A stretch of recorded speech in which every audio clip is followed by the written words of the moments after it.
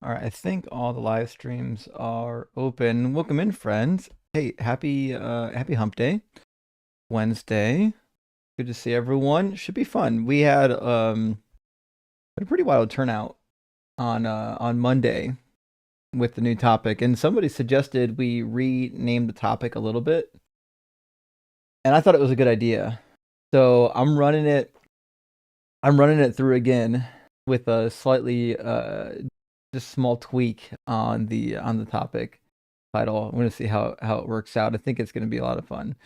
I forget who suggested the topic change, but I think it was a good idea.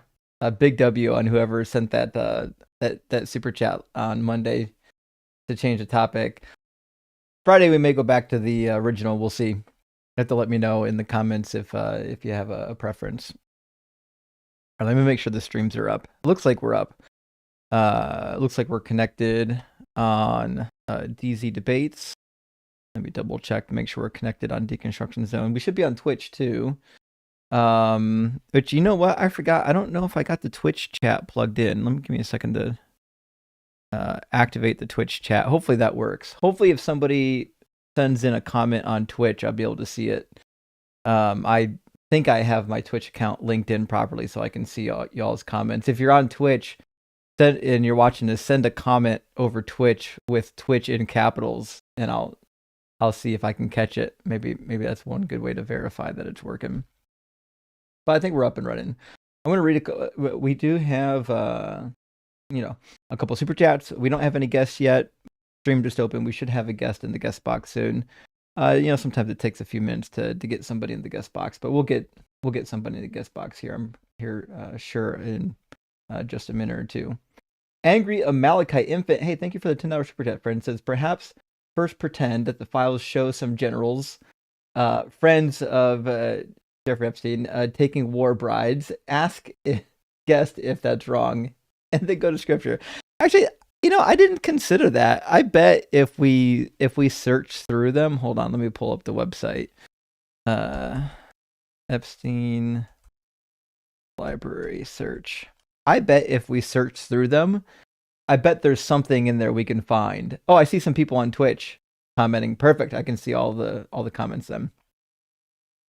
I bet there is something in here. Let me just type in war bride.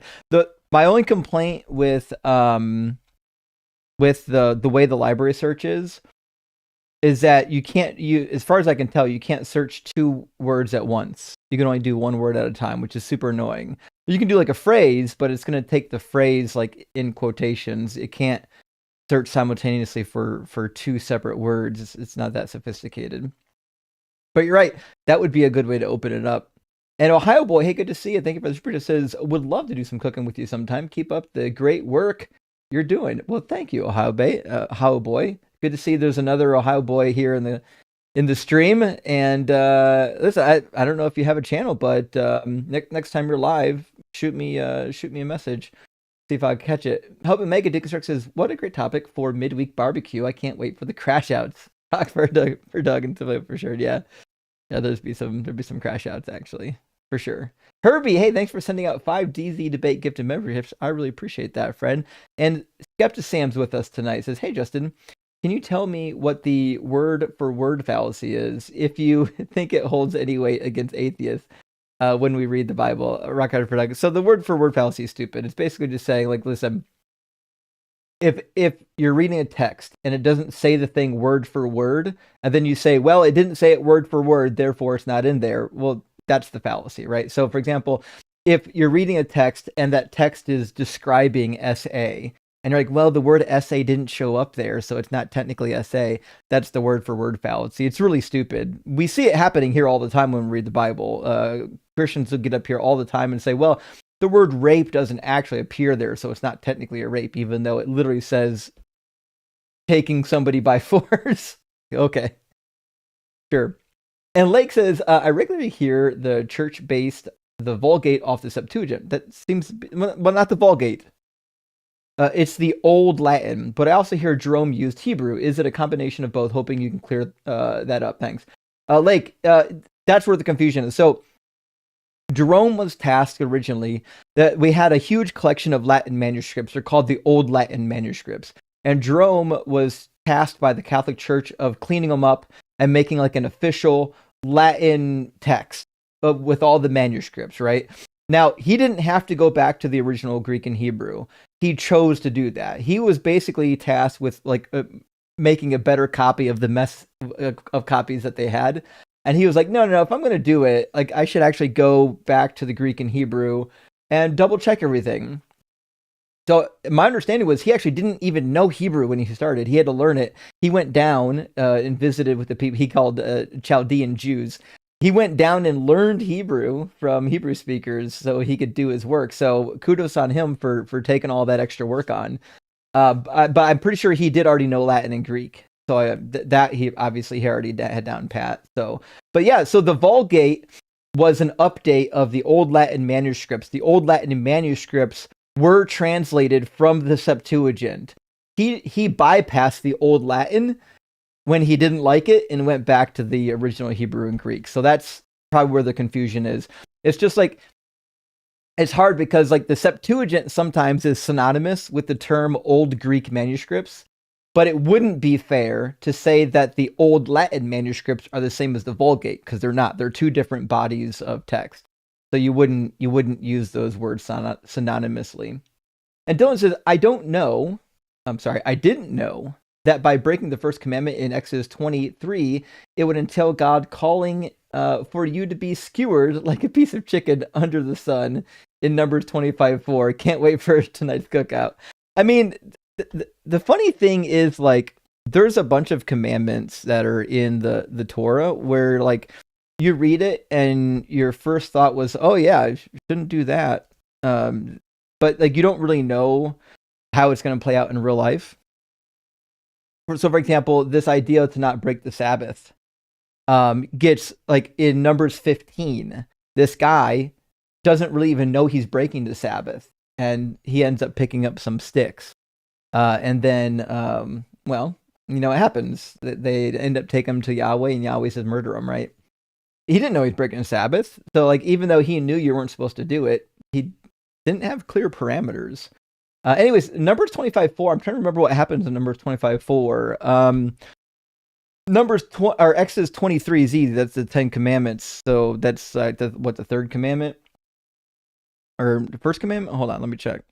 Yeah, that's the part of the first commandment. You shall have no other gods before me. Okay, and you're saying that cross references to Numbers 25. Oops. Wrong button. Numbers 25:4. The Lord said to Moses, take all the leaders of the people, kill them, and expose them in broad daylight before the Lord, so the Lord's fierce anger may burn away from Israel. I assume this is about the incident at Peor, if I was going to guess. Let me double check. Yep, it's the incident at Peor. That makes sense. Yeah. I mean, that's what happened, right? The Midianite women convinced the men to join into the debauchery and pagan worship, and God said, nope, not going to have that. It's funny, the one guy that comes out clean in that situation is the guy who kills the man who brought the Midianite women in with a spear. He basically turns into a hero after that. RW says, are you going to do another Q&A on Sunday? And if so, what time will it start? Thanks. Well, I won't be doing one this Sunday. Maybe the next Sunday. This Sunday, I'm going to be live. So this Sunday, I'll be live, I believe, on AXP. I'm trying to remember who I'm live with. I should be live on AXP this week, though. And then Saturday, I should be live on the line. So I won't be doing a Q&A this week, but on the weeks that I'm not live on AXP or on the line on Sunday nights, I'll be trying to pick up some Q&As for y'all. The Viking Chef, hey, good to see you, buddy. Says, was over on John Cohen's channel a few days ago. Big W. UK time is easier to catch the lives. Are you two getting together for a cooking session? That would be insane. Rock Hard for like, I think we'd like to. We've tossed around the idea. It's just trying to get the schedule so that we're live at the same time can be tough because we're on different parts of the world. But we will. We're definitely going to make it happen. For sure. Definitely going to get around to making that happen. I think he's got another book coming out too. I don't know if you saw his first book, but he's got another one coming out soon. Master Machine's haircut so fresh. I'm gay for Justin and 8 hardest Doug. Hell yeah, Master Machete. Thank you. Big W. I do. It was like 60 degrees out today finally in Ohio, rather than 10 degrees. I was like, you know what? I gotta trim the hairs. When the weather gets warm, I got to keep it short. I cannot do the long hair. I do not know how people deal with long hair. It's crazy. Gary, hey, thanks for the $5 super. It says, well, I enjoy Rainbow Draft. Actually, hold on. William Capes sent me a Rainbow Draft. Thank you, William. I really appreciate that. I saved the name just so I wouldn't forget. William, I appreciate sending me the Rainbow Draft. Now we've got the Pantheon. We've got the Life Granting Unicorn, Doug, Sharon, and then also the Rainbow Draft, all in attendance. I enjoy seeing the Dream Lucid Gravity. Yeah, Lucid. I got the Lucid back here too. Hold on. Oh, there we go. We'll have to reposition this. There we go. Now we should. There we go. Now we got the Dream Lucid visible. Yeah, I got my Lucid, y'all. Voice sounds good, man. You're a champ. Go Bills. Hell yeah, go Bills. The voice did come back, surprisingly. The next day after Monday's live stream, it was only slightly sore, and then it was fine by the end of the day. It really came around. So we'll see. I might ruin it today or tonight. We'll see what happens. And 4XTP5 says, can you give us a quick breakdown of how you interpret Hebrews 1 through 14, also Matthew 24:36, can no possibly mean declare. No way it means declare, right? No, it doesn't mean declare. I don't know why this is a popular talking point right now. I guess it's a popular talking point because people are realizing that there is things that Jesus didn't know. But no, the word used there in the Greek text does not mean to declare.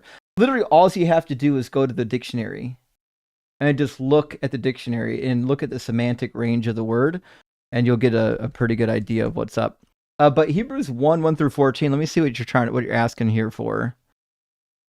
Guess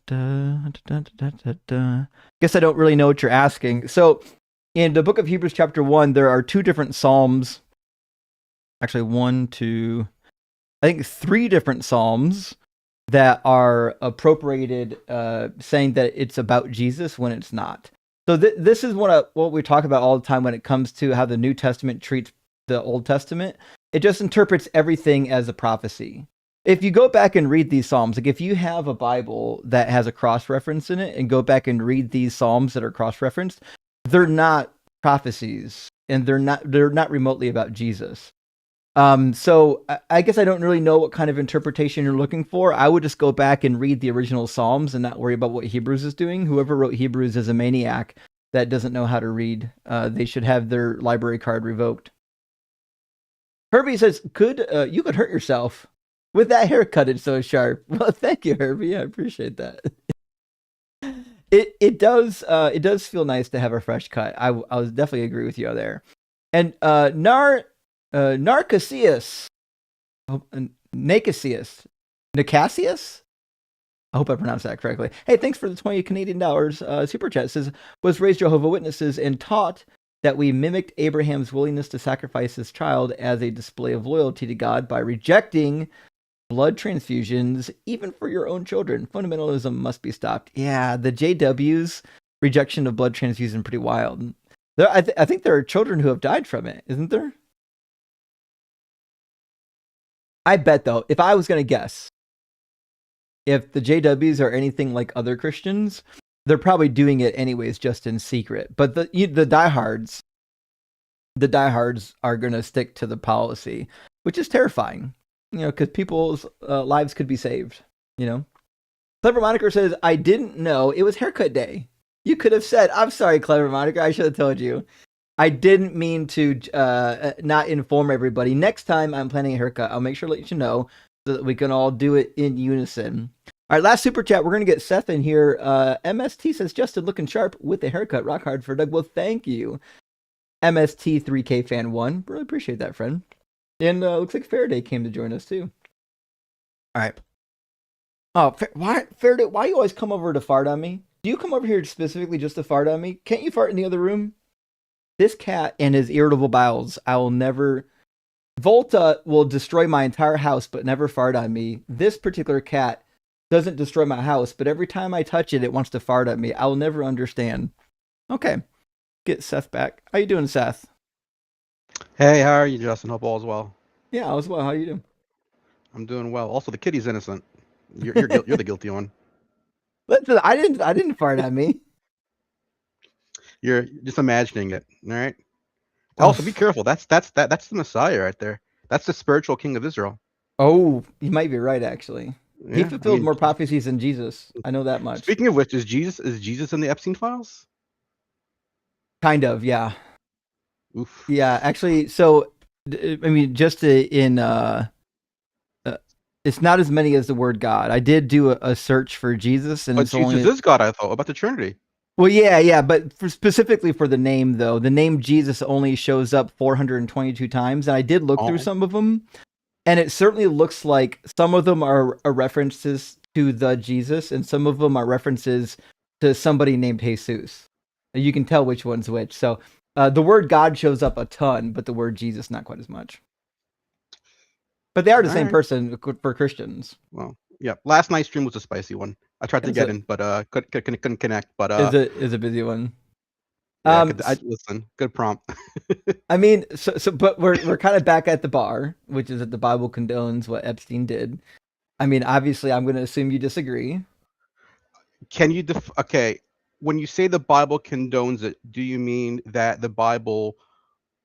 Because the way I view it is that, at least in the Old Testament, that God definitely is, at the very least, indifferential to sexual assault happening. There's numerous instances where the Israelites do commit the sin or the action of sexual assault, and God doesn't seem to necessarily mind it.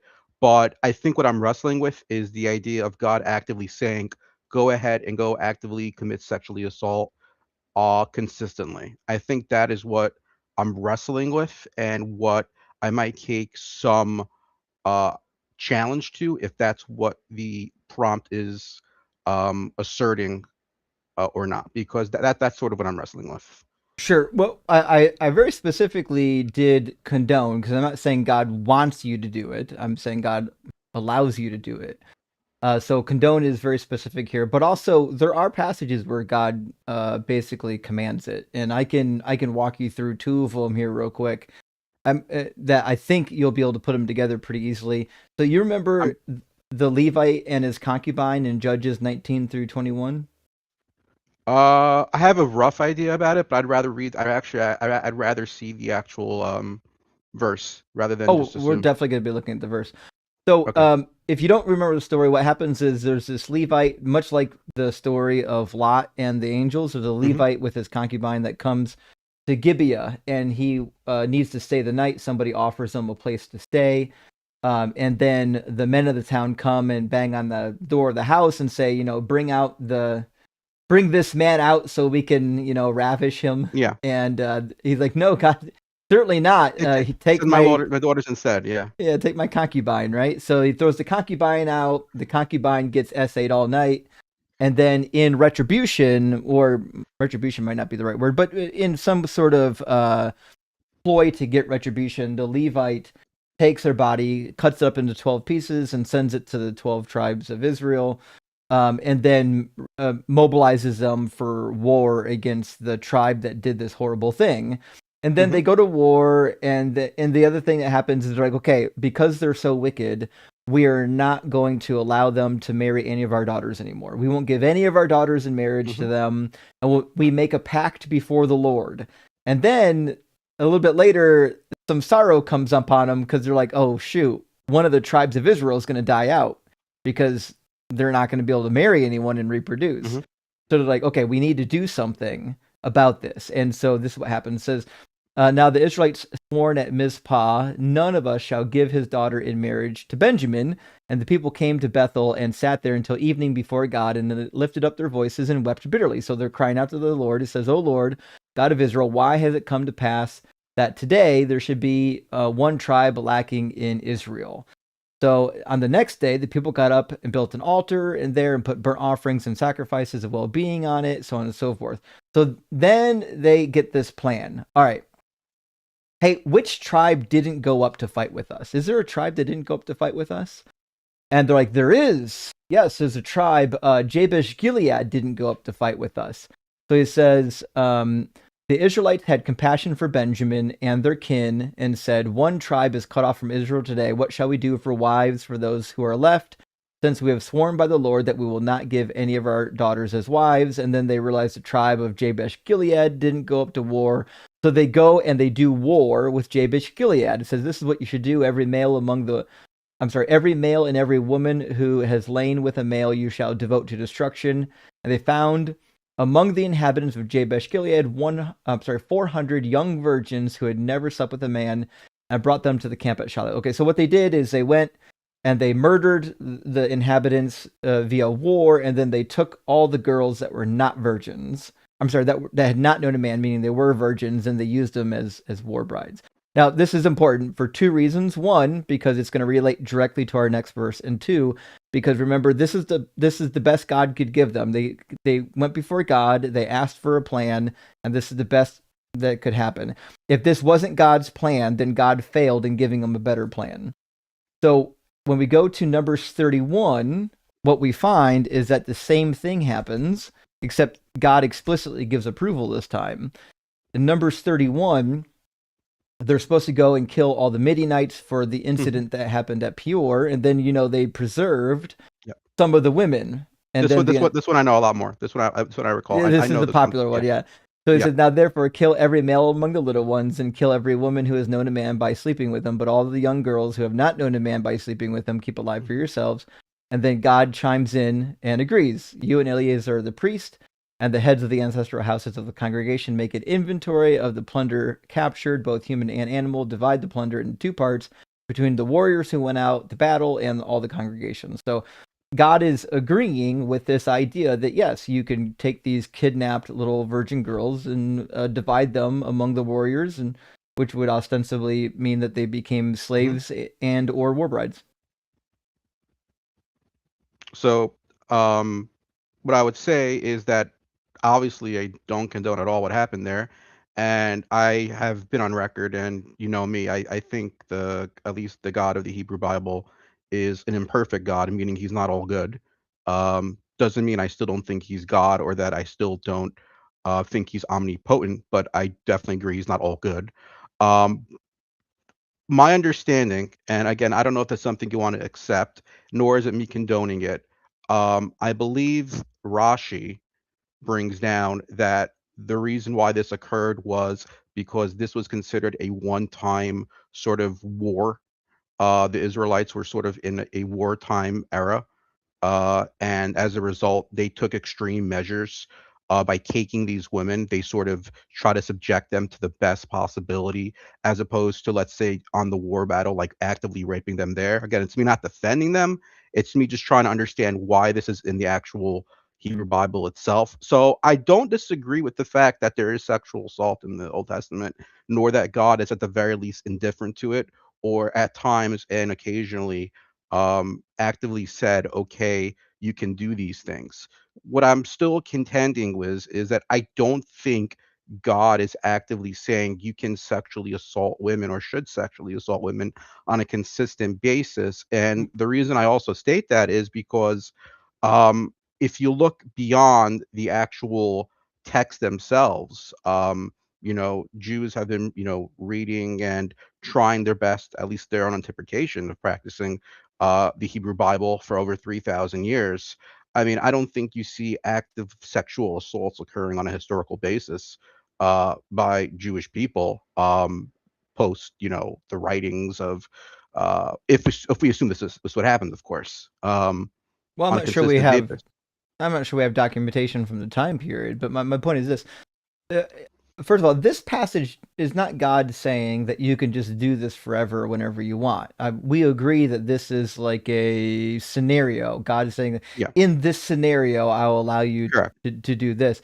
I don't think I that agree with makes you. it better. Like whether you sexually assaulted one or two tribes or you sexually assaulted a dozen tribes, I still think this is condoning sexual assault. I don't think it has to be an ongoing sexual assault for it to be horrendous. No, of course it doesn't have to be that to still be equally horrendous. But um, if we're comparing it to what Jeffrey Epstein did, Jeffrey Epstein and his cohort did these large sex traffic scales for who knows how long, and who knows if it even started and ended with Jeffrey Epstein. Let's be honest, it's probably. I think it's more likely than not that some sort of underground elite institution uh, harboring these sort of behaviors probably existed well before him. Um, my contention is yes, you have these instances in the Old Testament where sexual assault occurs, and of course, again, I do not condone it, and I don't believe the God of the Old Testament of the Hebrew Bible is all good. At the very least, I think I called him an asshole a couple of streams ago, and I think that oh, go ahead.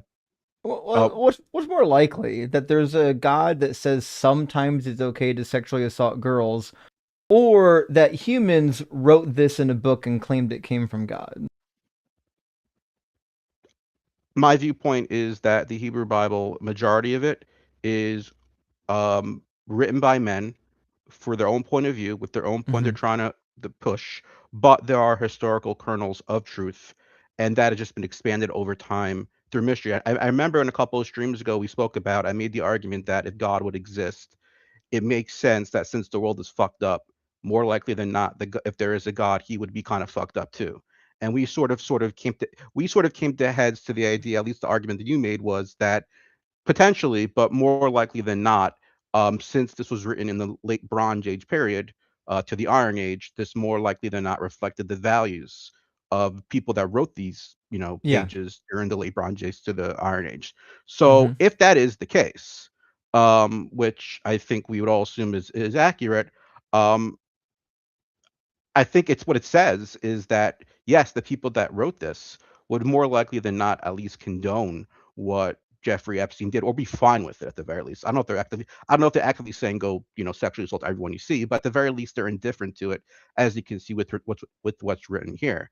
But that's when it becomes complicated because let's say the God of the Hebrew Bible does exist. How do we know what's actually stated or divinely inspired from that actual God versus what's just being written from a narrative standpoint from the people that actually wrote the Bible itself? Well, I don't think any of it is from God. So that's where I'm And going to draw the of course, line. yeah, of course, we disagree on that. I mean, yeah, but But what I'm like, what I'm trying.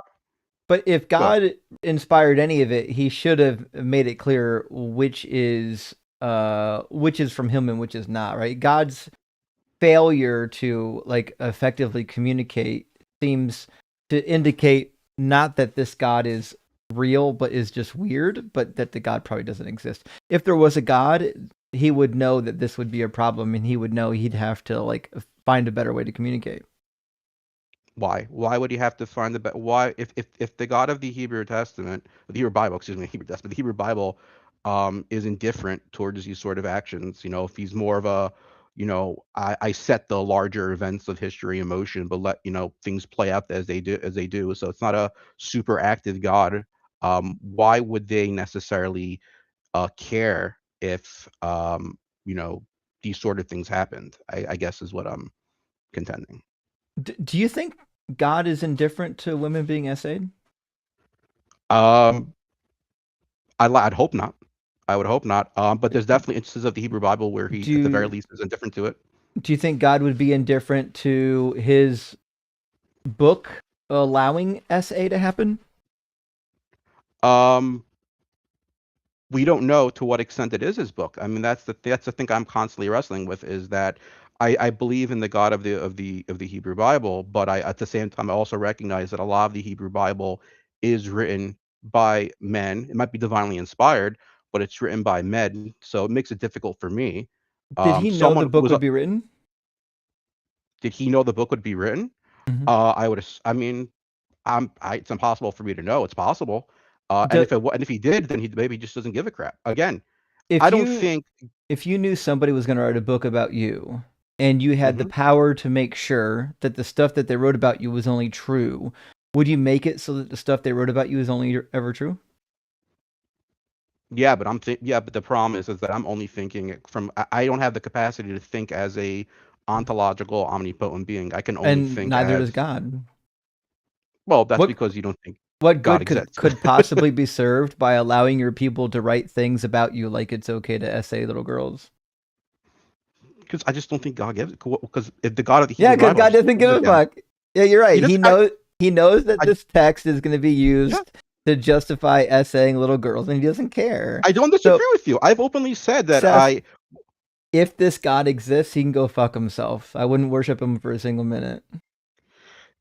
The problem with that, and this is why for me it's more personal, is that um because this is the God of, and I mean, I don't mean to get too sentimental or too personal, but you have to understand, at least from a Jewish point of view, that we are a group of people that have gone through some horrific persecution over 3,000 years, and this book, this culture, this religion is what has bound us together and has allowed us to survive. And for me, at least seeing it on a day, and I mentioned this before, but seeing the survival of Jewish people and still us surviving and thriving, to me, I mean, it is the likelihood of it happening is incredibly small. And the fact that we have this book where we have, to some degree, I would argue, at least once we reach usually around the Book of Kings, the Book of Chronicles, we certainly have, that's where the history usually tends to line up with the data, and the history tends to line up with the Bible. You see the history of the leadership of the Jewish people and what they've experienced and endured, etc. Um, it's hard to just throw that away. I mean, because Well, I just look. I think the Go book ahead. is the reason why the Jews are persecuted. It's not the book.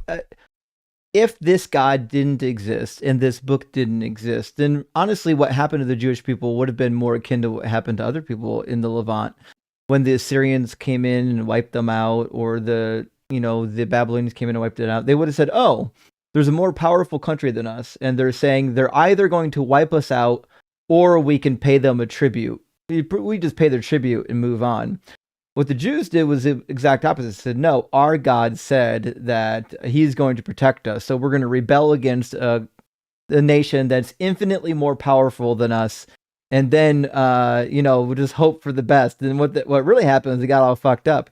So what really happened was, because they have this a communal notion that is built around God, not around community, Hmm.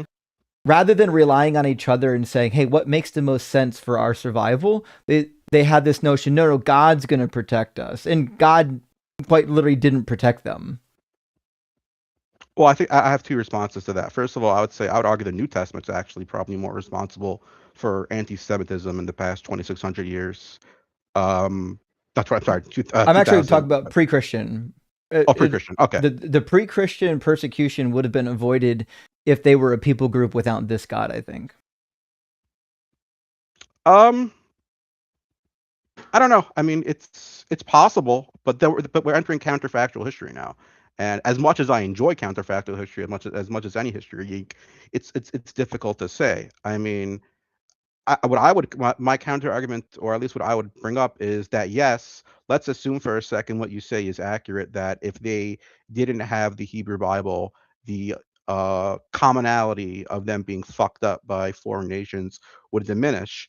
But then again, the fact that they survived through through the exile, through the Assyrians, the Babylonians, between skirmishes between neighboring tribes, I still think that is, you know, the probability of that occurring is not very high. Well, For me, I mean, it well, might be survival bias, but I don't think the probability has anything to do with God, though. Like, I think the reason why the Jewish people survived is because they had a core identity that they weren't willing to let go. But that core identity is also the thing that brought the destruction upon them. Like, their insistence that they could stand up to Babylon, their insistence that they could stand up to Assyria. Like these are things that they wouldn't have had without this notion of God. Most of the people groups, there are a lot of people groups at that time period that was like, listen, these motherfuckers are way bigger than us. Let's make peace with them. They want some gold, we'll give them gold. They want a tribute, we'll pay them tribute, you know? That would have been the smart thing. You could still be a people group and all that stuff without the God telling you, no, it's okay. I'll take care of you when he Well, actually I mean, is no plans of taking Hezekiah care did of give them you. tribute. I mean, Mhm. Hezekiah did claim to give them tribute. I mean, it's not as if some Judean kings didn't realize the reality of the situation, and sort of wise up and pay tribute or go along to get along. I definitely agree with you that some of them are very hard headed, but it's not as if it's a complete situation where every king was like. Nah, go fuck yourself, and they just move on. I mean, even Sennacherib agrees with that in the Sennacherib prison that Hezekiah gave him a tribute. Mhm. He didn't finish the job. Now, what occurred with that is debatable. I believe a growing modern scholarship believes some sort of plague or some sort of natural disaster occurred within Sennacherib's camp that led to the siege of Jerusalem being completed. But I mean, I, I don't know. I mean, I think your point's valid, but I think it's not universal because, like I said, there are examples of some Judean kings, you know, wising up and paying the price or going along to get along. Um, you know, the kingdom of Judea survived. What was it? 200 something years, give or take, post the fall of the kingdom of Israel. So I mean, they lasted a bit longer. Uh, for some reason at the very least. Yeah, but So no help from the God is what I'm saying. That all this God has done for the Hebrew people is bring harm upon them. If you just read the book, like he not only does it bring harm upon them, he brags about it. He says that he takes delight in it. Deuteronomy 28:63. He says he hmm takes delight in bringing the people to destruction. The God of this book is not a friend of the Hebrew people. um, well, yeah, that's he relishes bringing destruction and punishment on them if they're disobedient and they're Ah, worshiping other gods. so what? But see, this is a So crazy thing. If I yeah, was a god and I had all these people, one hmm thing I would never do if they stopped worshiping me is bring plagues and death and destruction. I would bring them many blessings and actually show up and appear and be like, hey, I'm the guy who did all these blessings. because you're not You, an asshole. yeah, because I'm not an asshole. Yeah. So what I'm saying is, Well, this God is designed by human beings, just like all kinds of other gods of the ancient world. It was invented and it was used to explain both its successes and its failures. And I think the failures speak much larger than the successes. I mean, but I would say that being an asshole doesn't necessarily mean that you can't exist, or it doesn't mean that yeah, I mean, yeah, I don't think it's mutual exclusive. You can be an asshole and still, like, I don't think that's an argument against God existing. It's an argument that God might not be all good, in which case we're in total agreement. But But um, why would an asshole god allow the Jewish people to survive? But why do you think he like? How do you know that his preservation or partial preservation of the Hebrew people is not so he can wait for you guys to get big enough to destroy you again? Like, how do you know he's not just a complete genocidal maniac um, I mean, what I would say is that I mean the fact that we're still here. I mean the amount of crap we've gone through, for now? both for now, yeah, for now. 'Cause listen, for all I know, a meteor might hit us tomorrow, and we're all gonna die. But I can't live in the unknown. I can only go based on what has occurred so far. And the history says, and it says, it's a repeated theme in the Hebrew Bible that God says that I will punish you, but I will not completely eliminate you. I think Jeremiah mentions. I think that's one of the first books that comes to mind where that's mentioned that God says that my I will punish the people and they'll be, he even mentions that you'll eat your own children. Mhm. Yeah, Jeremiah Now, 19:9. yeah, yeah. Now, I think that's just God using very colorful language. I don't think it actually means he wants them to. I think it's to the extent of that's how bad things are going to get. But that's a Well, whole separate. Go that's ahead. actually part of my talking points for today because Mhm. inside of the Epstein files is not just SA; it's also cannibalism. Are you aware that being accused of cannibalism? Am I what? Yeah, the Epstein and his co-conspirators are being accused of cannibalism. Oh, I did not hear that. Oh God, is that actually true? Yep. First time I'm hearing about it, and thank God it's the first time I'm hearing about it. I don't want. All right. Oh God. Yeah. So the fact that the God of the Bible says, "I will cause you to eat your sons and daughters," seems to be that he's more in line with Epstein than maybe we thought previously. Again, for me, I don't think he's actually stating that he wants them to eat his children. I think what God was trying to say in those passages was how bad things were going to get. This was in terms of how the exile was going to be, right? This is how it was termed. This was that the context where the first temple is being destroyed, and Yeah, blood. but he specifically says he's causing it. So if you go to the Of passage, course, he's causing it.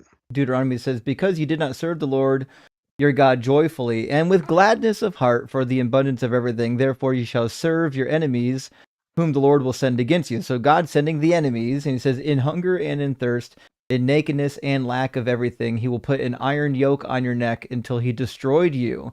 The Lord will bring a nation from far away, from the end of the earth, to swoop down on you like an eagle, a nation whose language you do not understand, a grim face nation showing no respect for the old or favor for the young. It shall consume the fruit of your livestock, the fruit of your ground, until you are destroyed, leaving you neither grain, wine, oil, nor the increase of your cattle, and the issue of your flock, until it has made you perish. It shall besiege you in your towns until your high and fortified walls, in which you trusted, come down throughout your land. It shall besiege you in all of your towns throughout the land that the Lord your God has given you in the desperate straits to which the enemy siege reduces you. You will eat the fruit of your womb, the flesh of your own sons and daughters, whom the Lord your God has given you. So God is bragging about, listen, I'm bringing this army to fuck you up, and it's going to be so Hmm. bad that you eat your children. Yeah, yeah, he is. That's pretty fucked up. It's pretty But fucked up. You think, and I you don't think think that. this God is the one that's protecting the Hebrew people? Well, it's not as if the Hebrew people didn't do some pretty fucked up shit on their own part Do you think to deserve some of it. do you think maybe the survival of the Hebrew people is through their own ability to band together rather than this God doing anything? It's part of. I definitely think that's part of it. But the thing that I keep wrestling with, and I was a lot. I used to be a lot more religious. I was yeshiva educated. Yeah, both of I was us like, used to be yeah, religious. Yeah. yeah, like really religious. So like I've deconstructed to the point where I know that a lot of what I was taught is not true or hyperbole, and that I've taken a lot more of a secular and realistic approach to the Hebrew Bible and to my religion as a whole. And even if one day I don't believe in God, I'm still always going to be very proud of my culture and just the fact that I come from a lineage of survivors.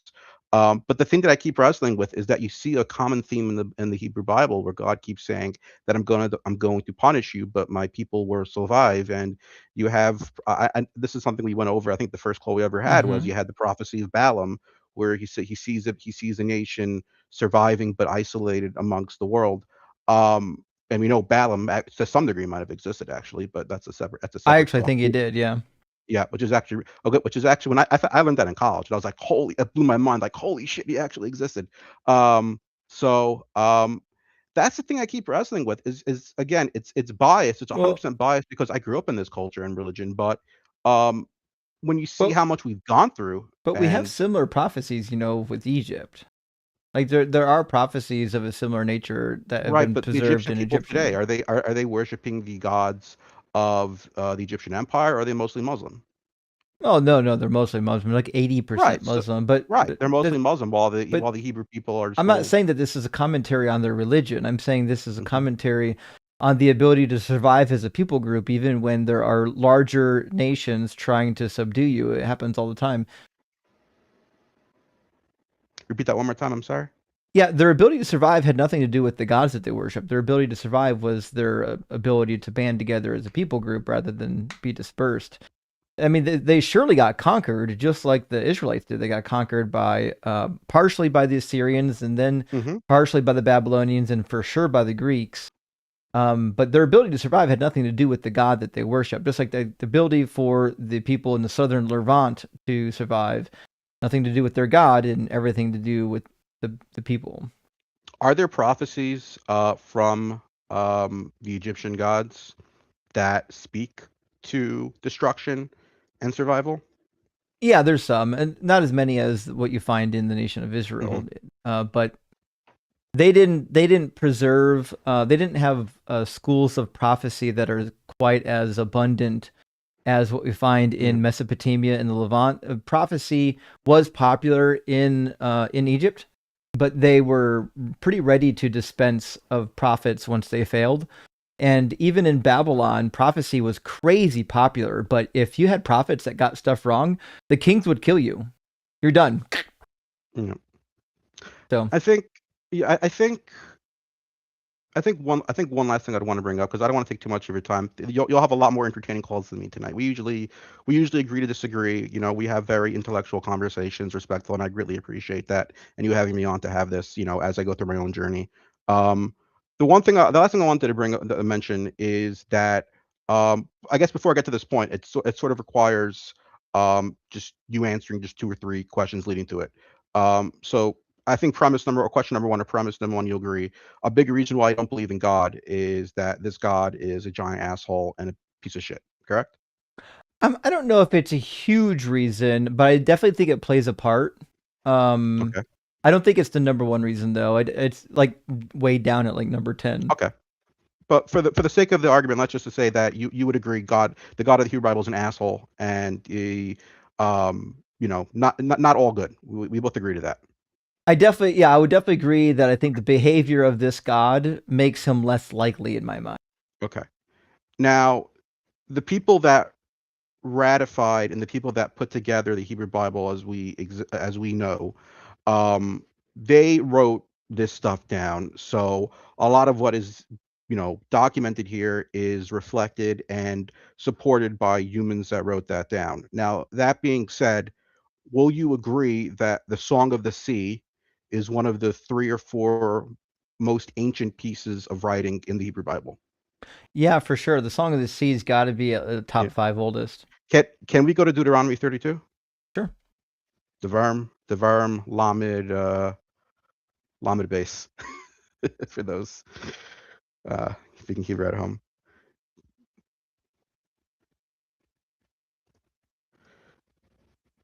So in the Song of the Sea, there should be a passage where it speaks about listening to your elders or listening to like the sages. Hmm.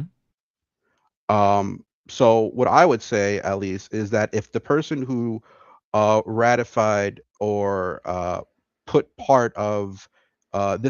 this piece of poetry into the Hebrew Bible, I think the understanding was, or at least to some degree, potentially, is that yes, there's a lot of fucked up shit here, but you know we're putting this in here because we're going to have people of wisdom and our sages to listen to, who are going to be like, okay, yes, this happened, but doesn't mean you should act upon it consistently. And that's part of the reason why I think, while you have these stories in the Hebrew Bible, it's not as if you have stories historically of, Jews actively and consistently committing sexual assault, much like, many other religions.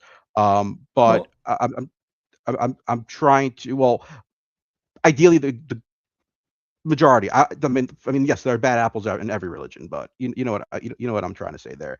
I don't remember the exact phrase in the song of the sea this is written, but it's somewhere where it says, "Listen to your elders or your sages." I think it's in the middle portion or the early middle. yeah, yeah, yeah. Um, uh,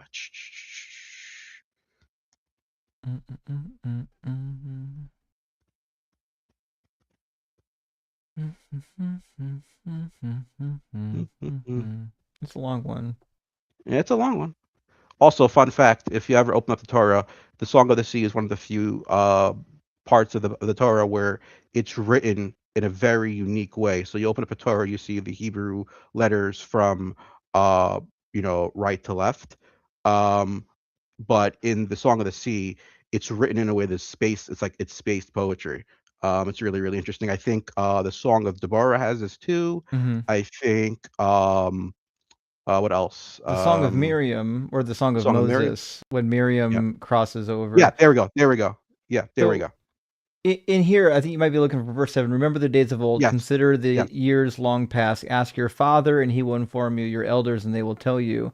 And I think this is fine, but the thing is, I think verse 4 is what does it for me, which is the rock, his work is perfect, and all of his ways are just. But that can't be true that all of his ways are just because we just agreed that he's kind of an asshole,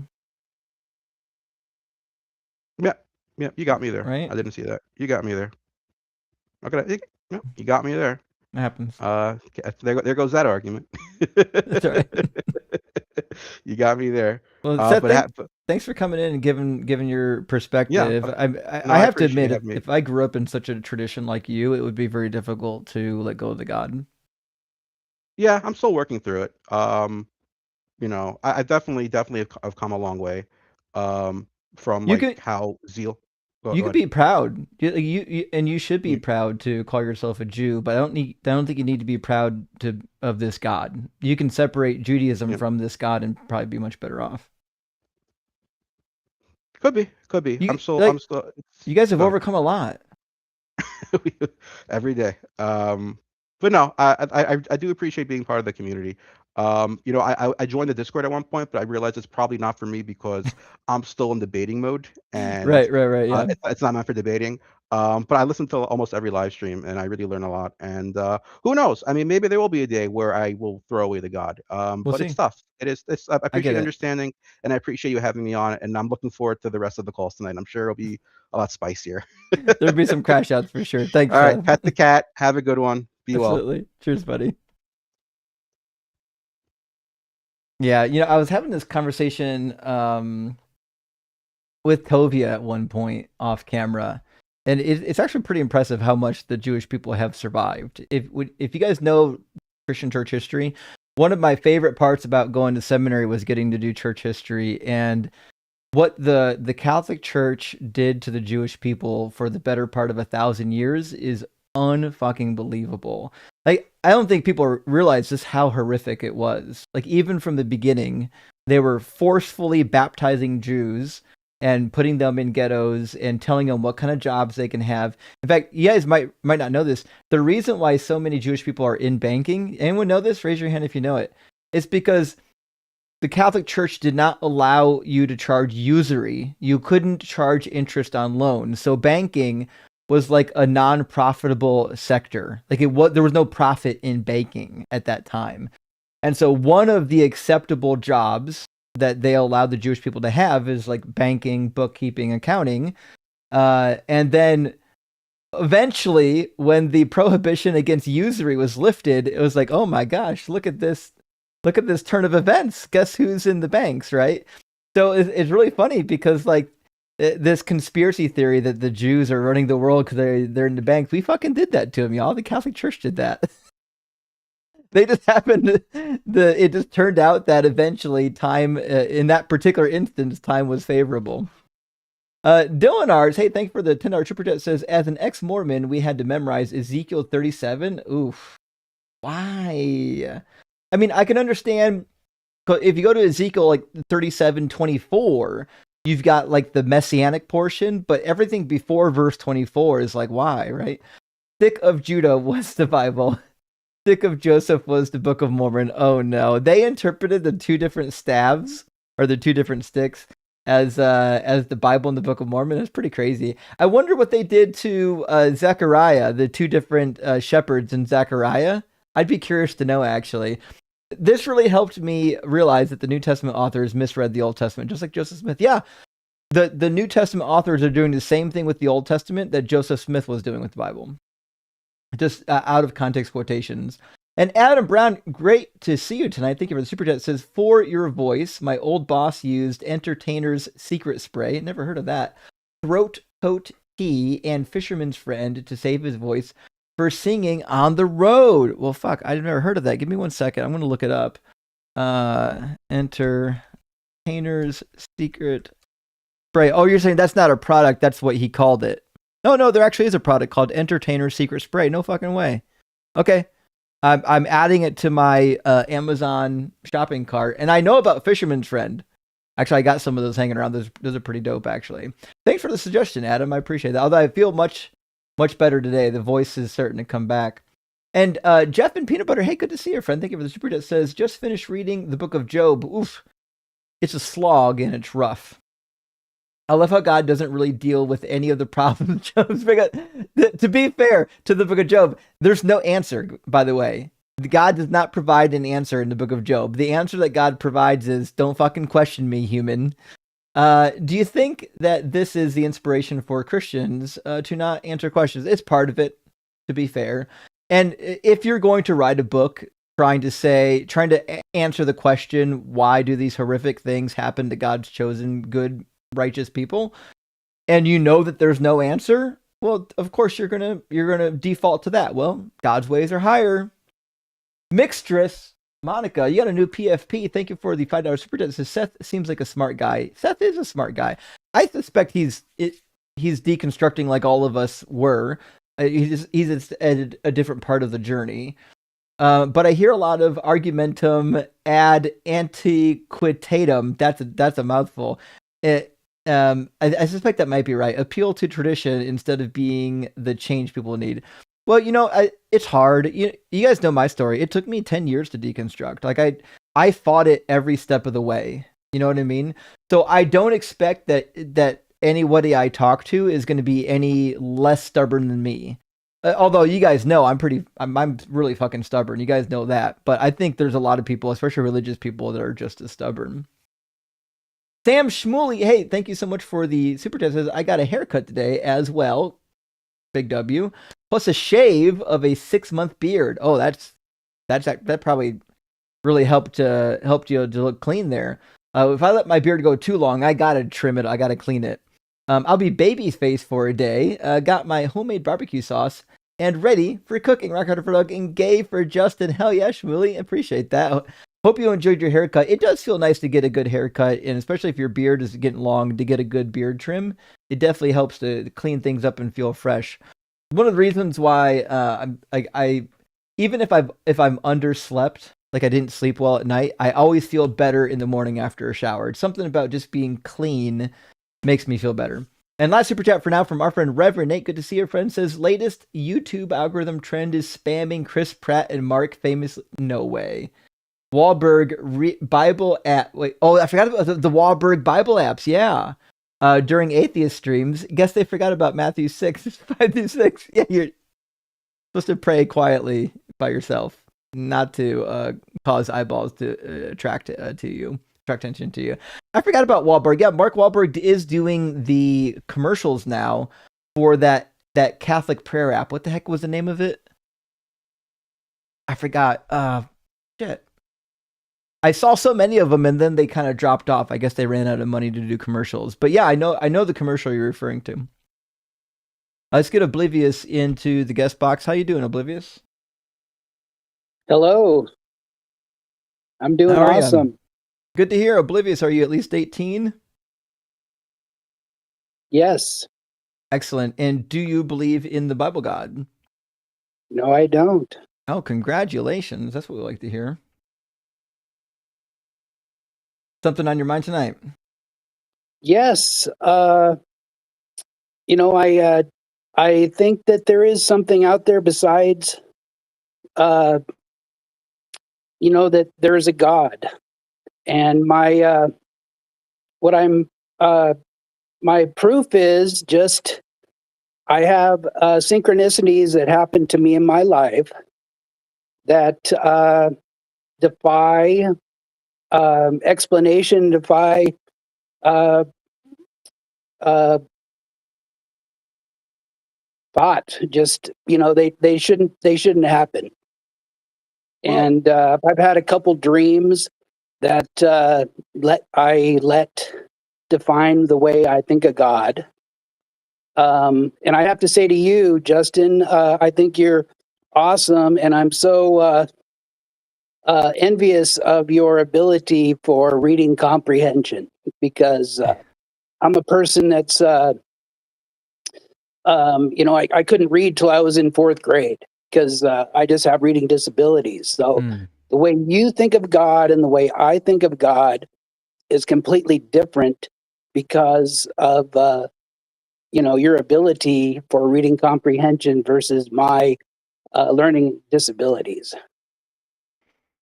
Yeah, I totally get that. So we're not doing whether or not God is real tonight, but we will be doing that Friday. But nevertheless, I would suggest one thing when it comes to like coincidences and things like that. The thing that there was once upon a time I was agnostic. When I stopped believing in the Christian God, I was agnostic for a while because I had some life experiences that I was like chalking up to, well, maybe this is God. But the thing that broke me out of that thinking was this. It's weird to me that God would, or any God would, like reach down and tweak one thing here or tweak one thing there in my life, but then is allowing Hitler to do what Hitler did, or is allowing children to be born with bone cancer, or the fact that the earth, if the God created the earth and he created it with natural disasters, it seems really like either the God is a bit of a buffoon Well, or do you believe in evolution? I do. So I'm not saying God. I don't know. I have no idea Hmm. what the things are. Um, but evolution, like our psyche, our consciousness, could have evolved exactly in the same way that our bodies evolved. And um, I kind of lean towards that, thinking that, uh, and there's just, I don't know if it's God. I don't know if it's, but things happen to me that don't make sense, that defy explanation. Yeah. And they're just not coincidences. Well, And they've happened to me numerous times. And along with the dreams that I've had where I met God once in a dream. And also, I had a dream where uh, I was told that I didn't have to believe all the crap that's in the Christian church. And I let those things lead me. And I know that I'm the only person that means something to. But right. I'm here just to say that, you know, I could tell you my some of my coincidences, some of my idiosyncrasies, and you could tell me if they don't make sense. But I know that that's just means something to me, not to anybody else. Yeah, you nailed that one. And that's why we typically don't do like testimony or personal experience here. And I'll give you the reason why. It'll make sense to you.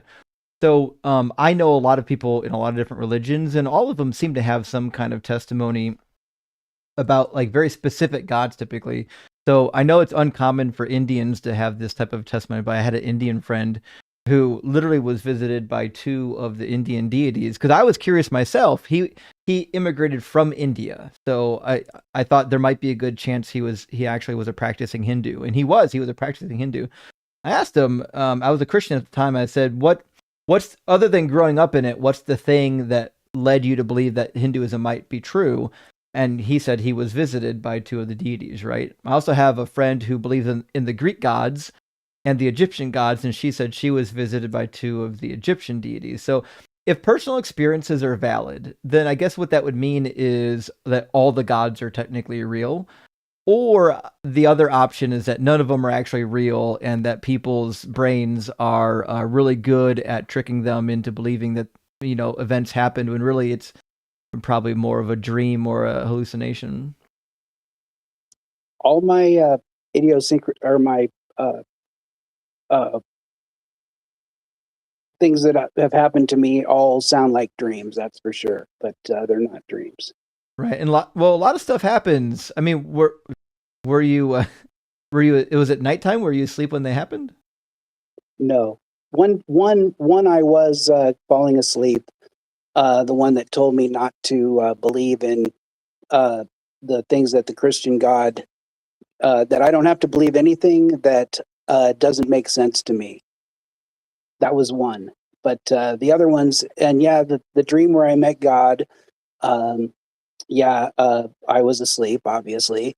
But these things that have happened to me, um, you know, something as simple as, working on my truck and somebody calls and my wife says, come and uh, take this phone call. And I said, no, I'm too busy. I can't take it right now. And she comes back and says, oh, they really need to talk to you. And then I go in and talk to them. I come back and my truck's fallen. And, that's one. That's the Yeah. simplest one. But I have really like some that are so intricate, that I almost manifested something to happen because, and I don't know why. And I don't think it's God. I think that, there's some other forces out there. I don't know why it's like, I can't explain it. But I think I'm thankful for the gifts that have been given to me that make me feel like there's something else out there to believe in other than, uh, you know, just that there's nothing there. And you couldn't convince me. Nobody can convince me because I definitely have had these experiences in real time. And Right, but anyways, and that's my good news for everybody. how can you determine the difference between a coincidence and a miracle?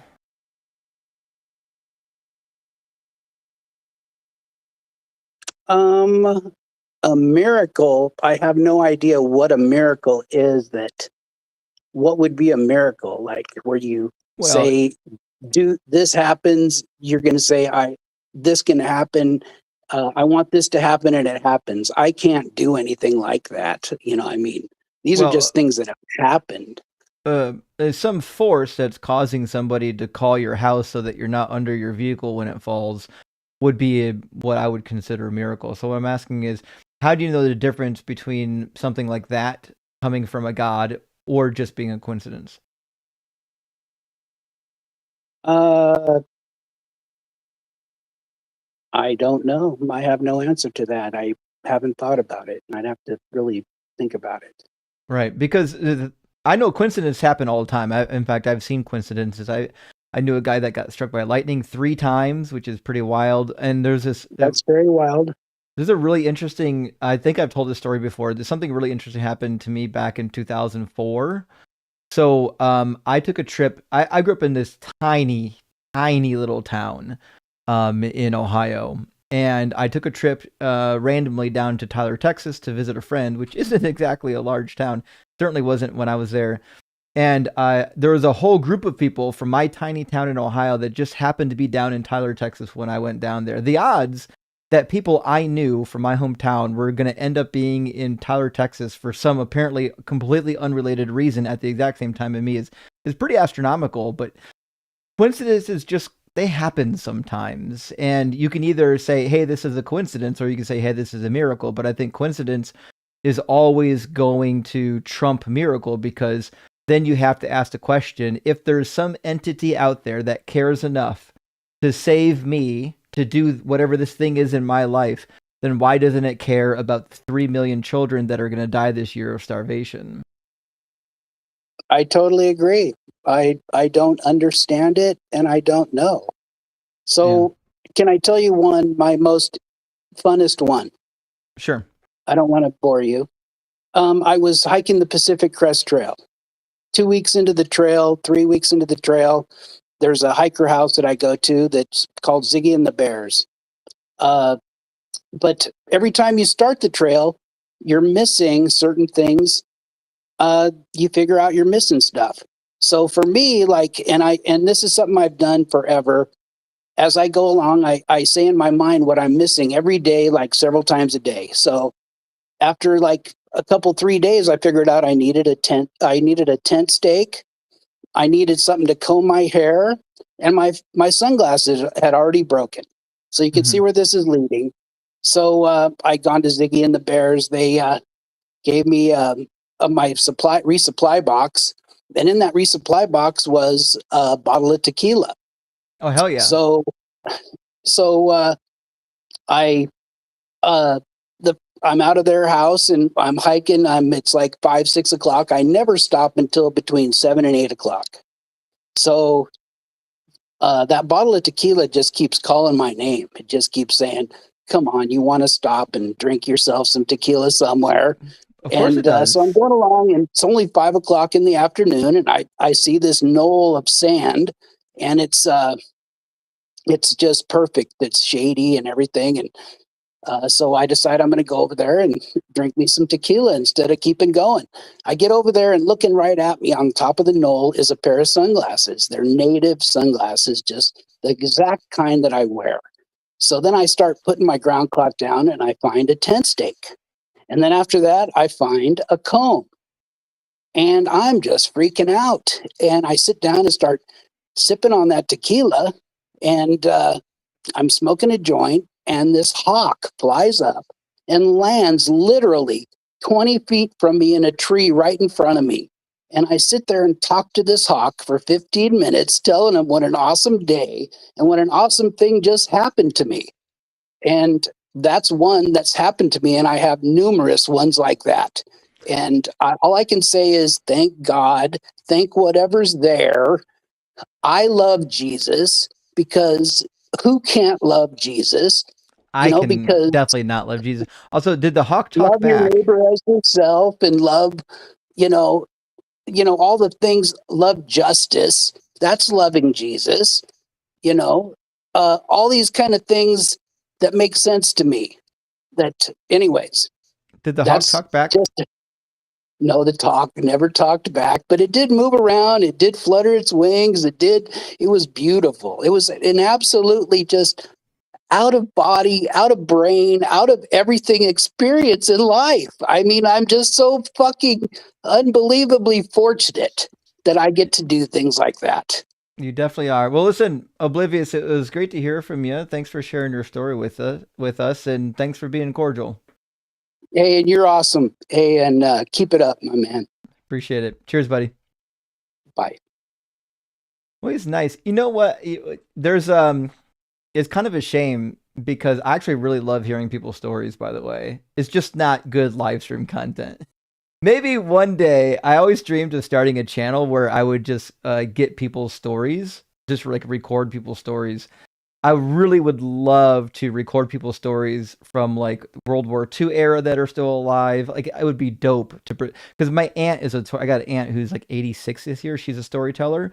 And I always think to myself, I love hearing her stories about a time period when I didn't exist. But I bet there's thousands of people in America that would love to share their stories with me if I knew who they were and they knew who I was. I would definitely record them and put them on YouTube. Nevertheless, that was not a good reason for God to exist, but at least it was nice. Zen, hey, thanks so much for the $20 super chat. Friend says, love my guru, love his work, love his son, Volta, and farting Faraday. That actually goes off the tongue pretty well. Because they make him happy so he can keep his channel running strong. Keep on cooking, Rock Hard for Doug. Well, thank you, Zen. Yeah, the cats are really a delight. They really are. It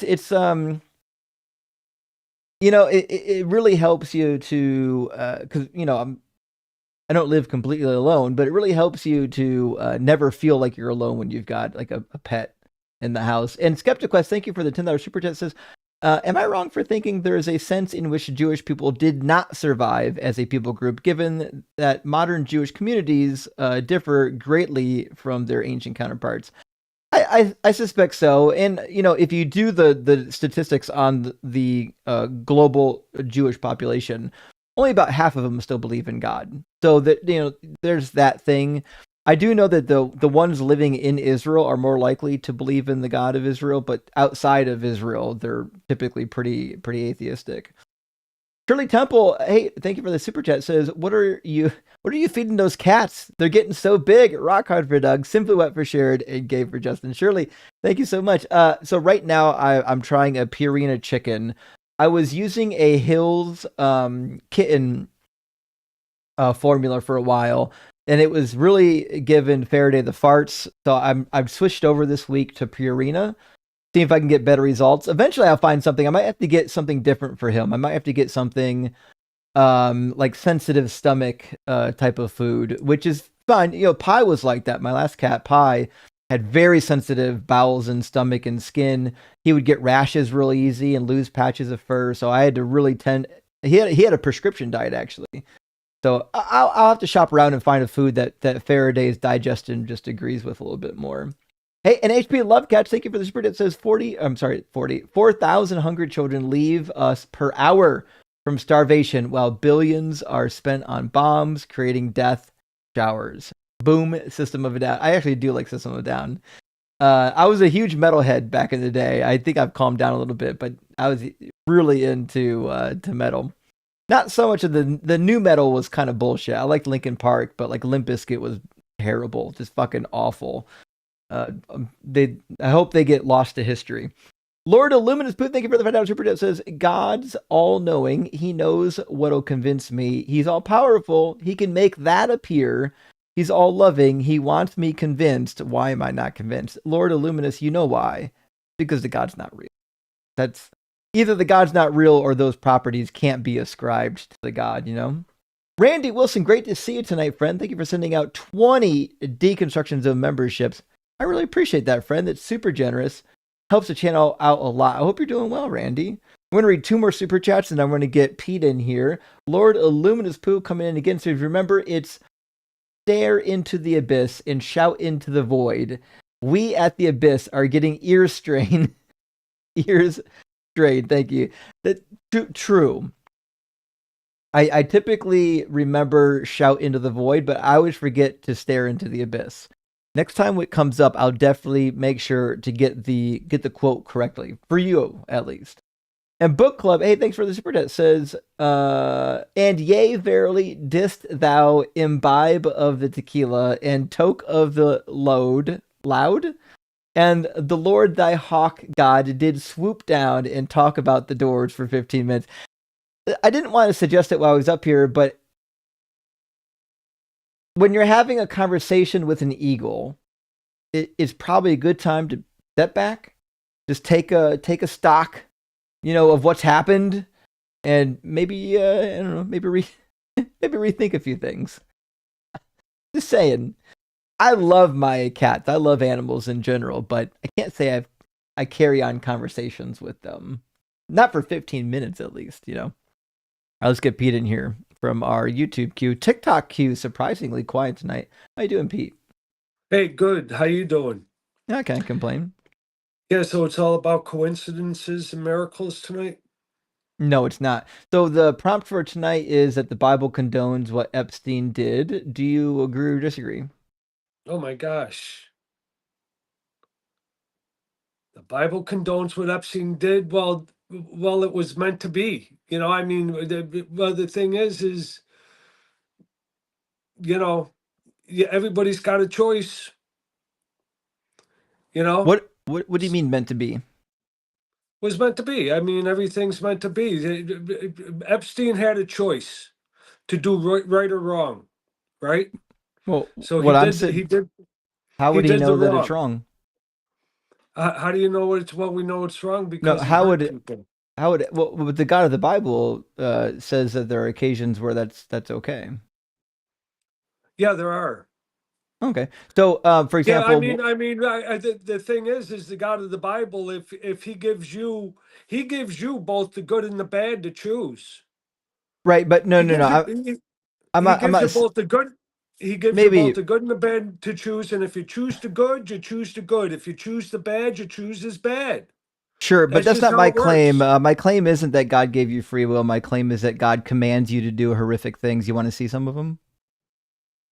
Yeah, he does. I'm not going to agree. I'm not going to argue with you. Wait. So do you agree or disagree with the prompt? do I agree with the prompt that God had given Jeffrey Epstein? Pretty much what you're saying is God has given Jeffrey Epstein the free will to do what he did. No, that's not my prompt at all. My prompt is that some of the behaviors that Jeffrey Epstein engaged in is condoned by God.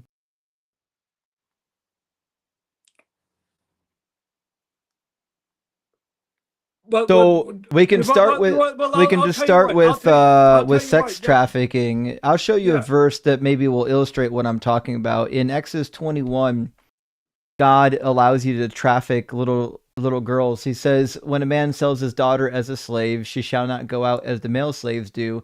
If she does not please her master who designated her for himself, then he shall go let her be redeemed. He shall not have the right to sell her to a foreign people, since he has dealt unfairly with her." So, like, according to God, you can sell your daughter as a concubine. That's the. I'll tell you what. That's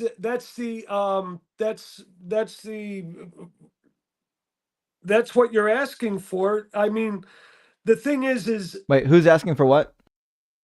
Okay, you need to sell a child into slavery. Oh, I don't need to, no. Right? I'm just saying, back in the day. Okay, you need to sell a child your child into slavery to feed your family for the next 4 or 5 months. Well, it didn't have to be that way. God could have provided. I'm just saying. This is how they worked things back then, man. Yeah, I'm sure they did. But what I'm saying is that it wasn't a pretty picture. I'm saying is God better than is God better than the people of the Bronze Age? God is going to be up to their knowledge. Well, no, you know what I mean? He's far beyond their knowledge. But keep in mind, God literally rained down fucking manna from heaven for 40 years and sent quail. You're telling me he couldn't have provided for his people so that they wouldn't sell their daughters into slavery? That's the way he works. Yeah, again, it's just a yes or no. I mean, is God capable of providing for his children so they don't have to sell their kids into slavery? From what I see, God gives you a choice. Again, is God capable of providing for his children so that they don't have to sell their daughters into slavery?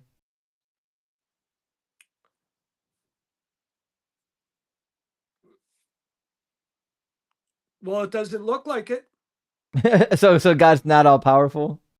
No, God is all powerful. Oh, so then he could provide. What is your faith? What is your faith to that God? That's what my faith is irrelevant here because I don't believe in a God. What I'm asking is, why is it that God is allowing you to sell? Okay, what I'm saying is, I'm questioning. Pete, do you think that talking while I'm talking is gonna like make this conversation go well? Like you have to know that like people can't hear you when you talk while I talk, right? Well, absolutely, but you're not letting me get my whole explanation out. I have. The problem is you keep responding in the middle of my sentence. See, like I'm waiting for you to finish before I start talking, but you're not waiting for me to finish before you start talking. That's why we're talking over each other. So okay, then we'll just give each other a pause before we start speaking. Fair. So what I'm saying is that the God of the universe that's all powerful, that sent manna from heaven and quail, he could literally send provisions for his people so that they're not so impoverished that they have to sell their children into slavery, right? Yes, you know what? I can't speak for what God does. All I know is he's going to give you a choice between right and wrong, and he's going to give you miracles. He will give you miracles, and he will hold back. And where are we going? Like, where have we been with God? Where are we going with God? It's all evolution in the end.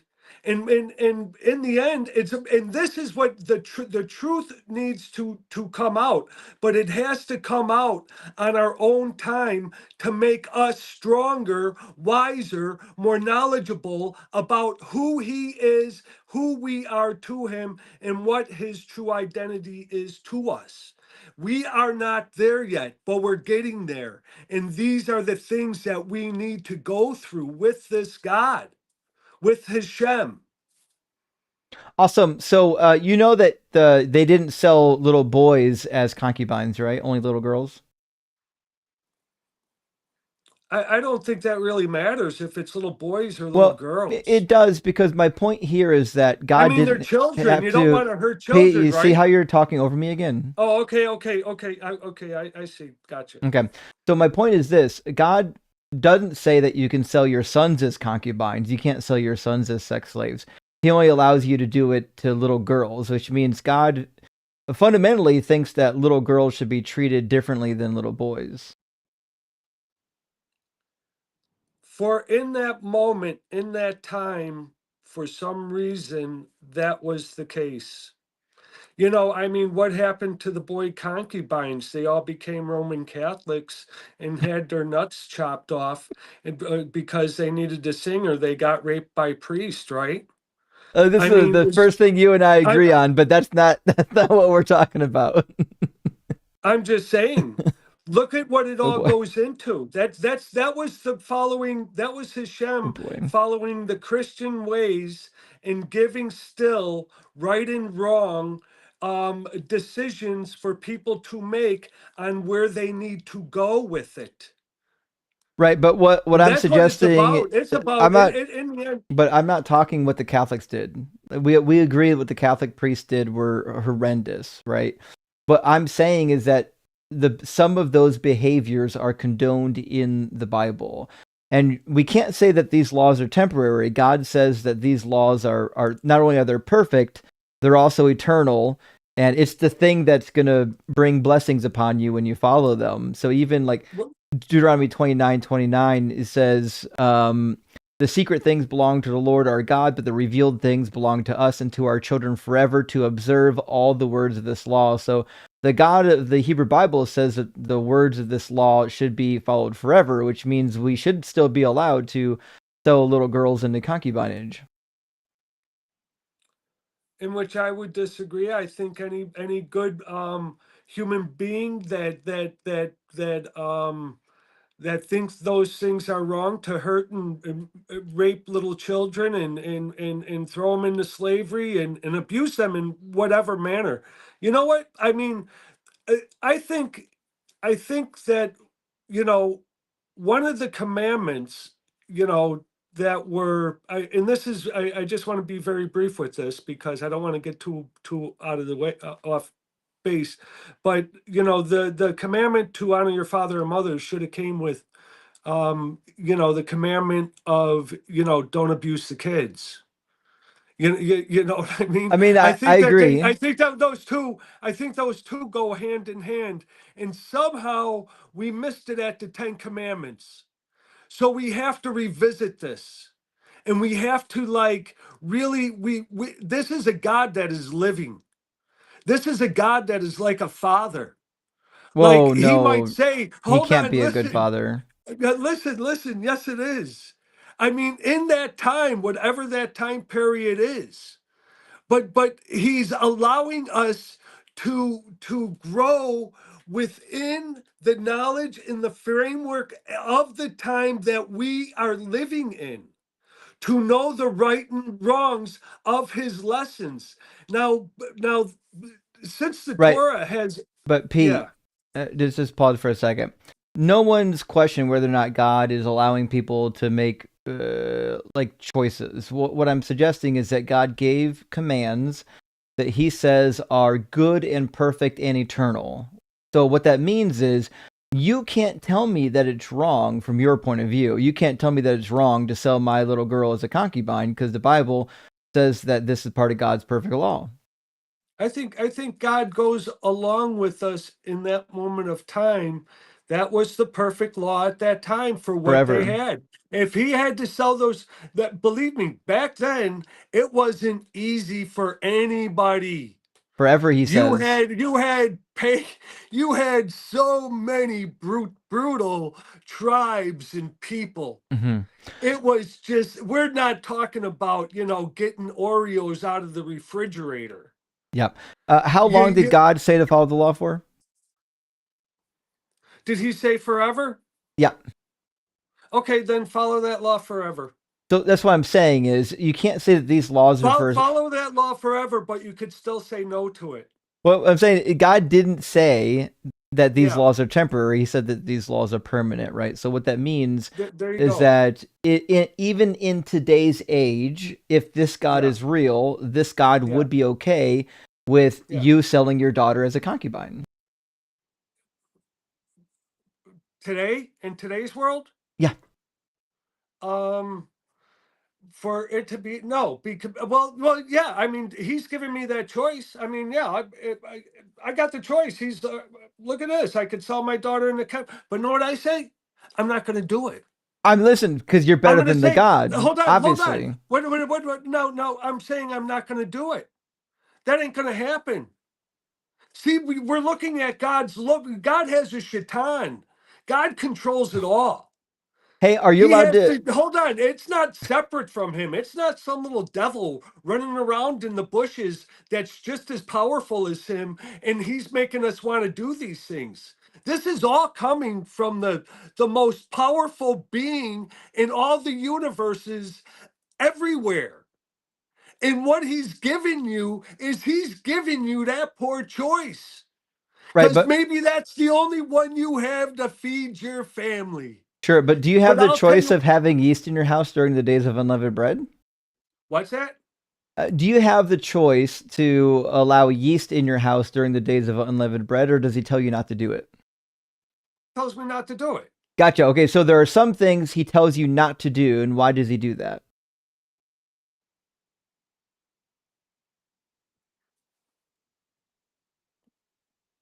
Why does he? I don't know why he does anything. Well, because I it's his mean, I mean, desires. you're asking me to answer why does God, why does this total, you know, amazing deity. You're asking me why I'm gonna say why does he do this? All I know is he's got a good. He's everything. If he's everything, man, he's got a good and a bad. And that Oh, good he's giving you, and that bad he's giving you. He's giving you the choice. I'm not going to sell my daughter into well, be a concubine. that's what I'm He's giving you saying. the choice. So, to just be clear, so what I'm saying is that God says some things don't do, other things you can do. So what that means is that there are things God is telling you, if you do this, you're doing something bad. We know you're doing something bad. So, for example, And then we'll come back on you. if you cut your sideburns via one of the cultic practices, that's bad. Don't do that. If you sleep with one of your farm animals, that's bad. Don't do that. Now, he could have said, hey, selling your daughter as a concubine is bad. Don't do that. But what he actually said is that you could do it. So what that means is that God isn't just giving you the choice between good and bad. He's telling you that this particular action is not bad. Okay, maybe what it is the worst of the worst, man. He's telling you not to do the worst of the worst. We've already learned from those things. Well, he You know told you what to I do mean? it. When the laws start coming, I mean, he didn't go up to Adam and say, "Hey, Adam, man, do not kill," or not Adam, but Cain, do not kill. I mean, those laws came later. So, I mean, we have to look at the laws that come later. And it's almost like the laws that we are given are coming at a time where we're at with our development with him.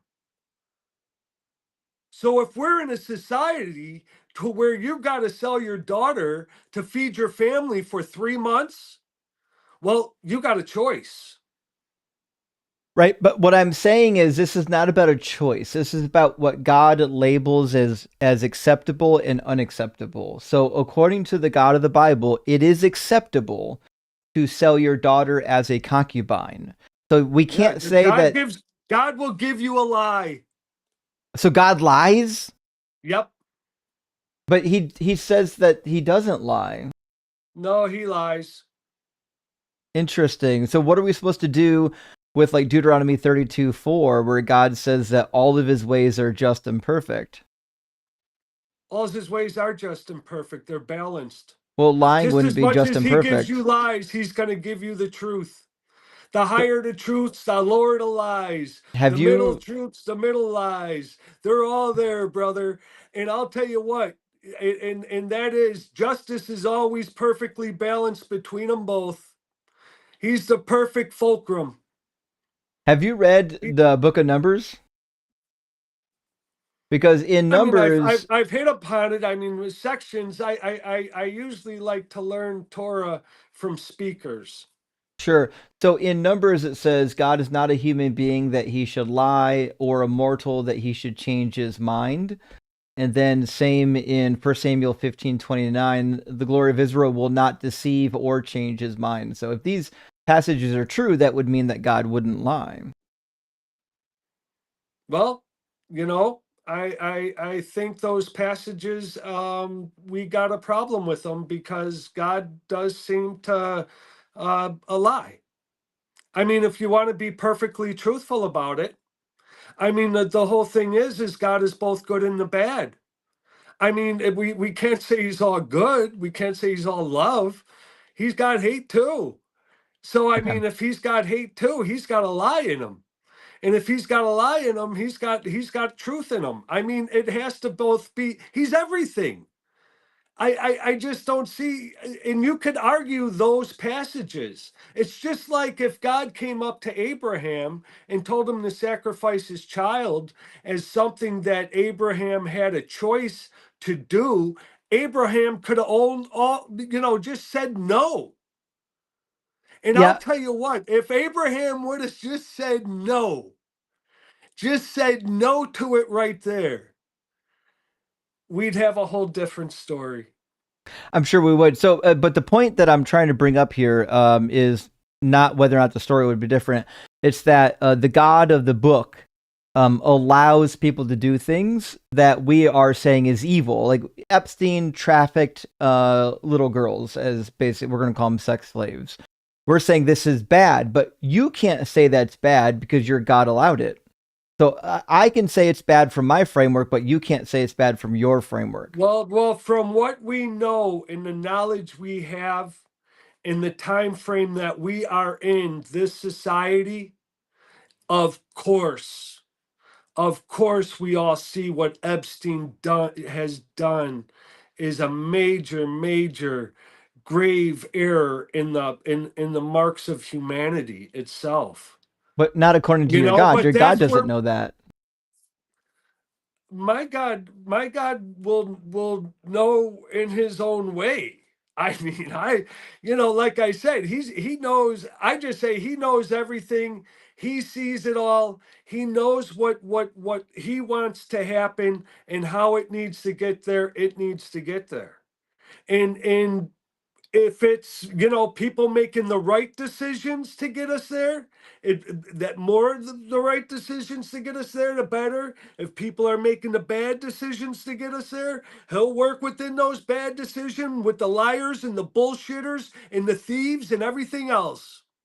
And I'll Yeah, tell you but what, man, if you got a thief, he'll be stealing from him, believe me. yeah, Just like if you got a liar, he'll be lying to him. but my question is it wrong to sex traffic little girls? Absolutely, without a doubt. According to what? It is wrong to sex traffic little girls. It's wrong to rape Oh, little right, but boys. according to It's what? wrong to beat little children. It's According to wrong what? to pull their hair. It's wrong to pull their ears. What According else you to want to what? ask about little children? According to what? What's that? According to what?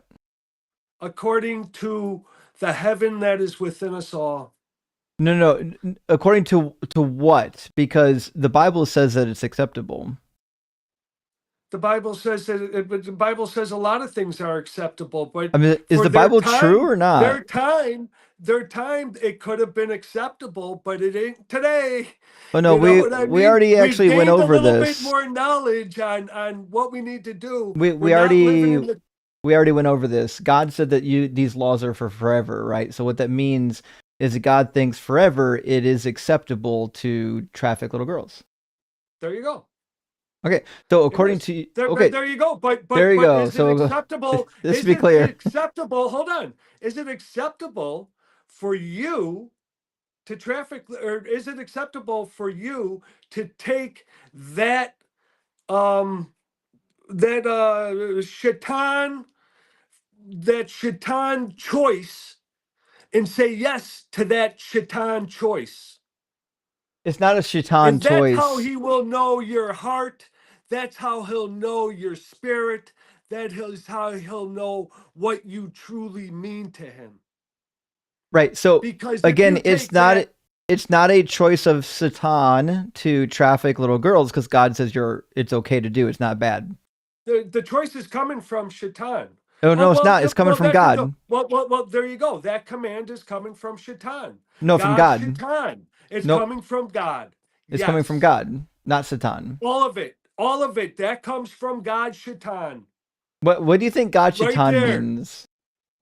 Shaitan means like, I look at the shaitan meaning, the bad answer, the bad choice. You got the good choice, But you got the bad choice. but where in the Bible does it say that this Yeah, is bad? that's a bad choice. He's giving you a bad choice. That's the Why? worst choice you could have, because you might have to sell your daughter to being a concubine because you need to feed your family for the next year. What I'm saying is, where in the Bible can you point me that would lead anyone to believe that this is a bad choice? Where in the Bible? Yeah.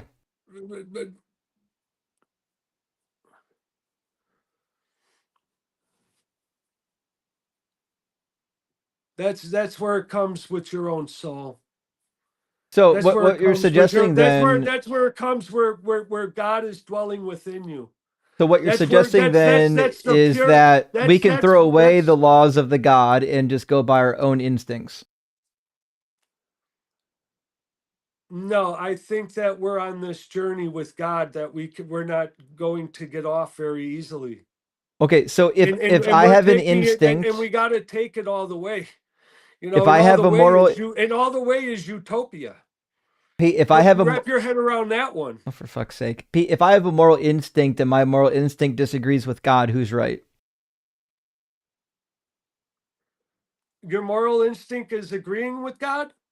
No. If I have a moral instinct and my moral Yeah. instinct disagrees with God, who's right? Well, God's choice to you might have been a bad choice. I didn't ask you about So, choice. What I'm saying well, if that's what if this I comes down to. if You're saying I your think moral Pete, just take a deep breath. Okay? If I think something's wrong and God thinks that it's right, who's got the correct view? Me or God?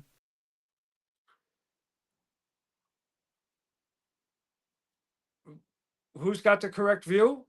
Yeah. Well, it depends on if it's coming from God's shaitan, It's bad coming choice, or from God. or God's good choice.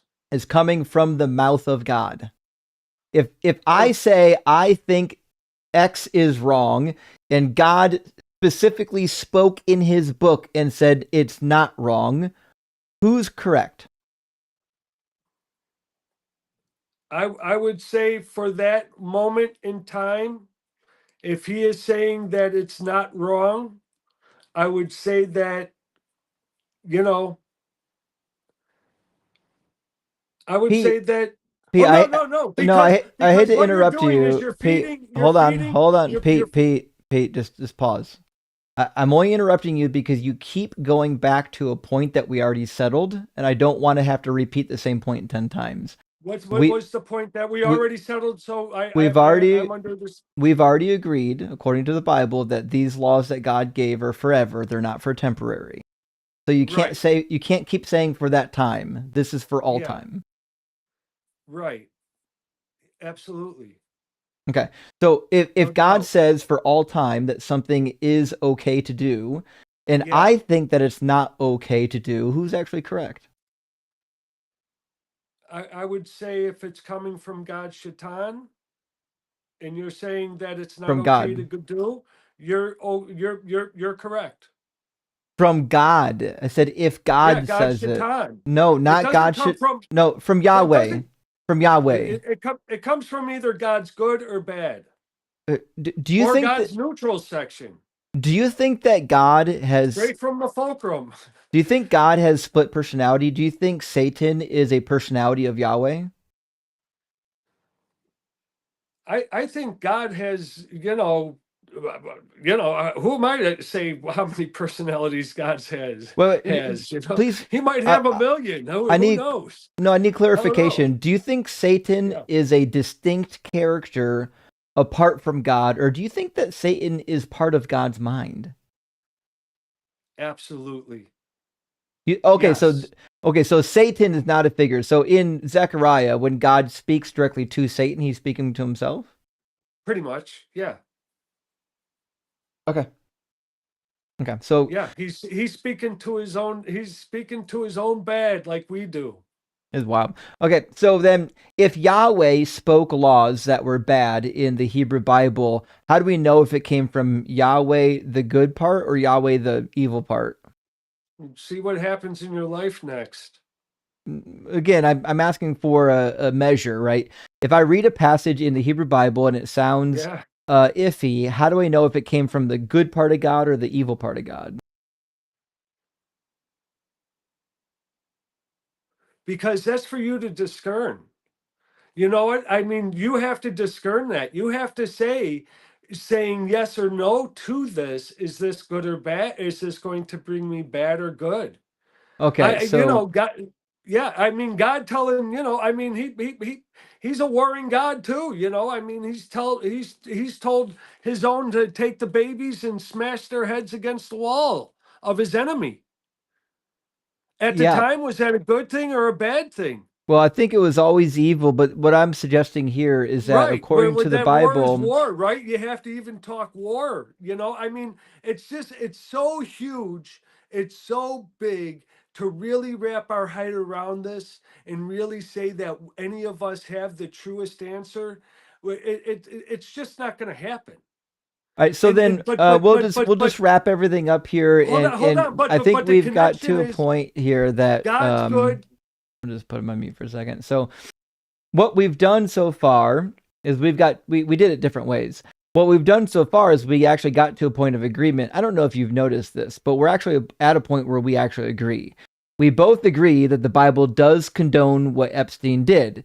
Now, you're saying it's because God's half evil, half good, and I'm just saying I don't care. If you and I agree that the Bible Well, condones what Epstein did, then we're really not debating at this point. I'm not saying that God is half good, half bad. God is one. No, he's God certainly is not. one.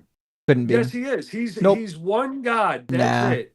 definitely You not. might say he's got a million personalities or whatever, man, but He's he is certainly just not one God. one.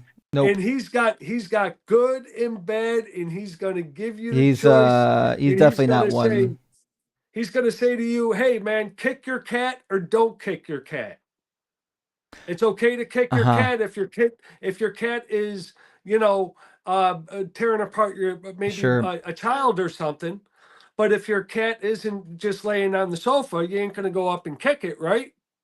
I would So I never kick mean, a cat for any reason, but there's also different reasons for we're different seasons and all that stuff that God is gonna give us. all right, we're done here. Okay. I don't think he's ever going to shut up and allow me to move on, so we just have to end things clean break. Game Guy, hey, thanks for the super chat. Says when you switch an animal's food, you should mix in some of their old food for a week or two to avoid upsetting their stomach. That that was true of my previous dogs. I didn't know if that was true of cats, but I suspected that it would be true. I have been mixing this week with the new food just to be safe. But yeah, some pets get real irritable, and you have to. Some of them are a little bit more lenient, so it's hard to know which ones. But agreed, Game Guy, totally agreed with you. And Shane, hey, thanks for the $10 super tip. Says a while ago, I asked you if you read Sacred Mushroom and the Cross. Turns out Allegro really violated linguistic laws. Really? So unfortunately, it's mostly woo woo. SO to heavy death metal fans out there.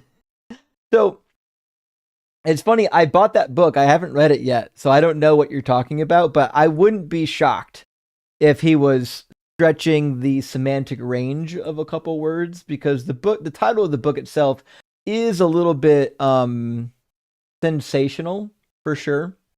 But I still plan to read it. I think it's going to be fun. And Shadow says, hey, thanks so much for the $50 super chat. That is huge. I really appreciate that, friend. Is the new covenant Last Supper in Mark 14:26 and other parallel verses It's the only time Jesus mentions a new covenant that I know of. Does this forgive sins? And does this mean we do not follow the old law? Curious on your thoughts. Well, no. So the new covenant didn't come with new laws, right? So the new covenant is supposed to be coming with forgiveness. So that's why we, during, if you've been to a Catholic Catholic service, I was gonna say, I tried to mix mass and service. If you go to a Catholic mass, they'll recite the Last Supper. Typically, I believe they recite the version from John, and it'll be, this is the blood of the covenant, so on and so forth, has been spilled for you. So the general idea is that the blood of the covenant is supposed to be for propitiation, is supposed to be for the covering of sins, and that seems to be definitely in the Gospel of John for sure, right? But did it mean that the laws would go away? No, I see no indication that Jesus is suggesting the laws that would go away. I think Jesus understood this blood sacrifice to be like a get out of jail free card.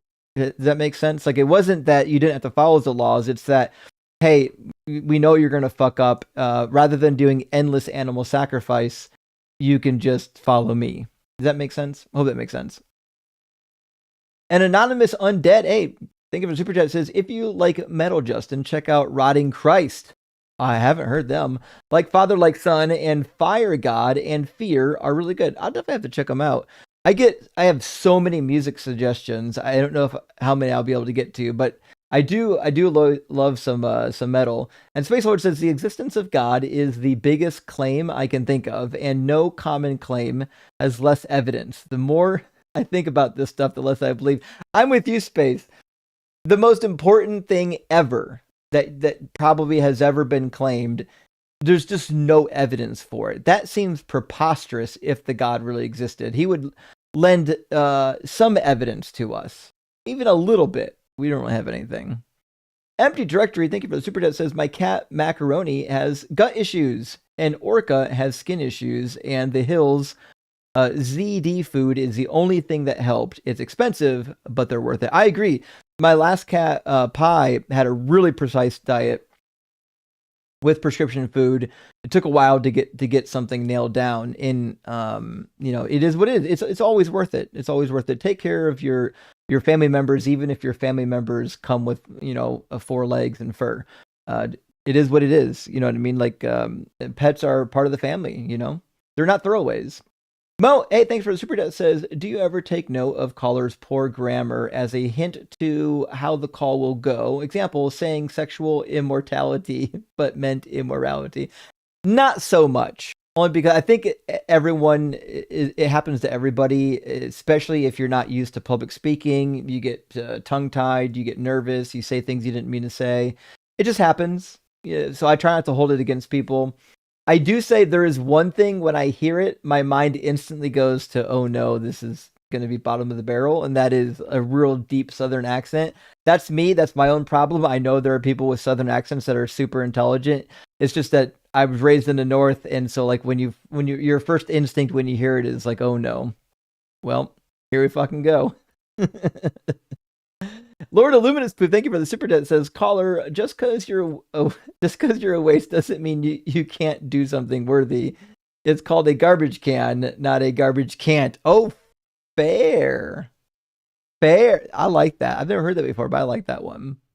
Hey, every good wizard, thanks for helping those stuck in various degrees of religious brain rot syndrome become reacquainted with their brains. Cheers to you, friend. Well, thank you, Wizard, I appreciate that. And you guys know my goal. My goal is to help people get the tools they need to leave these toxic religions. I'm going to read 2 more super chats. We're going to get the next guest in here.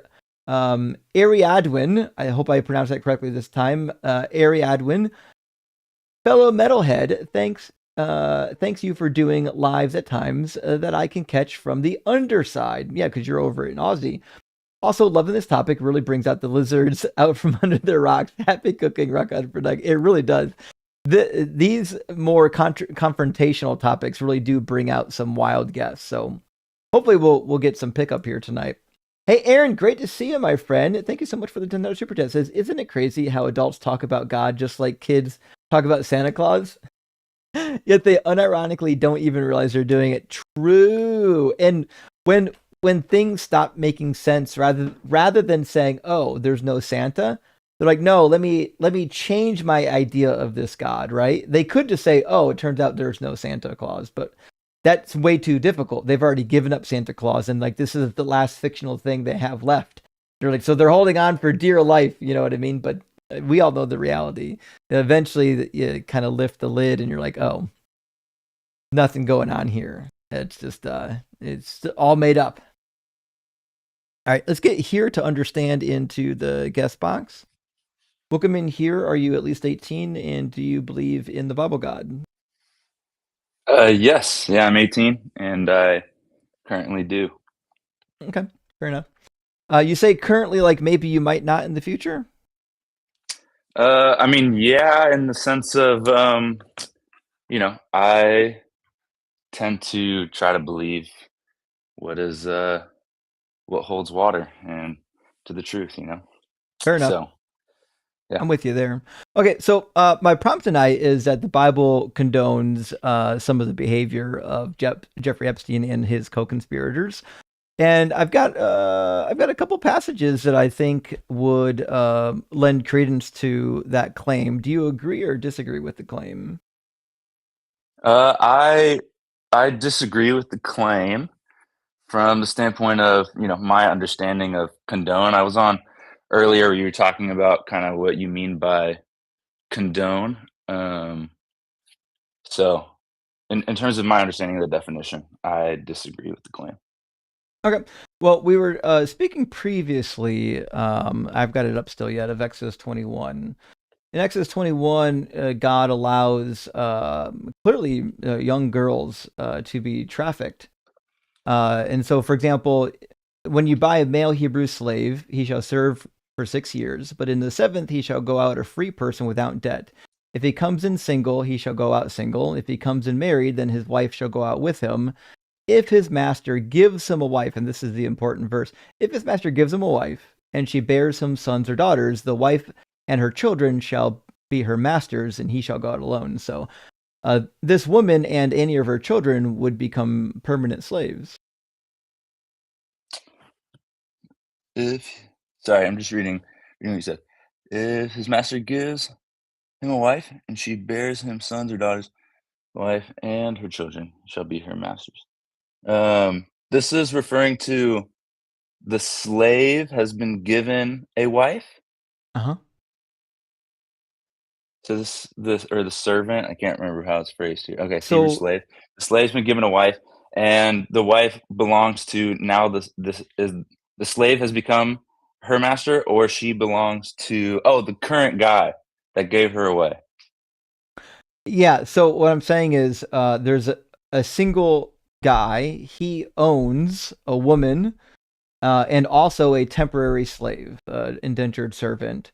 Right. And he's saying, if I give one of my girls, the girls in my household, to be a wife to this temporary worker, when he serves his 6 years and goes free in the seventh year, that girl and her children that were produced, they stay with me. They're still my permanent slaves. So female slaves did not go free after the 6th or 7th year. Is that According to Exodus 21, that is correct. okay? Got it. Are there other indications in other places where that is not true? I guess, or Yeah, why do you say that is true in Exodus 21? And maybe because there's not a somewhere else. contradiction in Deuteronomy. In Deuteronomy, when they rewrote the law during the reign of Josiah, they made it so that that verse 7 is no longer true. So verse 7 says, when a man sells his daughter as a slave, she shall not go out as the male slaves do. But in Deuteronomy, when they rewrote the law, they said that now the women can go out. That's a possibility. So there's interesting. But the slaves couldn't. This is just referring sense. to if a daughter is sold as a slave, she's not permanent slavery, but she still would have been sold into slavery, and that would have included typically her sexual and reproductive rights. Yeah, to be honest, I have no idea the history of what, being a slave at that time meant in terms of her sexual and reproductive rights. I mean, I find that, a lot of this part of the Old Testament seems to It's be, tough. archaic for our world today, but at the same time, very novel at that time in terms of, providing rights and provisions for people, and how we define slavery post American slave trade is very different than what, different societies at different points in history considered slavery. And even now in our modern day and age, I find how we define slavery to be interesting, right? I'm currently in the state of California, and in the last election, we basically said that the state of California voted and decided that people who are in prison shouldn't be paid, for the work that they do. And yet at the same time, we don't consider that to be, or paid very minimally at least, for the work that they do. But so we might consider that in our modern times. One could call that slavery. I don't, there's ways that we define slavery in different cultures at different periods of time that I think are interesting. And so that word carries a lot of weight, right? And so as we're looking at it in Exodus 21, I I'm not sure the weight of the word that we attach to it is present there, if that makes sense. It definitely Um, is. Yeah, you're owned as property. Like somebody gets to tell you what to do, when to do it. You can't leave. Property. or rather, like, you are. There's probably also provisions for what masters could or couldn't do to their slaves. Not Um, much. You could beat them so severely that if they accidentally die a couple days later, there's no repercussions.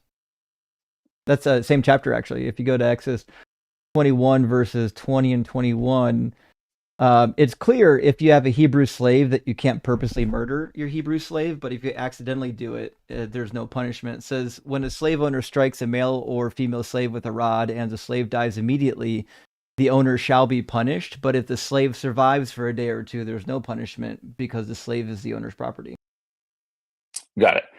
Yeah, I mean, I agree that, today in this day and age, that is also wrong. I mean, I find that to be, not good, um, for someone to be beaten, in their work. I mean, I guess what I'm trying to say is, um, you know, even that in some ways, they had more rights back then than, the slaves in American slavery had, right?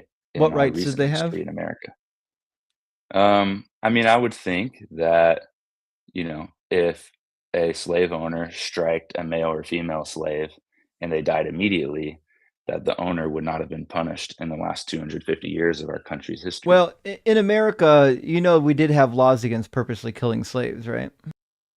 Were they No, followed? I don't know Yeah, they that. they certainly weren't always followed. That's another question, but we're not asking whether or not they were followed. But like if you read the various slave laws, like the Virginia slave laws and things like that, you weren't allowed to just murder your slave. Was Was the that was that punishment true across severe? all areas and states? Oh, sorry. Did you have something else? No, no. The individual states were allowed to make up their own laws, which is why you have to go through the individual slave laws for each state. But what I'm suggesting is that it's not universally true to say that you couldn't kill your slave, or that you could kill your slave. But also, I don't think the distinction matters. Whether or not you are allowed or not allowed to murder your slave, I don't think that makes the slavery any better.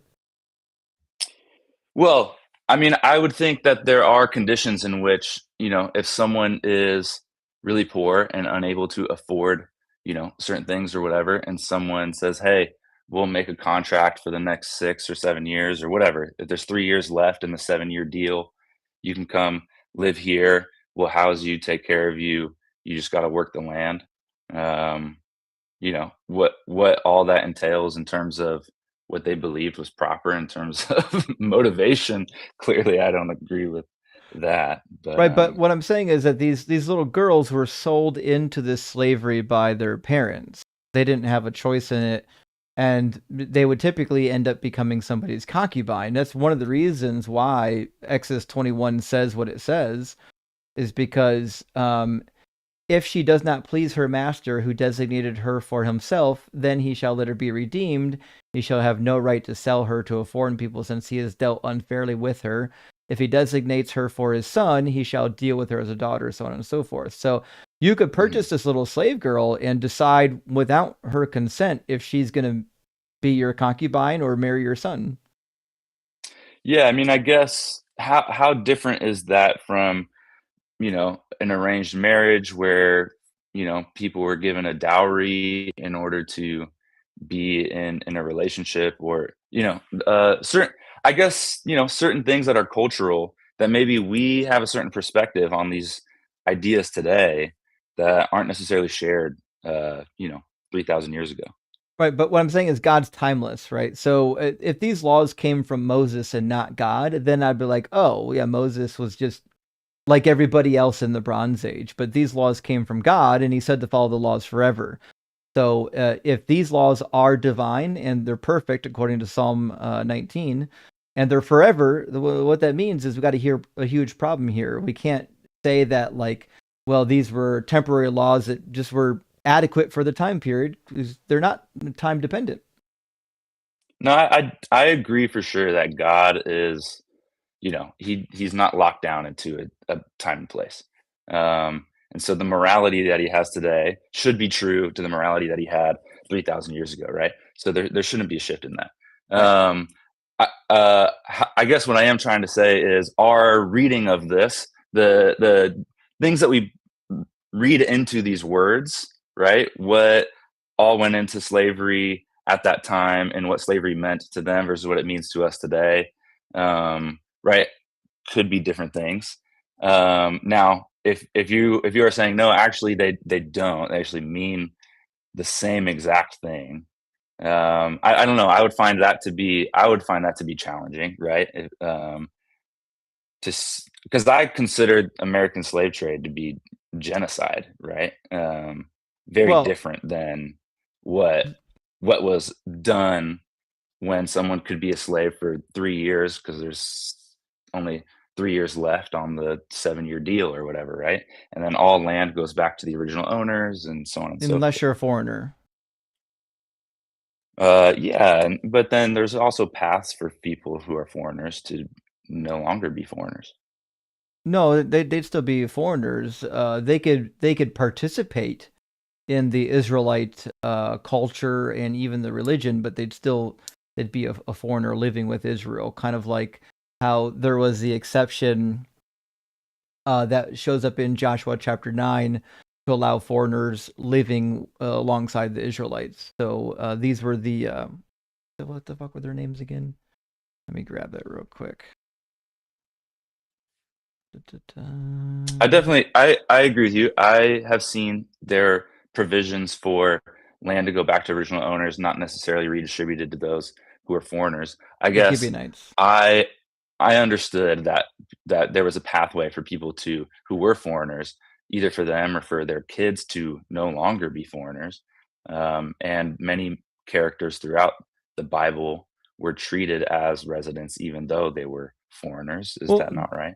they would still be foreigners, though. They wouldn't get a Hebrew status just because they converted to the religion of Israel. Like you said, even the slaves of the priests.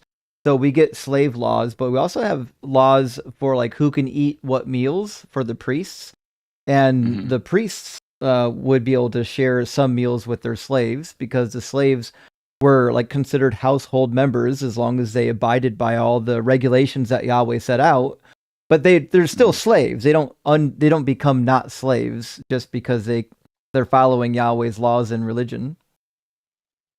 Right, yeah.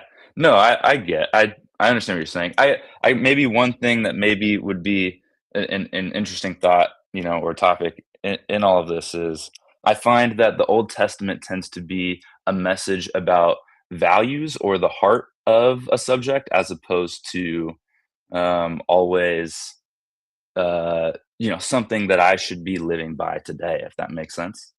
Hmm. Um, Right, but my point here is not.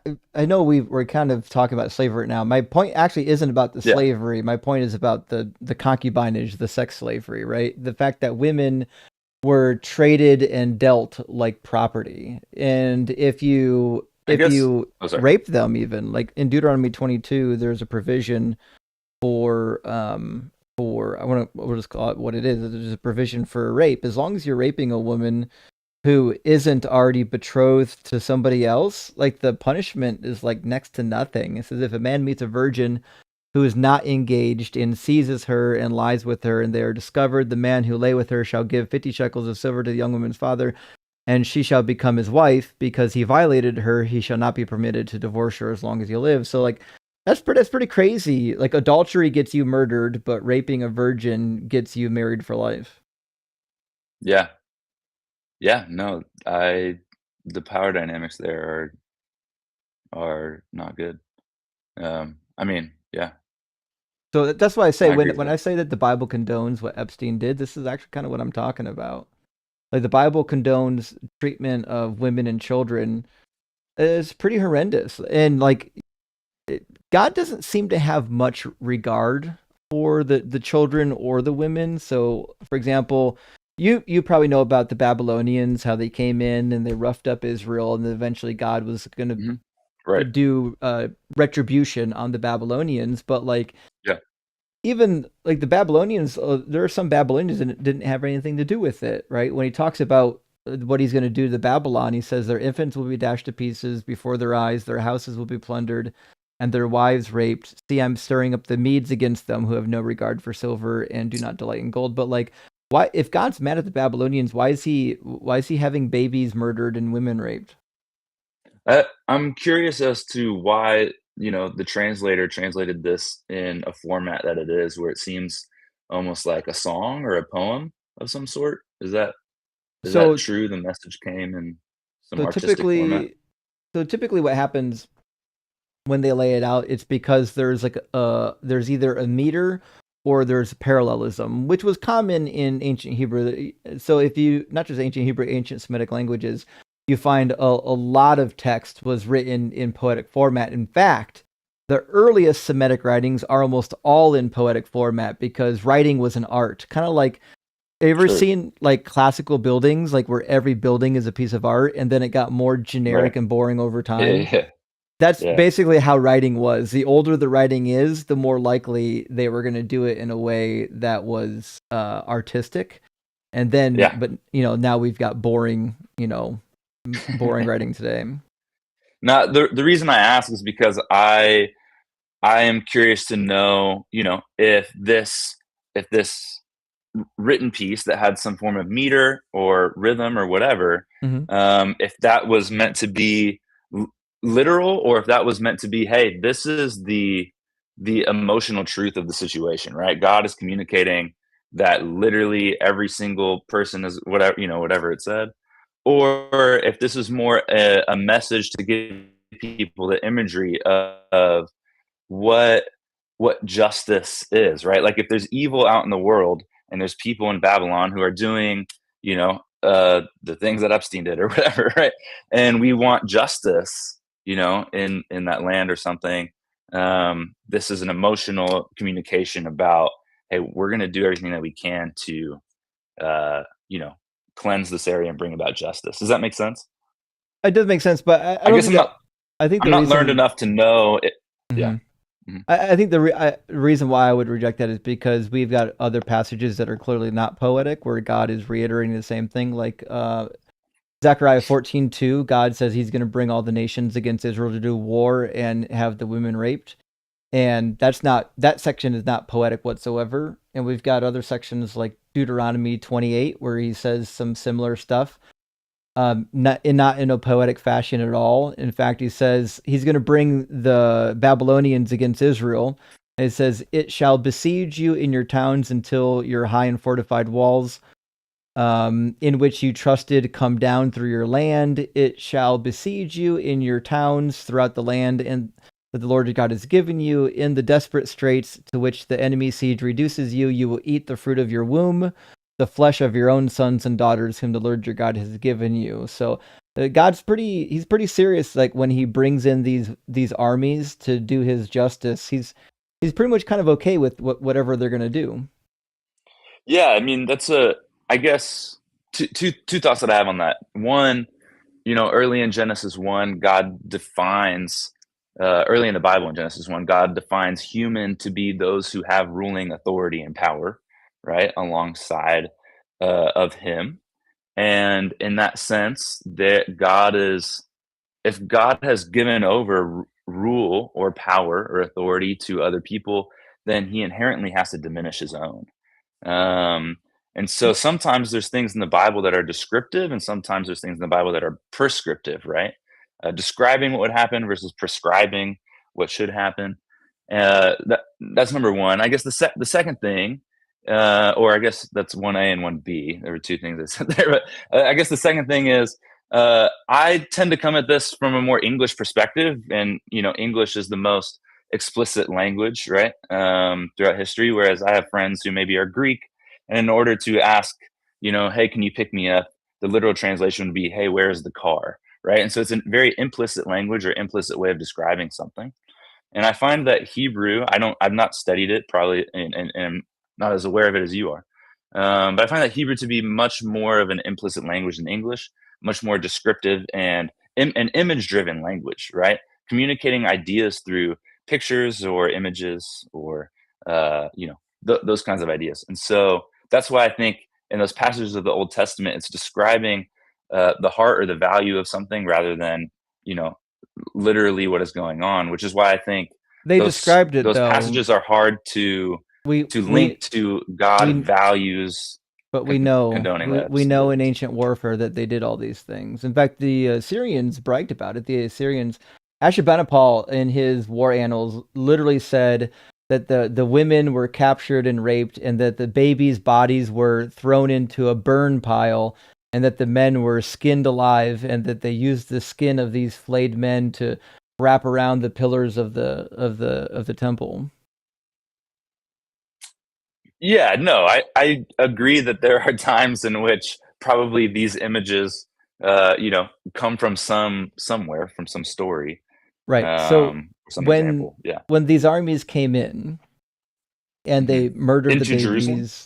well, Jerusalem, Babylon, anywhere you want. Anytime God says, I'm bringing an army to do my justice, they're going to bring with them untold horrors of rape and infanticide and other things. Like Hosea 13 says that women's wombs will be ripped open, which we know happened in war. That was a real thing. So what I'm saying is, if God is infinite and He wants to punish somebody, could He not punish somebody by not having their women raped and babies murdered? Could He not do literally anything else? I guess I think of the wrath of God as the idea from Luke 15 or even Romans 1, where it discusses that if we tell God, hey, God, I don't really want you around, I kind of want to do this without you, then the wrath of God is Him saying, okay, like I won't be there to protect you. And in that sense, God actively deciding to step away is Him actively allowing whatever evil forces are around you to come in and attack you, right? For the Israelites, that was Babylon or Assyria. But He says He's causing it. He says, I'm stirring them up. I'm bringing them. So, for example... And I think that to me is what I'm talking about in terms of the... not literally meaning that exact thing, but communicating an idea, right? That if God is making the decision to honor our request, to say, get away from us, then He knows that... honor our request of, hey, God, I don't want you. I want to do this on my own. The babies said, I don't want you, God? I think in America we think very individualistically, but I think at the time they thought more communally, right? As a people. God said He's doing it. That I will gather the nations against Jerusalem to do battle, and the city shall be taken, and the houses plundered, and the women raped. God says, I'm doing the thing. So, well, I think that's where we have to understand. Either you believe what God says or you don't. Well, I think, I guess where I'm coming from is understanding, not putting our modern day, like English perspective onto a communication or an idea, right? And to try and put ourselves in the context of people who are writing this, reading this, and understanding it at the time, that when God is communicating this particular idea, we can't project onto it our own understanding, but we have to understand well, what did they mean at that time when they communicated I it? didn't. And that takes a level of, I didn't put my understanding on this. I'm just saying the words here just mean what they say. Like, I agree with what they say, right? In Jeremiah 19:9, God says, "I will make them eat the flesh of their sons and the flesh of their daughters." I agree. God's making them do this because he's bringing an army against them that's going to reduce them to this. That's why he says in Isaiah, I am stirring up the Medes. I'm causing it. He says in Kings about the same thing. He says, I planned it long ago. and is that similar to when Jesus said, hate your mom and dad? No. Well, because I guess what I'm saying is, if you read that as you are reading this, right, hate your mother and father, then we would have to read it without any other without any other understanding of the culture and the language, and so then we would be reading it in a way where we come to false conclusions of understanding. So about just what is to be going on. clear, I know the language and the culture. I know Hebrew. I'm very familiar with the ancient Near East. And I'm saying that this is common in the ancient Near East, where in siege warfare, what typically happen is you eat the animals, you run out of crops, you run out of water, and then the absolute last resort is the eating of the babies for those who are deranged enough to do it. And we even have stories about it. If you read Correct. Yeah. in the Book of Kings, when there's a siege of Samaria, there are women. There's one woman who actually comes to the king to get justice because she said, I made an agreement with my neighbor. Today we'll eat my child. Tomorrow we'll eat yours. And then when I killed my child, we ate. But then the next day came and she wouldn't kill her child. So we know this is not this is not imagery. It's not no, I agree. Hyperbole. I'm not saying that all of these are that. Correct. Mm-hmm. I agree with you. This is definitely something that occurred in history. Yeah. Right. So when God says he's causing it, I don't see a good reason to think that he's not causing it. Why wouldn't we just take him at his word? He's saying this is a punishment that I'm bringing. I'm causing it. I don't see why we wouldn't just read it for what it is. Well, if I exist because, God is sustaining me, and then I tell him, hey, I don't want you around. I want to sustain myself. Can you go away? That's not what any of these people said. He knows that I only exist because he's sustaining me. Then his decision to step away is also his decision to end my sustenance, right? So him respecting my request. I don't know why you put stepping away, like trying to paint God as a gentleman when he explicitly tells you, I'm going to have you fucked up, is crazy. Like, him stepping away is not what's happening here. He's saying, I am bringing a punishment to you because I'm so fucking mad with you that I want you to eat your children. That's what's happened here. God's not being a gentleman. So, oh, golly gee, you don't want me in your life. I guess I'll step away. No, that's not what he said. In fact, he said the opposite. If you go to Deuteronomy, well, give me a sec. I guess what I mean. Hold on. Hold on. Yeah. And I know you're up here trying to fight for your viewpoint. And I get that. I used to be a Christian, but I need you to understand that what you're saying right now is ridiculous. God says when he brings in the punishment, he says, just as the Lord took delight in making you prosperous and numerous, so the Lord will take delight in bringing you to ruin and destruction. God's not just stepping away saying, oh, golly gee. He's taking delight in it. He said, you didn't want to be with me. I'm going to fuck you up. Uh-huh. Yeah, okay. The scripture is interesting. It's not one that I've read before. I guess the way to explain my original idea maybe more precisely, and maybe this isn't adequate either, and you're saying, no, you're just repeating yourself. I think of it like if I am air traffic control guy, and the reason planes are landing safely is because I'm doing it. And then if everyone in the world says, hey, we don't want you, air traffic control guy, get out of here. Me stepping away, I am knowing that me stepping away, that planes are not going to crash and people are going to die or whatever. You shouldn't right? do that. So in that sense, I'm allowing or bringing destruction of those who are on planes and my choice is to step away, even though it has been asked of me. Right. And so that's how I think of that part. regarding that scripture, I guess to me that is also about communicating the idea that God, it's the idea of justice, and that God is saying, hey, like this is a good thing to bring about this justice in this sense. But I can't speak to that scripture strongly or powerfully or accurately, adequately, because it's not one that I know Right, well. but my point is, at no point in time does God say, I'm stepping away. That's something you have to add into the text that's not there.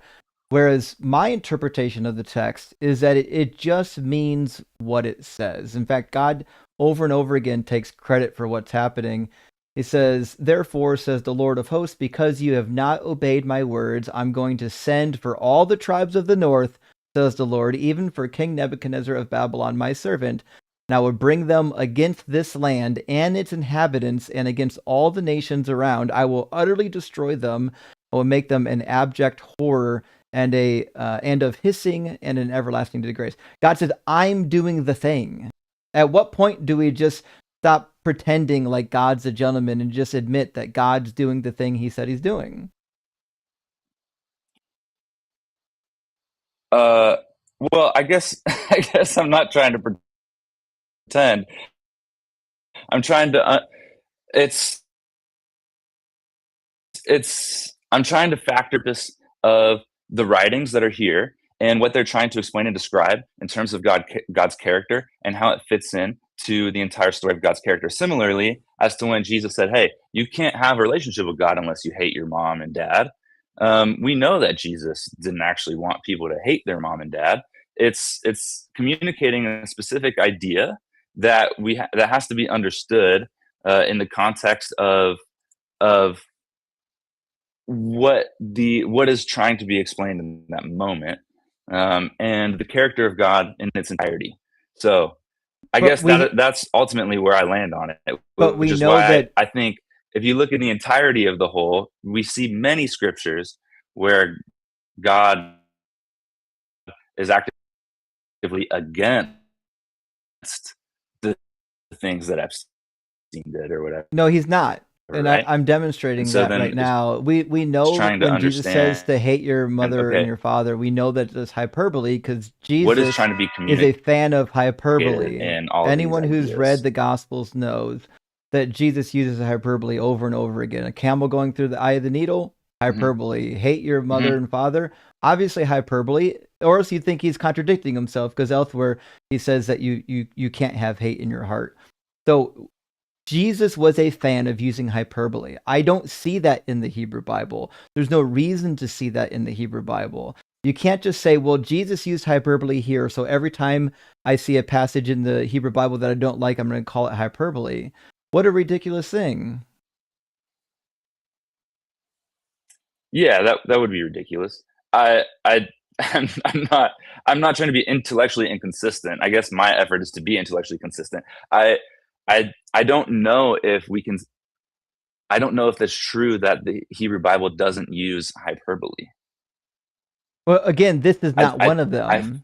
I find that the ideas a lot of times are ideas that are communicated through poetry and art and imagery that aren't literally to mean the things that It's not poetry. Yeah. It's easy to understand. God says, when you disobey me, I will punish you.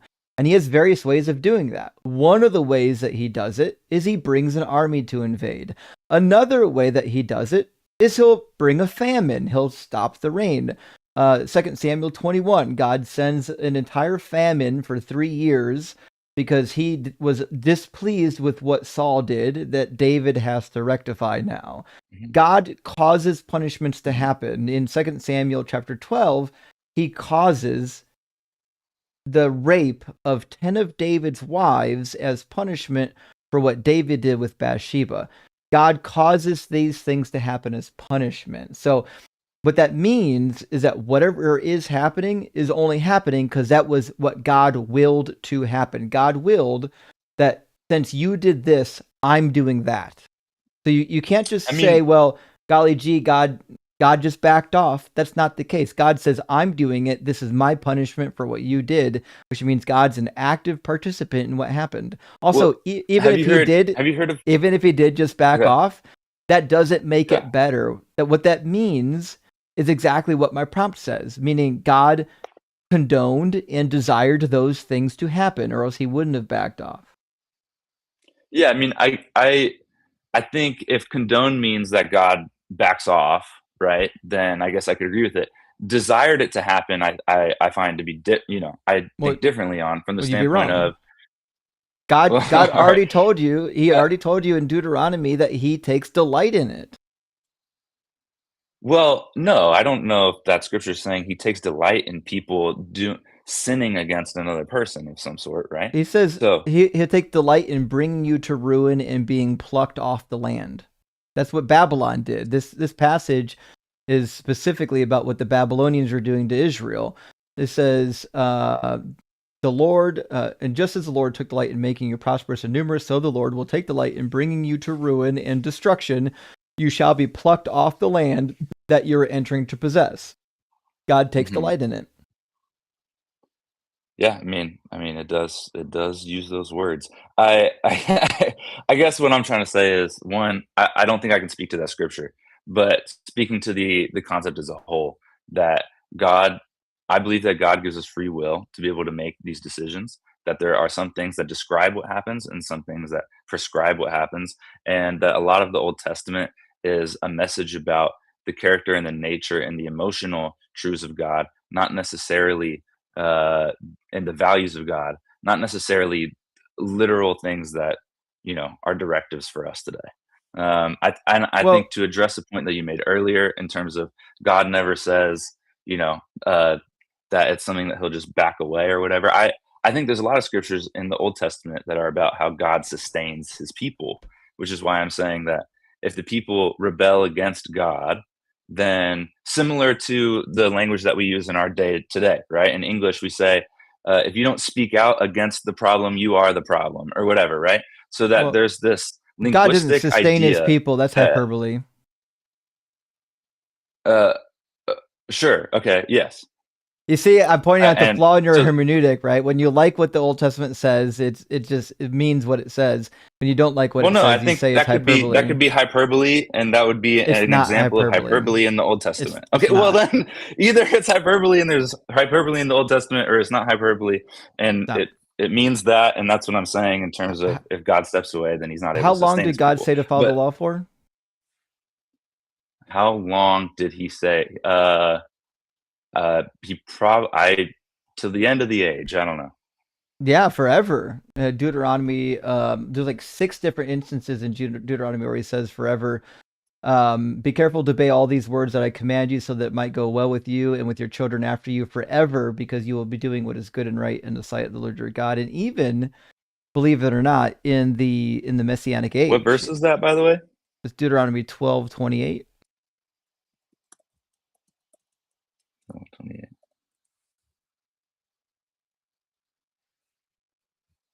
In Deuteronomy 30, there's this really interesting passage that Christians are typically not aware of. And he says, the Lord your God will circumcise the heart, will circumcise your heart and the heart of your descendants, so that you will love the Lord your God with all your heart, with all your soul, and in order that you may live. When is that supposed to happen according to Christianity?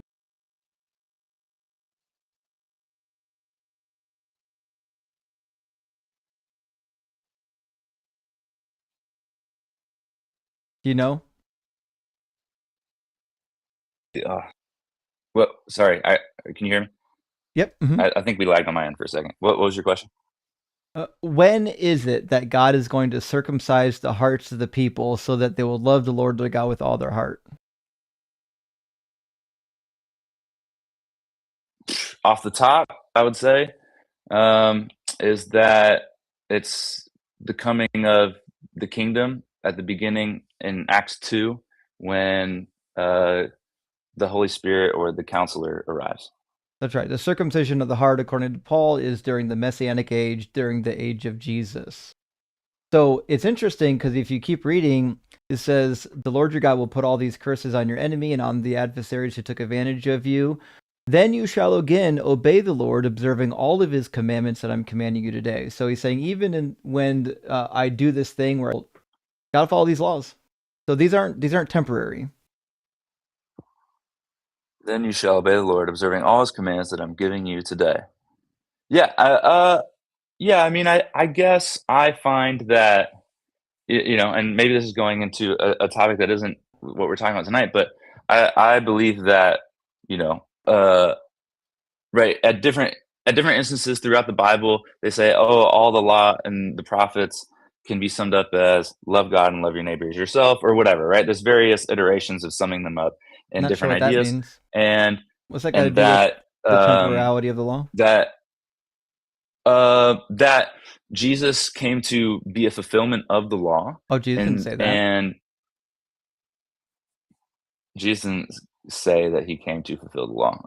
He came Maybe to that's true. fulfill the law. He didn't come to be the fulfillment of the law. There's very different. So in Matthew 5, he says that he did not come to abolish the law, but to fulfill the law, and then he explicitly tells you to keep following it. So if you read all the way through 19, he says, do not think that I've come to abolish the law or the prophets. I have come not to abolish, but to fulfill. For truly I tell you, until heaven and earth pass away, not one stroke of a letter will pass away from the law until all is accomplished. Therefore, And whoever the Greek breaks, the Greek's not going to help you here. Therefore, whoever the Greek breaks, means break, right? the Greek's not going to help you here, and no. Therefore, whoever breaks one of the least of these commandments and teaches others to do the same will be called least in the kingdom of heaven. But whoever does them and teaches them will be called great in the kingdom of heaven. So Jesus says, if you want to be great in the kingdom of heaven, you got to keep following these laws. And I know that you said the Greek will not help me here, but They never but learn. he's the word abolish. I know you're warning me, and you're getting the means, and that in doing so, uh, oh no, we are able to live out his commandments, right, under the new covenant that was provided by Jesus. You were breaking up through most of that. I don't think I heard anything other than the last sentence. Oh, I was sorry. What I was saying was that Jesus said he didn't. My understanding is he said that he didn't come to break the law, but to fulfill the law, and that we now are able to live under the new covenant provided by Jesus, right, and Well, obeying the but commandments he of the law. didn't say that. That's not what he said. Katoluo doesn't mean necessarily to break. It means to get rid of, to destroy, to all kinds of different semantic ranges for the word. But I mean, the reality is, and this is a fun thing. So, for example, I've got the Okay. passage up here. This is the NRSV. Now, I think it's showing a different screen. I'm looking at verse 17 through 19. Yeah, that's what's right here, right? So, Yeah. now, I personally know a lot of the scholars who do these translations are friends of mine. The idea that some guy with a Strong's Concordance is going to get this translation right rather than the guy with the PhD in a Greek language, to me is preposterous. Now, listen, I took Greek when I was in school. I don't remember much of it. Like I remember certain words. I remember how some of the grammar works. But like if you took me to Greece, I wouldn't be able to talk to anybody. But I know enough Greek to know that this there's no reason to change this translation. This translation is the same in pretty much all English Bibles. Jesus is literally saying that the law is forever until heaven and earth passes away, which is why he says, whoever breaks one of the least of these commandments and teaches others to do the same will be called least in the kingdom of heaven. It is what it is. He says to follow the law. Mm-hmm. Yeah, no, I agree with that. I mean, I agree with it from the Now, standpoint of Jesus coming and fulfilling the law, and there's a good kind of altering apologetic our for this, ability right? to live under it and within it. Like, I'm just going to throw you a bone Is here there? because you've been nice, but like, Sure. Yeah. the proper apologetic was given by Origen way back when he was disputing with Celsus. Origen said that Jesus did instruct people to follow the law. Origen was actually really good at Greek, but he said Jesus actually did tell you to follow the law. What he said was that it was changed after Jesus died because the people that were alive during Jesus' time weren't ready to abandon the law yet. They weren't ready for this giant shift, They had to wait for the Holy Spirit to come around and change it. Now, I still think it's a dog shit apologetic for this, but it's at least true to what the text says. Sure. Okay. No, makes sense. Makes sense. No, I appreciate you talking and appreciate having this conversation and going the back and forth. Like I said, my name's here to understand. I wanna grow in my understanding. Fair enough. Yeah, through these we're all conversations. trying to grow, right? Yeah, I really appreciate it. Thanks for coming up and being cordial. A lot of times people come, but listen, I get this is a hard topic to talk about, but a lot of people come up here and lose their minds. You actually kept your cool most of the time, so I mean, actually the whole time. So thanks for coming And up. I appreciate you too, man. You had a lot of skill to do it while the cat was hanging on you. So I'm kind of used. I got 2 of them. One of them's always on me somewhere. There you go. All right, man. Well, have a good night. All right, cheers. That's got to be a tough. That's got to be a tough conversation to go through for the first time. There are some people in these apologetic circles that have had this conversation a dozen times and it doesn't affect them. But I bet the first time is always tough. Handsome Cat, hey, thank you for the super chat. Says Christians who believe in Christian ethics have to account for the possibility that their God commanded people to abort their babies. Indeed, Numbers chapter 5. I mean, if words mean words, and I know for most Christians words don't mean words. But if words do mean words, then Numbers chapter 5 is allowing for abortion. And Oceanus Helios says, praise Doug. Do not take them for granted. Never take Doug or Sharon for granted. Never. Stay rock hard for Doug and Sharon. Also, we now have the life-granting unicorn and Lisa the Rainbow Giraffe with us. So the pantheon is growing, y'all. Tim, thank you for the super chat. Says, when Jesus said, all the little children come unto me, that's not what it's a little known translation difficulty. Oh, shit. I'm not going to make it worse. Shane says, I use alprazolam for anxiety. Am I going to turn into Jordan Peterson? Well, I don't know much about that medication. I do know this. If you do need anxiety medication, there's no shame in having it. Everybody needs a little help somewhere. Never be worried about going to a medical professional and getting it like an actual diagnosis and taking care of what needs to be taken care of. That being said, I don't know much about anxiety meds. I can see myself one day possibly being on like ADHD med. But probably not anxiety. Nevertheless, is that what Jordan Peterson was taking? Do you think that's why? Do you think that medication was causing Jordan Peterson to be Jordan Peterson? I thought he was just out of his mind. I'll have to look into it now. Clever Moniker says, Zeus, I'd rather watch you play solitaire than listen to this yappy old man. The yappy old man was tough, actually, Moniker. But you stuck it out. And we're getting some conversations rolling here. We're still doing the thing. It's that effing Fox again. Well, great to see you, effing Fox. Has ever heard of a band named Allegayon? They do atheist science metal and have tracks about evolution, AI, takeover, math formulas, and space tech. No fucking way. I'd listen to that. No, I actually don't know the band. We do have a thread in the Discord for such music, though. Definitely drop a link in the Discord for that. And Kelly, hey, good to see you, my friend. I'm spending the evening watching Friends and spreading a little love. Thank you, Kelly. I really appreciate that. Hope you're doing well, my friend. Kelly, if you guys don't know, Kelly is a long time host on AXP, Talk Heathen, and the ACA. So follow his channel. You'll catch him live on various locations. And Sean says, I wonder if Pete's family still talks to him. I was just thinking that myself when I was talking to him. I suspect he doesn't get invited to Thanksgiving dinner all that much. Hey, Garn says, slavery was not a fucking employment opportunity. Indentured servitude was not like a minimum wage job. You can't nearly beat to death an employee. Agreed, Garns. And thank you for the $10 super chat. There's always like these apologies to... try to make slavery sound like it was the last resort or anything like that, but they didn't. Leviticus 25 clearly says that you shouldn't enslave your own fellow Hebrew brethren. You just pay them like a hired worker. He could have said the same for the foreigners. All right, last super chat. We're gonna get Hey Me in here.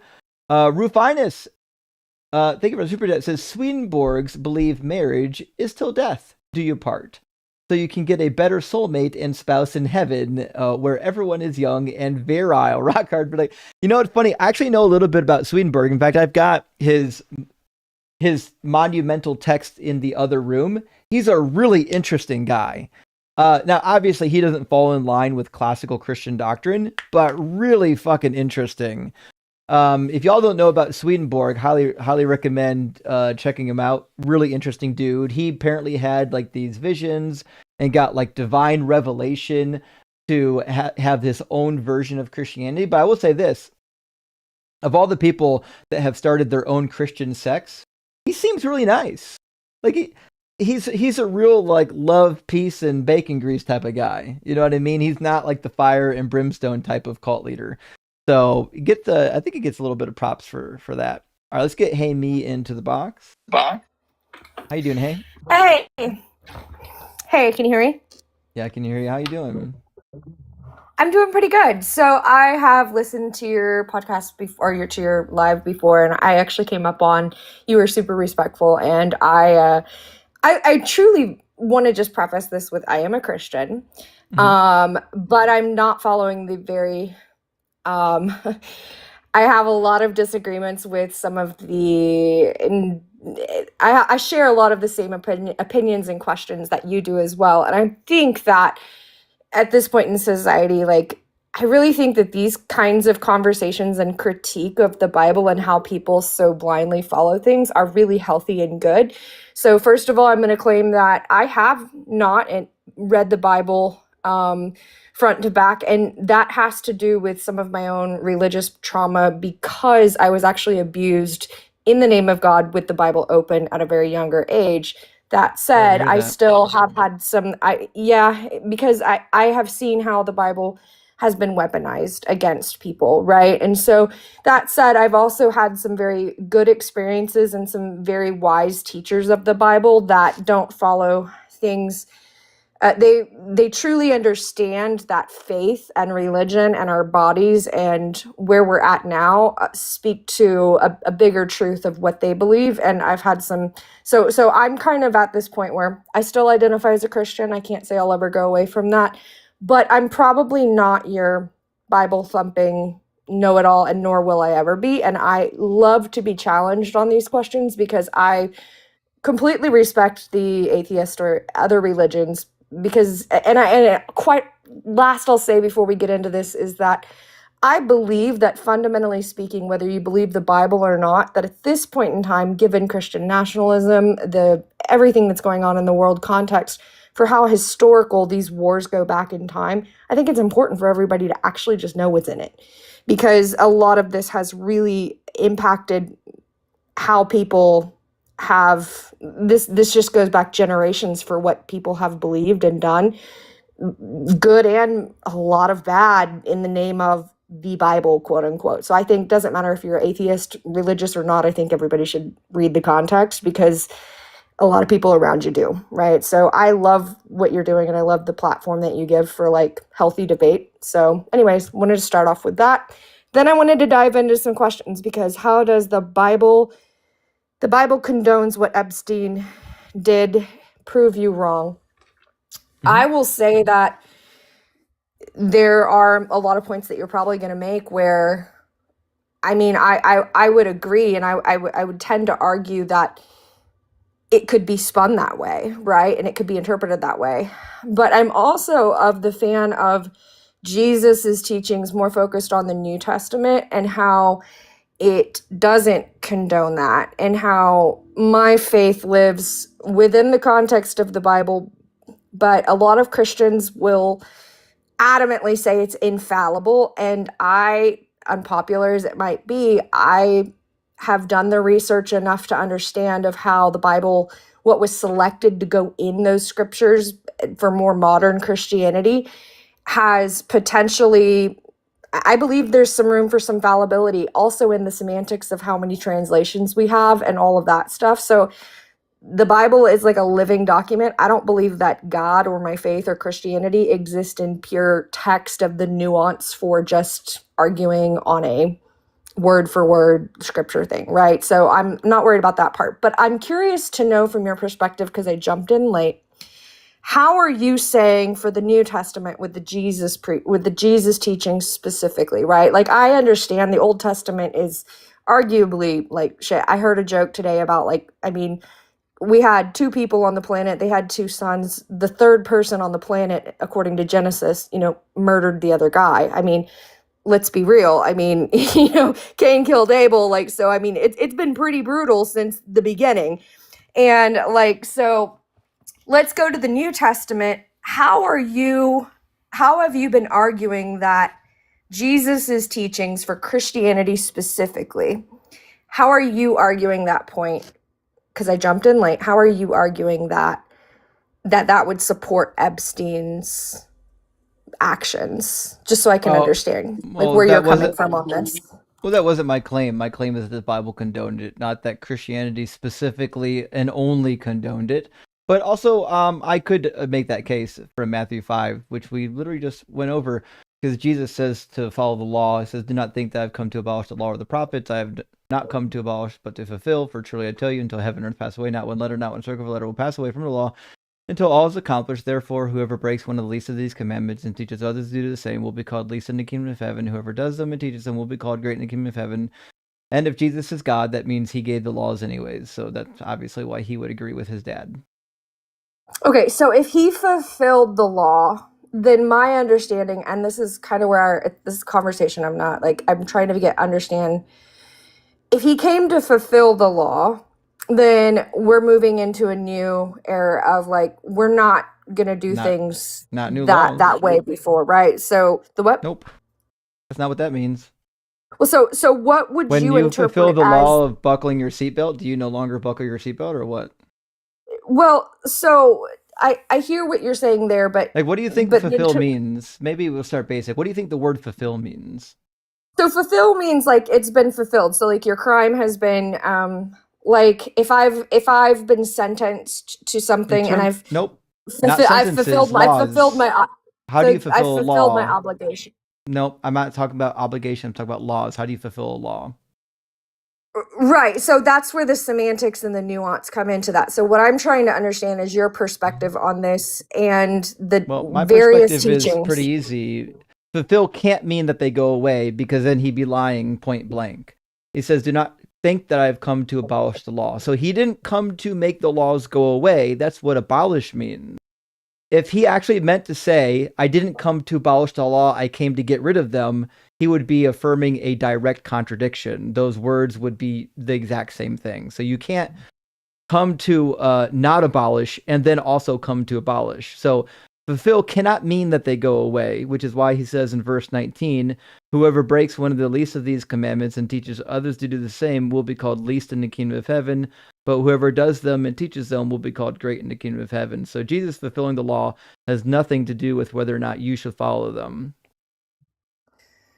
Okay, so the old law was like the moral laws, the civil laws, the ritual laws. Nah. Abolish would mean throw out, cancel, declare it invalid. So he's saying, I'm not here to erase it. Fulfill in the Greek, my understanding is to complete, to bring full expression, or to accomplish for its intended purposes. So the nuance being that how we define the word fulfill in modern, more ubiquitous terms would be that, you can't, I understand what you're saying. You can't abolish and fulfill, or if he didn't come to abolish, then he couldn't fulfill it. But in the Greek terminology there, for whatever translations this has gone through, fulfill in the Greek would mean that the what?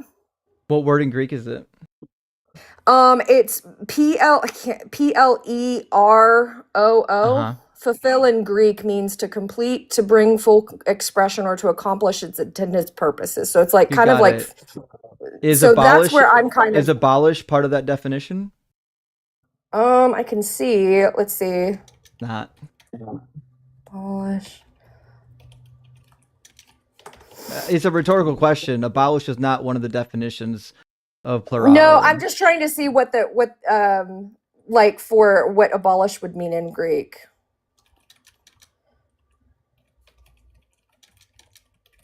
Because I think that some of that is like the semantics that I don't want to get too hung up on like I think the you are, nuances though. of that. I think you're getting hung up with the semantics because, as it turns out, you don't even need verse 17 to understand what he's saying in verse 17. You can literally just read verse 19 when he says, "Whoever breaks one of the least of these commandments and teaches others to do the same will be called least in the kingdom of heaven." That can only mean that he desires you to follow these laws. Well, so we've got the new commandments, right? So we've got the No, 10 you don't. commandments of what he's of his new teachings. Because if it was just the old law that he was teaching, he would have just been repeating the old He law. only But gives you instead, one new commandment. what's the one new commandment that Jesus gives that's different from the Old Testament? He says to love others as I have loved you.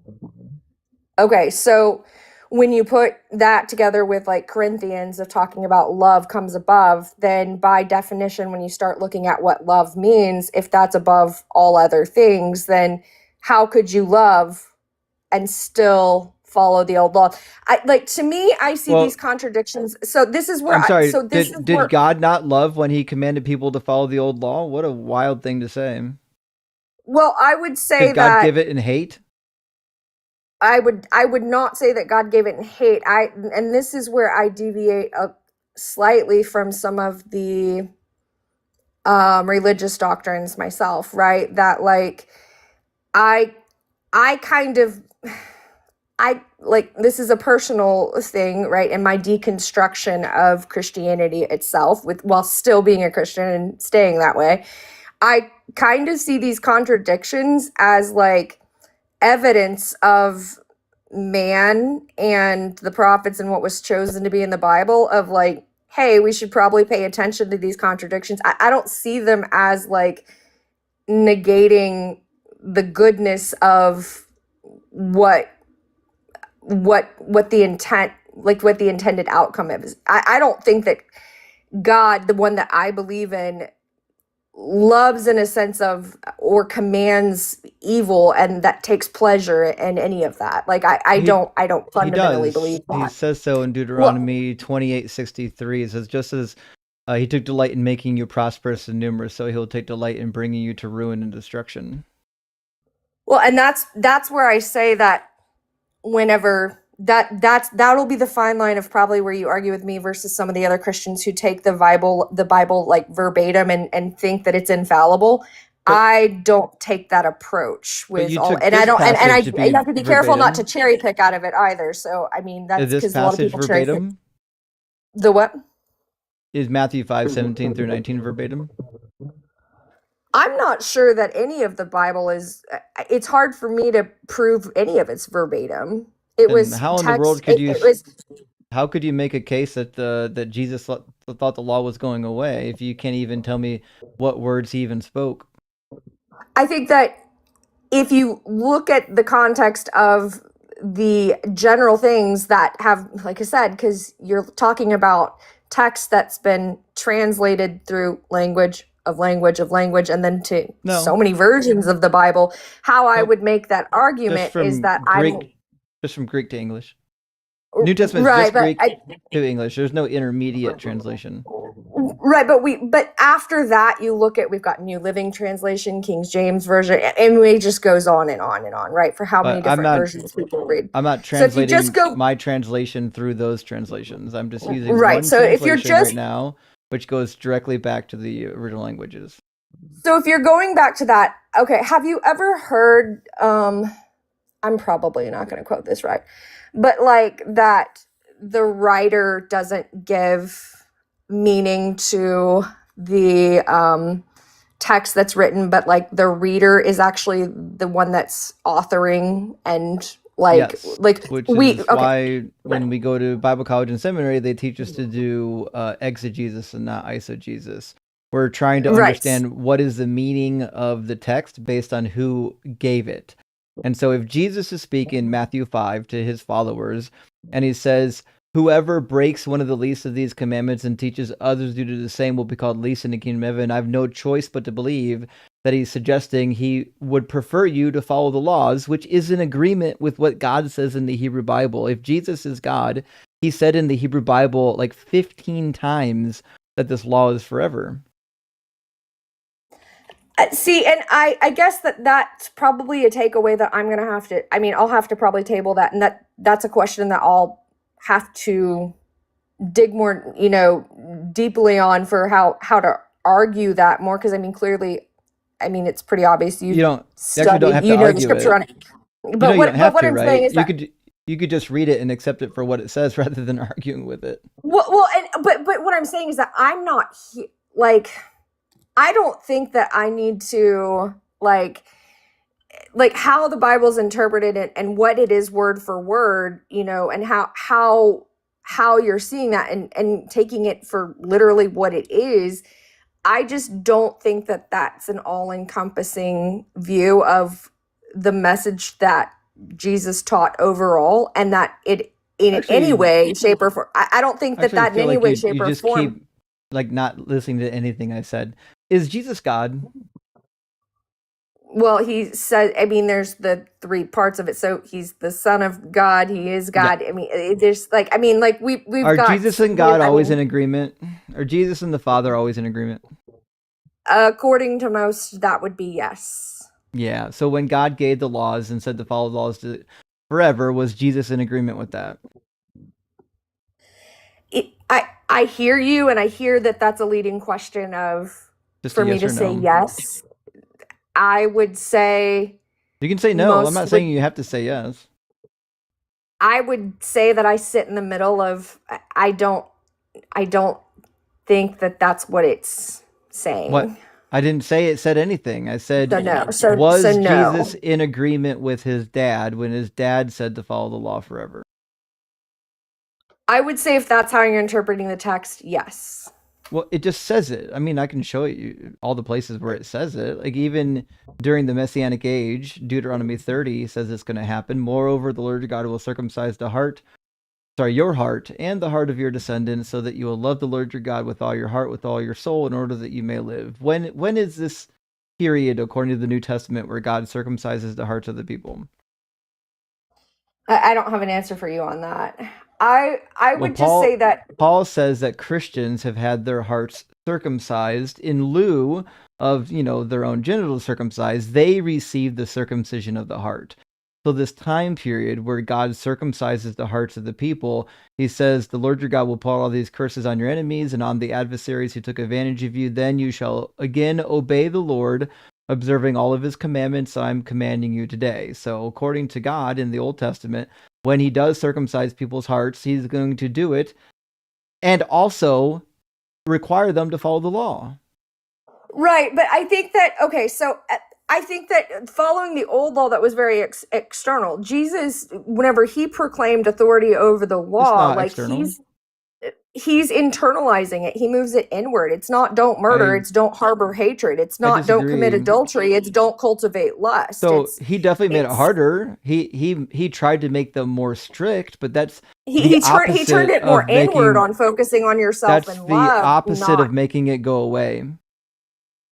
Right. I mean, because I don't think that, like, with humanity and with the way that everything has been, I don't think any one person can make it go away, that's why the focus became more internal of like the ethics about your own conduct and focusing on yourself. If the law isn't going away, then what that means is that all the provisions in the law that were right and just prior to Jesus are still right and just after Jesus. I don't know that I would agree with that. I think that semantics, that you could find scripture to back up based on like a very strict view of it with it. But I think that if you look at what Jesus is saying about like Jesus doesn't tell you. I'm just reading the words and saying that the words mean what they say. Notice that between the two of us, I'm the only one saying that the words literally just mean what they say. You're the one that has to come up here and say, well, actually, none of these words actually mean what they say, but the law of God is perfect. It doesn't need to change. The law of the Lord is perfect, reviving the soul. The decrees of the Lord are sure, making wise the simple. The precepts of the Lord are right, rejoicing the heart. So, like, are God's laws perfect and good and holy or not? I would, and this is where I kind of deviate probably from the standard Christian of like doctrine, if you will, of some sort of like that it was perfect in the Old Testament and that I think I don't really take that viewpoint of Okay, it so because Psalm 19 it's is not true then. well. So do you have Psalm 19 pulled up right now? Let's see. The Lord is It's on the perfect. screen. Right. So I would I interpret this a little bit more loosely than as it's written because in my view, perfect means that if we're looking at good and God is aiming to be good, I'm not saying that like and I this is a very far stretch for a lot of Christians, you know, to talk with about on things, but I see things of like Jesus and the scripture language of him dying on the cross would be more of like this is the new covenant. We're going to turn Yeah, things but I'm not inward, asking you about the know. new covenant. I'm asking about the laws, right? Was the law of the Lord perfect? This is where I argue that the law of the Lord may be perfect, but I don't know that it was interpreted as perfect as the most people would in fact like to believe by reading the scripture word for word in the Old Testament. Are all of God's commands right and just? I would say that this is where I deviate from the standard Christian part. So I would say yes, but as they've been written, I believe that there is some room for there's room for fallible ways Gotcha. of how those were written. Does that make sense? So when we don't like what it says, we're going to say this isn't really what God said? No, I'm not going to say that at all. Well- So that's where that's where I stand. That's where I stand on. There's just too much for like I don't want to be judge and Well, jury on that, We'll and so we'll I don't try want it. to. I don't We'll want try to an say. example. Maybe an example will help us out. In Exodus 21, it says, "When a man sells his daughters as slaves, she shall not go out as the male slaves do. If she does not please her master, who designated her for himself, then he shall let her be redeemed, so on and so forth." So, according to the law from God, you're allowed to sell your daughter as a concubine. Was this a good, just law?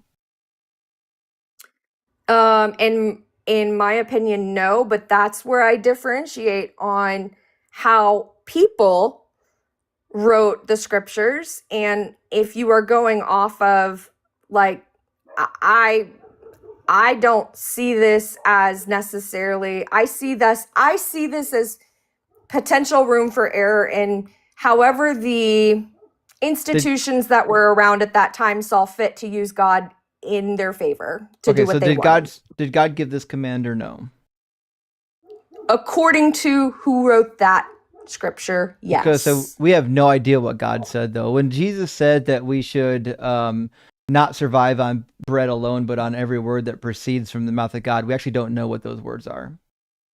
That would be that's where I leave some opening to the fact that it's and you have to be very careful because you don't want to go into the cherry picking of the Bible because then that gets people into dangerous places. That's where I say that like I think it's a constantly kind of evolving thing, and I think that the Bible needs some scrutiny. So that's where I agree with you on some of these laws that were written. We see it now that like whoever is winning owns history. So right, but whenever what I'm asking is, how do we know which words God actually spoke? That's where my faith part comes in, and where it's a constant checking and testing of private prayer and going through, because it's also written in the Bible that, you know, God just doesn't exist completely in the text. That's a one that's on a piece of paper that's printed with words that were written from a guy I can't talk to, right? And right now we've got, you know, you'll show a video on TV, it's recorded, and nobody can agree on what happened. So I agree with you on the fact of, was this God's law or was this how this was portrayed at the time? I have a difficulty with that, and I may always have difficulty with that.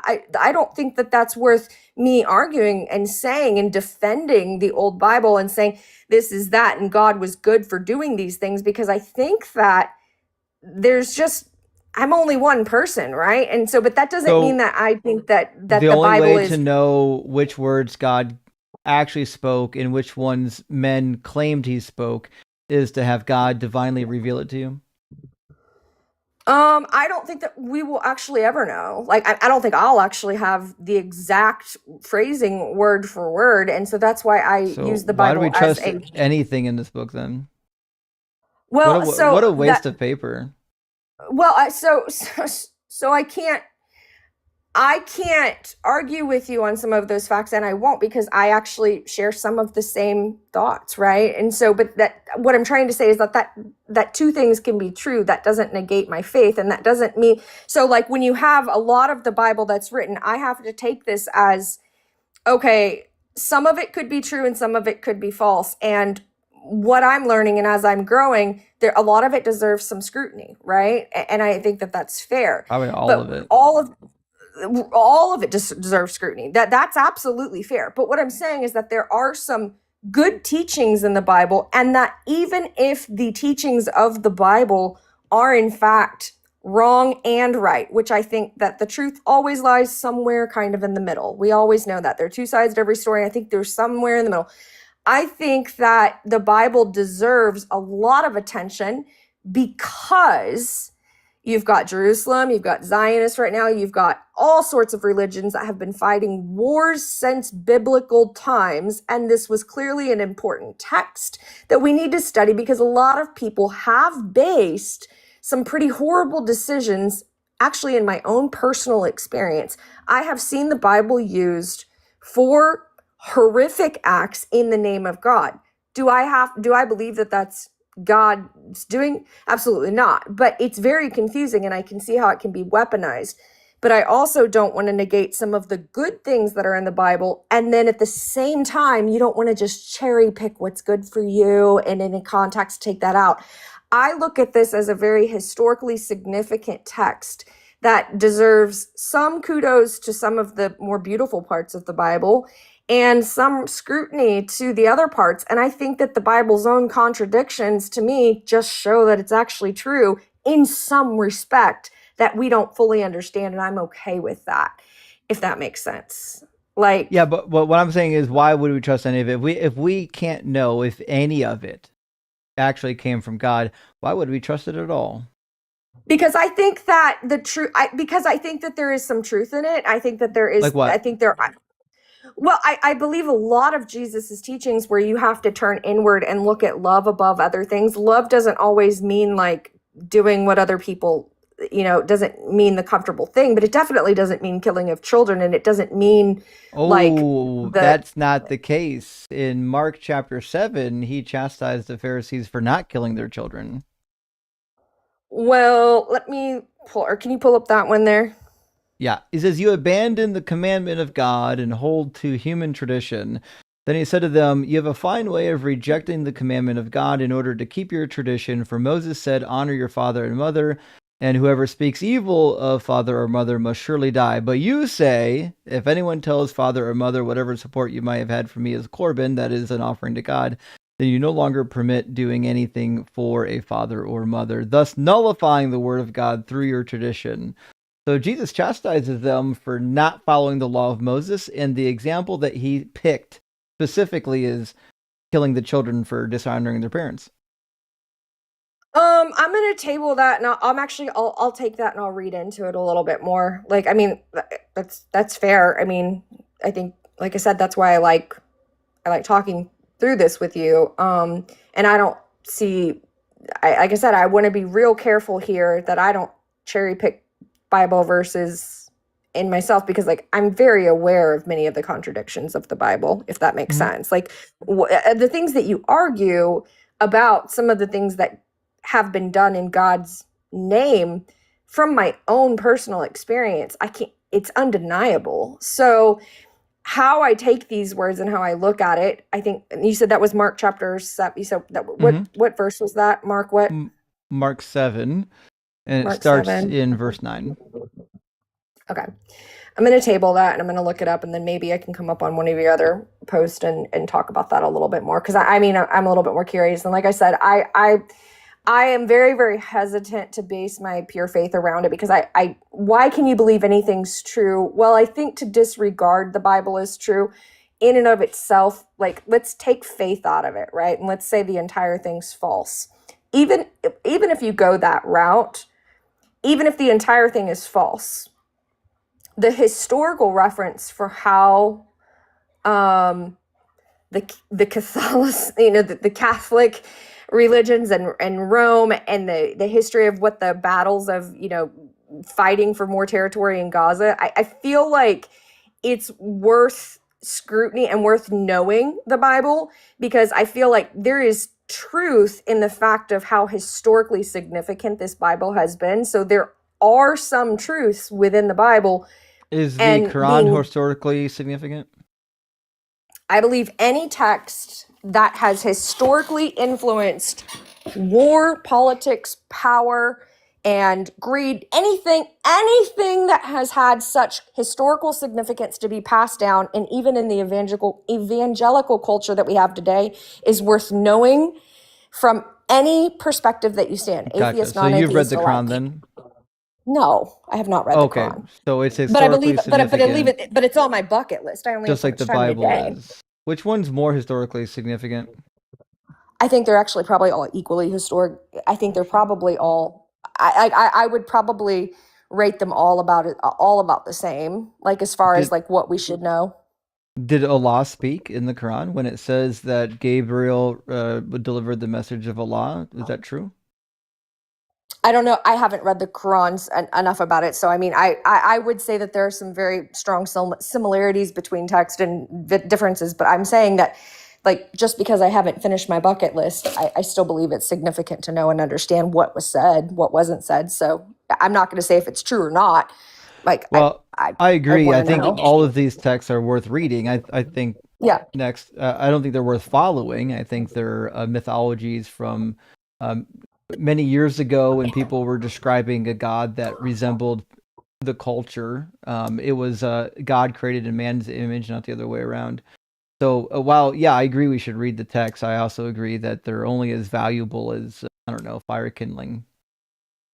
Right. I think that they're valuable in the sense of how much influence they have over what we're seeing in our culture right now with the Christian nationalism movement, and how evangelical churches there's so many that have popped up in our communities, and how literally still to this day, I am still seeing religion and little micro authorities use the Bible as a shield to horrible actions. So I think that that's why it's so significantly important. It'd be a shame if the Bible couldn't be used that way. It'd be a shame. Maybe God should have saw the future and known that, hey, if I told these people that they can sell girls into sex slavery, maybe they'll use that to their advantage. Don't you think he should have done something about that?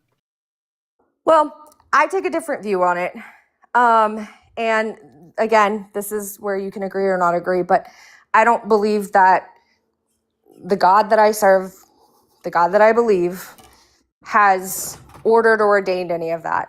I believe that. But what I'm saying is that the book says it, and he knew that the book would say it. I believe I see where Christians believe that. I see where they follow that. I believe that God. Could God have made it so that when people wrote down this book, they didn't write down things that were untrue?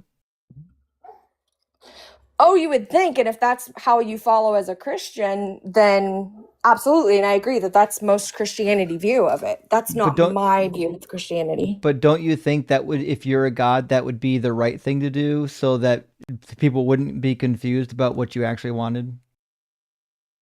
I think that if God were trying to go about things that way, then absolutely. But I also believe that in freedom of us sorting it out for ourselves, that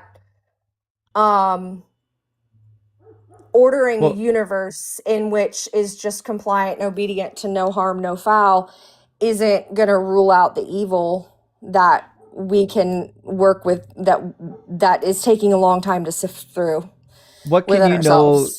ourselves. What can you know with any specificity about God that didn't come from the Bible? So that's where I say that the Bible is kind of a tool, but I see the Bible as a tool, as just like, you get a house, you've got a hammer, you've got a bunch of other things. I see the Bible as one tool. Right, but what I'm asking is, One thing only. what How do could I you know? what can you discern about God without this book?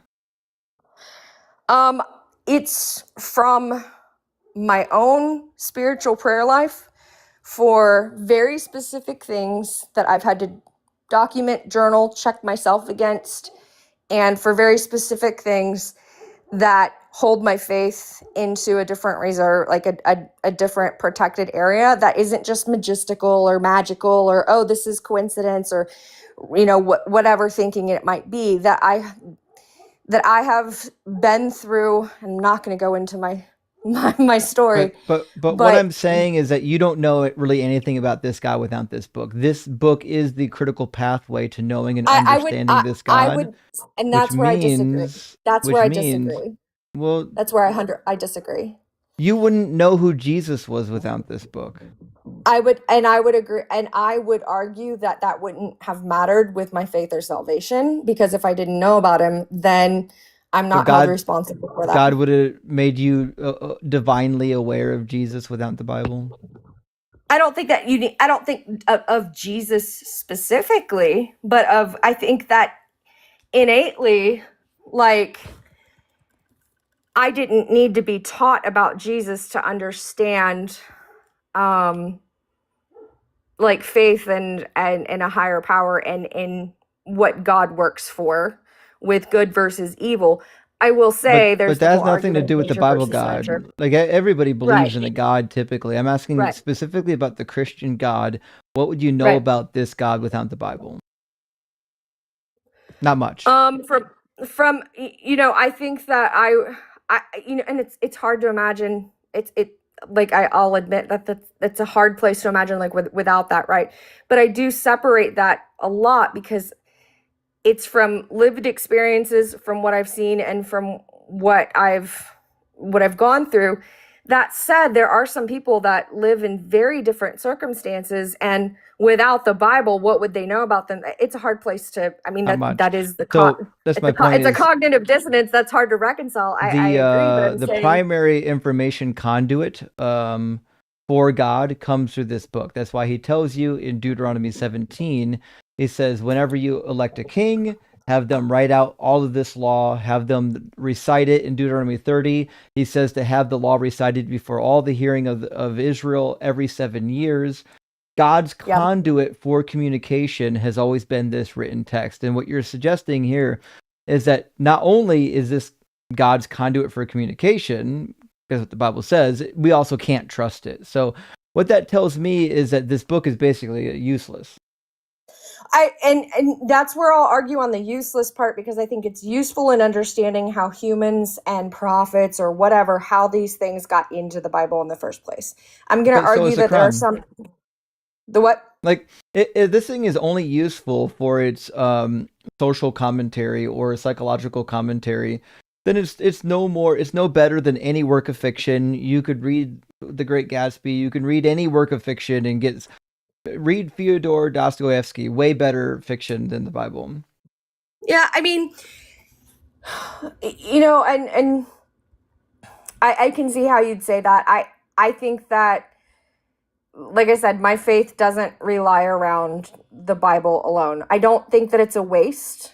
My brother would probably say that I'm not following the law and I'm going to go to hell because I believe the Bible is fallible. But I'm not saying the Bible is a waste entirely. What I'm saying is it's a waste as a holy book. It cannot get you to God because nothing in it can be ascertained to have come from God. So it's a waste as a holy book. Right. So I would say that is where, as a Christian, I would agree with you that as a whole context for the Bible as a basis, and this is a bold statement from a Christian because it's not popular and it gets me shunned quite a lot, right? I do not believe that the Bible as a whole is the way to salvation and moral living and that it's infallible. I don't believe that because there's too much I don't know. So I am willing to say I see the contradictions here, and that's not going to shake my faith because I have other avenues of faith. I have prayer, I have endurance, I have my integrity, I have other things. Would I have known about Jesus specifically without the Bible? Clearly not, right? But would I have known about God? I believe yes, based on my own faith.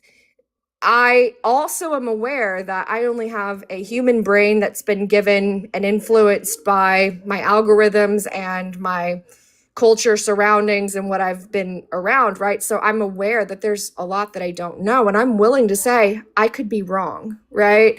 But that doesn't shake my faith on the fact of what I've seen outside of the Bible, and that's only because, Right. oddly enough, I So- turned away from the Bible because I had actually seen it used so horrifically against let me when me- I was we'll younger.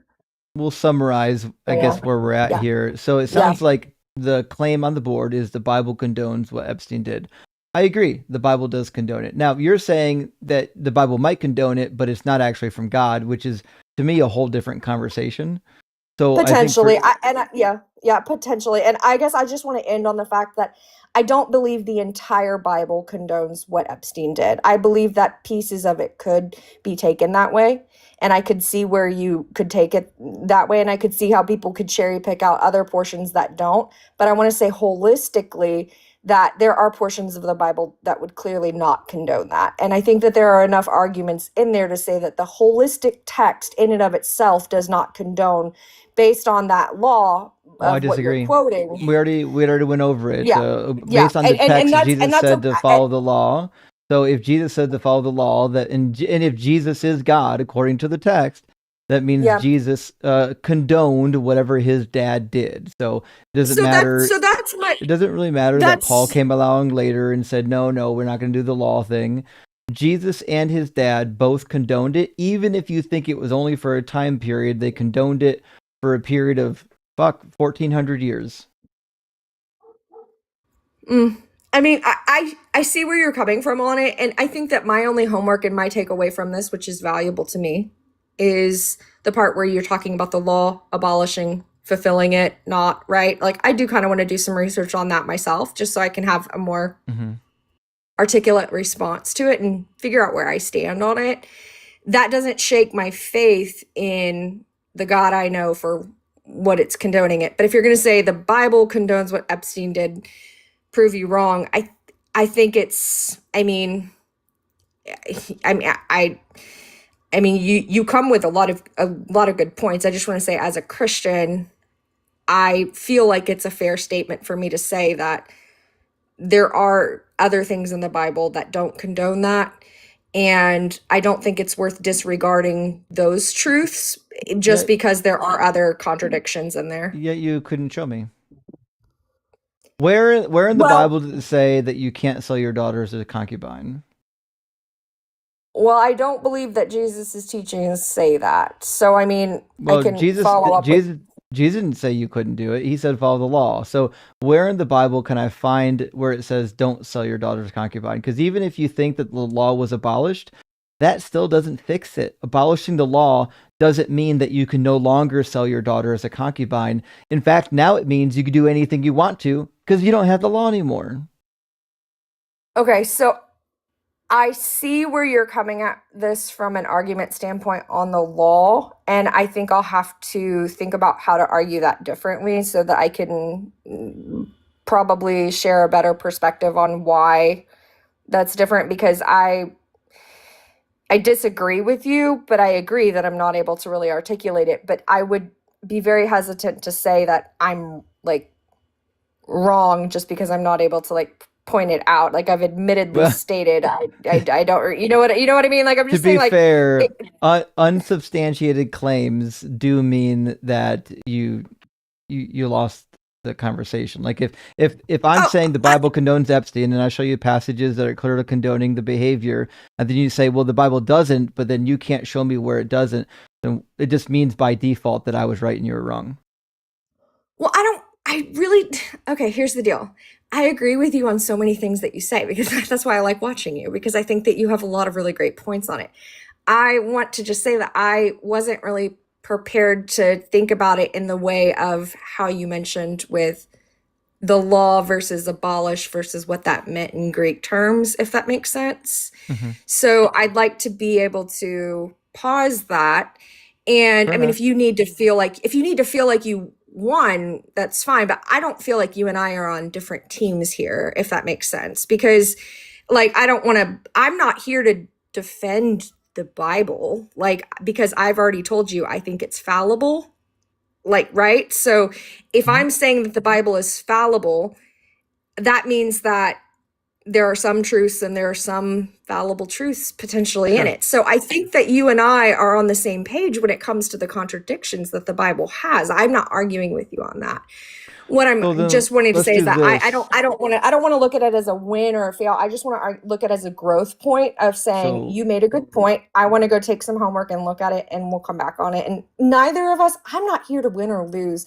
What I'm here is to have a good conversation because I think what you're talking about overall, regardless, because of where we stand in history, all of this needs to be reviewed by Christians and non-Christians and scrutinized because of how people are currently using the Bible to commit horrible things still, that it deserves a lot of scrutiny. And so I think that this is a good growth point, and I'm not here for a win or a fail because I think you and I both agree what Epstein did is wrong. And anybody who's trying to say what the Bible, like, I think that our end goal is the same here, right? Like Epstein was wrong. And I'm okay in standing in my faith. And personally, I'm okay with saying if the Bible is wrong here, then it's fallible. But I want to know where I can point to where it's fallible so that I can argue it better with other Christians. And that doesn't change my faith because of other things, because the Bible is only a tool for me.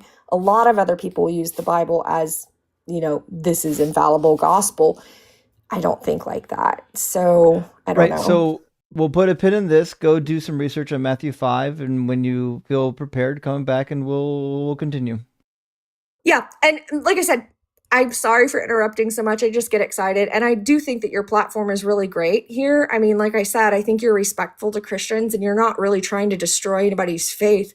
I think that what you're doing here is challenging if people are actually reading and understanding what they're reading and how the translations work. So I think that these conversations are very important, extremely valuable. And I would argue that more Christians should be challenged on it, including myself. Like, I'm not afraid of that. If you're afraid of scrutiny and questions about the Bible, then I would argue that you don't believe it in the first place because you shouldn't be But, afraid of but you you shouldn't don't be afraid believe of it. it. So I'm not afraid of it. So anyways, Okay. I just want to thank you. Because like I Well, said, kudos to you. So I appreciate you letting me interrupt and yammer because I know that we're getting comments on that, but yammer away because that's, I'm a chatty person, but I am very passionate. And like I said, I do respect everyone that's chiming in on your post. I just hope that we don't tear each other down for religion or for faith, because I think ultimately speaking, your goal as a human, if we're all here in this conversation, it's not because we want bad things. We're all just trying to figure this shit out. And what's been revealed for a lot of things and what's been done in the name of religion has been pretty horrible over the course of time. And I don't believe that we should move on that path moving forward. And whatever that outcome may be in the end, we need to get to a better place. So I believe that we should all be having these conversations for every form of religion. So thank you for allowing this platform and for allowing others to speak. So anyways, that's all. sure thing. All right. Good to talk to you again. I'm sure I'll see you again in the future. Yeah, I got your message and I've got my homework. All right. Cheers. Cheers. Bye. All right, friends. I'm going to read a couple of super chats. We're going to get Jordan in here next from our YouTube queue. And Jesus is with us. Jesus Titty F in Christ says, my good buddy Jeffrey E was innocent. Like Mary, those girls all consented spiritually. You know what? I forgot about spiritual consent. You know what? That's on me. I don't know what I was thinking. You're right. Never forget about the spiritual consent, y'all. That's very important. And Eek Orb says, I hold in my hand a book written by the literal creator of all things that controls everything in my life. I read the parts of the second half. I know, I'll never understand Christians. Well, they'll refuse to read. It's actually like 2/3 of the Bible. Like the first 2/3 of it is Old Testament. They're not reading the damn thing. Shane says, psychedelics helped me realize my belief in God was fear-based. Lucy and shrooms are medicines. I don't know what Lucy means, but I agree. I am a believer in these types of therapies. I think they help a lot of people, and I think we're starting to see a world that is coming around on that. Misha, thank you for the $10. Aussie chat says, new to the stream. Great to be here, but Justin, please tell me about these beautiful kittens. Are they friends? What are their names? They are friends. They're adorable, delightful. The dark one, or the one with more black, is Faraday. The other one that looks like it's got a Hitler mustache, that's Volta. They're named after electrical pioneers, because my background was in electrical engineering before I did Bible college. And Misha, thanks so much for being here and being a member as well. I see you're a member on DZ Debates. That's what the star is for. So thank you for being a member, and thank you for supporting the channel. And my previous cat was named Pie, and peace be upon Pie, no longer with us. But now I've got Volta and Faraday. Got them when they were teeny tiny, and they've been with us ever since. And they're just phenomenal kittens. Handsome Cat says Christians have no way of falsifying claims by people that God commanded them to rape kids or abort children. So what even would be Christian ethics? There really is no such thing. Like, once you get to the point where you're saying, well, the Bible is not really from God, you can't really trust it, then your framework for ethics is kind of out the window. You don't really have one anymore. It's just kind of vibes, you know? Like, I feel like I can trust this verse. I feel like I can't trust that verse. Hey, Space Wizard, thank you for the $10 super. It says, God sitting on a throne was asking a dog, what is your purpose? To be obedient and love humans. Then asked the cat, what is your purpose? The cat replied, you are sitting in my throne. Rock on for dog. Yeah. That's precisely it. I would say, though, Faraday isn't quite that, have that level of the world revolves around me, but Volta does. Faraday comes up and cuddles. Volta will come up and demand being pet. I'll be doing something, and he'll come up on my lap and force his head under my hand, like, you will pet me now. I was like, King Volta, okay. Penelope, thank you for the super chat. Friend says, some believers fight these challenges tooth and nail because they're terrified that the privilege gravy train is going to dry up. They simply ooze desperation. Cook 'em, Justin. Hugs and rock hard for Doug. I think there is. I do think there's a certain part of Christian nationalism where they feel like if Christianity dies, it can only mean that like Islam is going to take over. And to be fair, Islam's, I think, just as big of a plague as Christianity is, but that's not the case. Like, we can lose Jesus and just go secular. You don't have to worry about Islam taking over. We'll do the same thing with Islam nationalists here that we're doing with Christian nationalists. Get them the fuck out. And Nitty, hey, thanks for the $10 super chat, says, if it's coherent and verifiable equal true. But also, contradictions show it's more true equals I can always win. Wait, the contradictions show that it's true? I thought the contradictions, she said, show that it's not true and it shouldn't be trusted. In fact, I think her and I had a contradictions conversation once. J.H. Hey, thanks for the $10 super chat, says, I'm not going to cherry pick like those other Christians. I deviate so much from typical Christians, proceeds to cherry pick based on vibes. That girl wants to feel special. No true Scotsman. To be fair, at least she's nice. She was a bit wordy, but I think she was nice. I think she's doing her best. She's deconstructing. She's in a place, obviously, where she's struggling. And, a lot of us were there before, when we were deconstructing, where you're just trying to figure shit out and it's difficult and you're holding on with everything. You know what I mean? Hey, Gretchen, thank you for the 666. I got 2 more super chats, friends. We're going to get Jordan in here. Gretchen says, hey, me is an insufferable asshole. Tell me how you really feel, Gretchen, and a narcissist, and what? Oh, cool rainbow draft, Justin. Yes, thank you for noticing the rainbow draft, by the way. I was sent the rainbow draft by William Capes, a member of the channel. I really appreciate that, William. But yes, now our pantheon is starting to fill out. We've got the rainbow draft, Lisa the rainbow draft, Doug and Sharon Stone, obviously, and of course the life granting unicorn. So we're really making waves here, y'all. And Misha, again with the super chat, says, Justin, I am begging, please make the yapping stop. I tried. I was trying to wrap things up, but she seemed like she was genuinely deconstructing, as painful as it could be sometimes to listen to the process. I don't want to burn bridges. Maybe one day when we get to the end of her deconstruction, she could be in a better state of mind where she recognizes the nonsense of the book. You know what I mean? All right, let's get Jordan. Hey, can you hear me? Yeah, I can hear you. How you doing, Jordan? Awesome, I'm doing good. Jordan, are you at least 18? And do you believe in the Bible God? I'm at least 18 and I don't believe in the Bible God. Oh, well, we're just doing debates. Did you read the prompt? Yeah, I did. Oh. Okay. I just want We'll just move on to our TikTok guest here. Hopefully get a debate rolling. How you doing, Atlas? Can you hear me all right? Yeah, I can hear you. All right, so I don't have too long because I have to go pick up my wife from work. She got off earlier than she was supposed to. Shocker, she actually got off from her job at a normal time, and they didn't keep her past. Oh, wow. With a broken Terrible. ankle, might I add. That's unfortunate. So, to start off, my best friend is atheist. My Sure. brother is atheist, And you're and not? he's actually married to a Muslim man. Are you atheist? No, I'm actually Christian. Gotcha. However, I don't literally.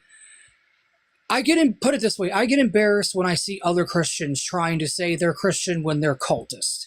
I get embarrassed when I see those freaking obviously unwell people out on the sidewalk holding up signs, God is coming, the end is near. I'm just kind of like, I feel like you should probably get therapy because that's just, Sure. Why are you spending all of your time doing this? Do you agree or disagree with the prompt? I don't, because honestly, people will take whatever they can and warp it to their own stupid needs. Like all these idiots in the White House, I can't stand any of them. I think they're all terrible people who will want to use anything they can to try to hide the fact that they're a shitty person. For example, I actually just did a video about this. So West Virginia just recently tried to pass a law, and I'm not even fucking kidding. Just look this shit up. It's absolutely disgusting. Atlas, I guess what I'm trying to figure out is if you're a Christian, where do you fall on the claim on the board? You do agree with the board? Let me finish. So they actually were trying to pass a law where they were going to make it legal to try. We're not going to do that. Maybe we'll get a real person in here. How you doing, Mastermind? What's going on? Not too much. What are you doing? Good. So, Not much. You Mastermind, see my printers print away. Yeah. good time. Are you at least 18? Yes. Awesome. And do you agree or disagree with the board? I disagree with the board. Awesome. And are you a believer in the Bible God? Yes, I believe in the Bible God. Awesome. So my claim here is that there are some behaviors that Jeffrey Epstein and his co-conspirators engaged in that the God of the Bible condones.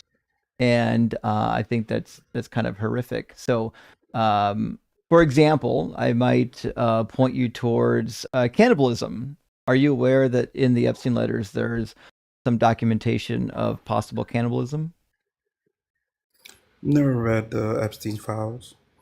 Well, it's interesting because there seems to be some discussion in there about cannibalizing children, but also if you go to the Bible, we see the same thing. God says in the Bible, in Jeremiah 19:9, concerning the Israelites, he says, I will make them eat the flesh of their sons and the flesh of their daughters, and all shall eat the flesh of their neighbors in the siege and in the distress with which their enemies and those who seek their life afflict them. This is the punishment specifically that God's bringing on Israel.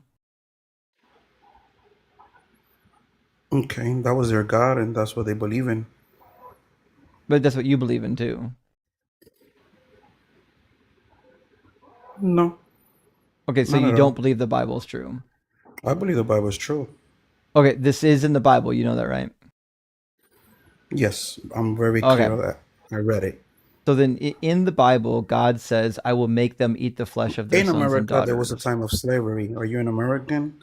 I'm not talking about slavery in America. I'm talking about the Okay, Bible okay. says. The Bible says, So we talk about I will history. make So let's them go eat into the flesh history. of their sons and the flesh of their daughters. Did God say that? According to the prophet, yeah. I'm asking in real life, did God say it? According to the prophet, yeah.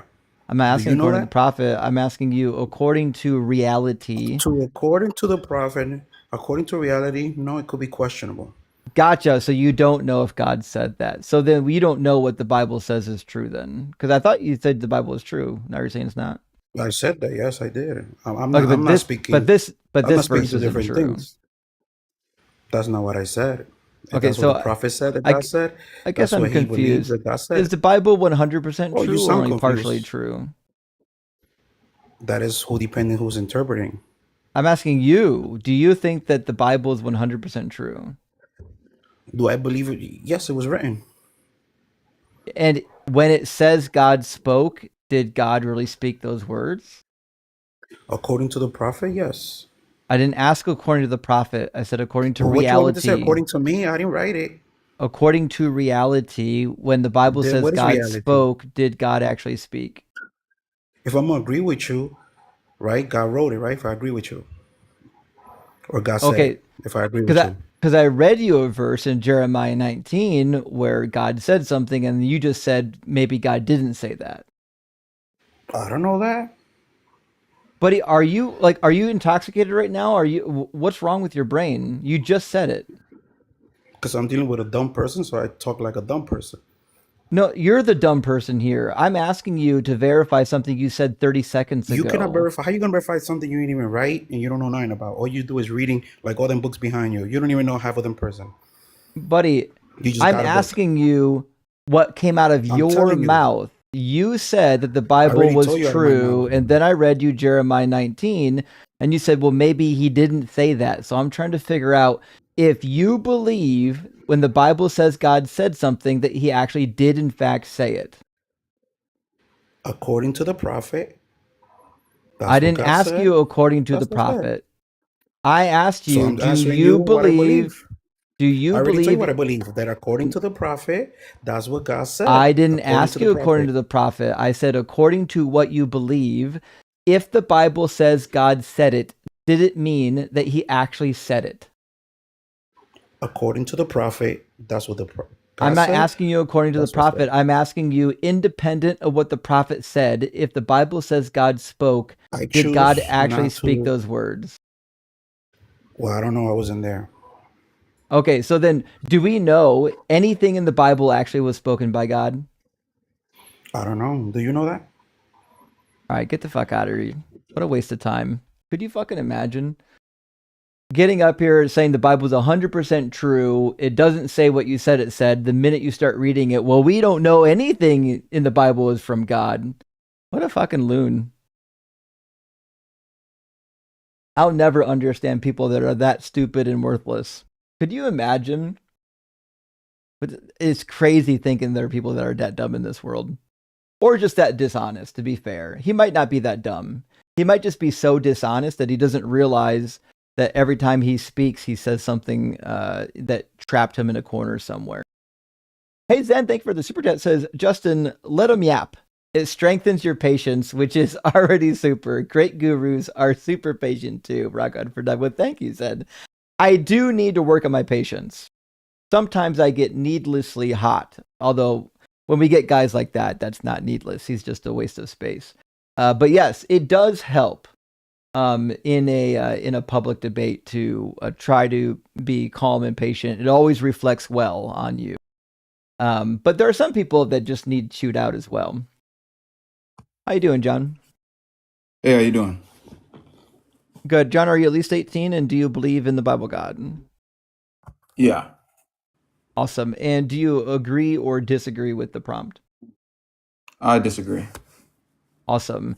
And so my claim basically is that some of the behaviors that were engaged in by Epstein and his co-conspirators are also condoned by the Bible. Specifically, when I say the Bible, I mean the God of the Bible.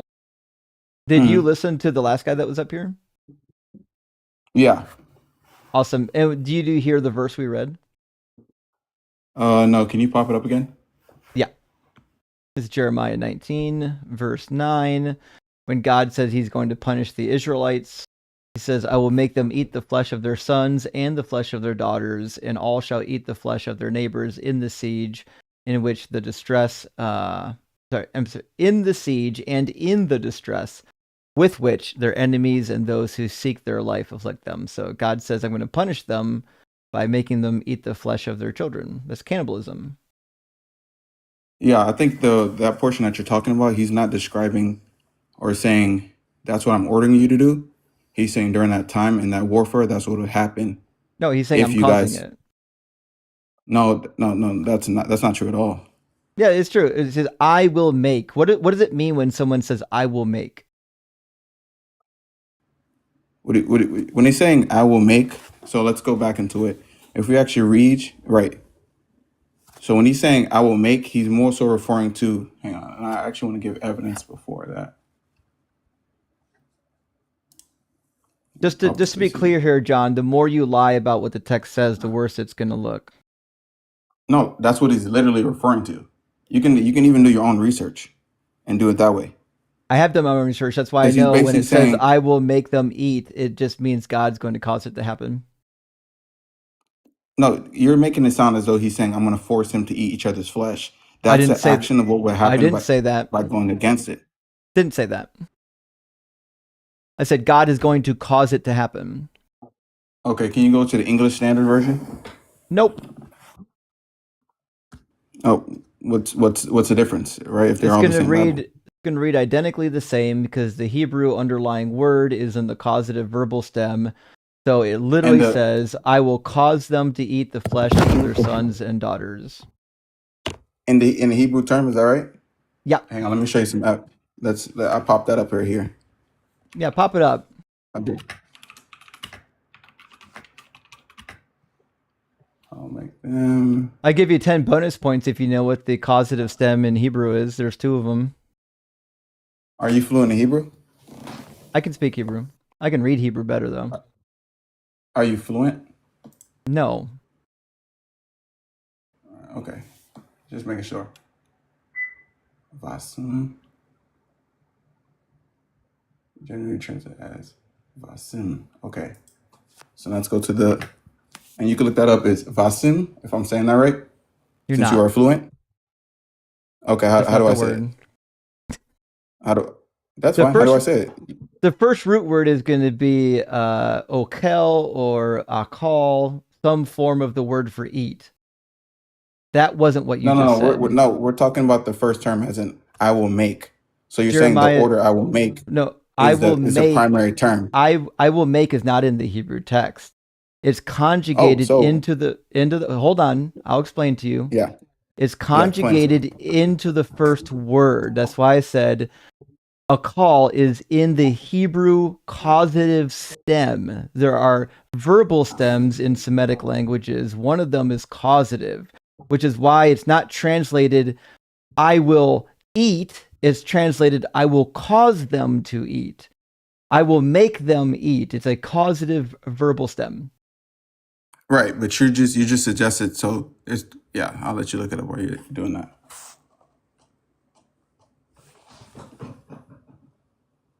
Here's the root word, a call, and it's in the hifil verbal stem. It's causative. It's causative and active.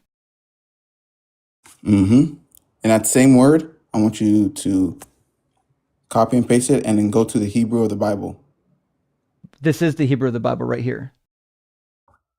Jeremiah 19:9. And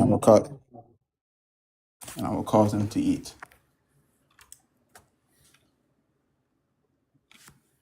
I will never understand why people who don't know Hebrew grammar will get up here and try to read Hebrew. It perplexes me.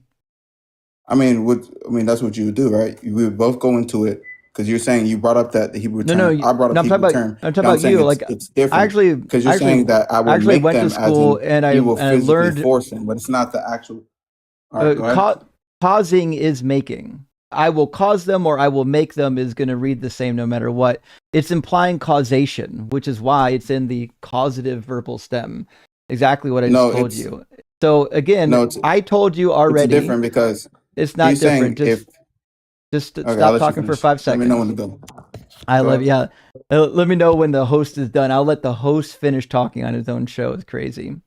So what I told you already is I didn't say God is force feeding them. I said God is causing them to eat their sons and daughters with the siege which God was going to bring upon them. I didn't say he was force feeding them.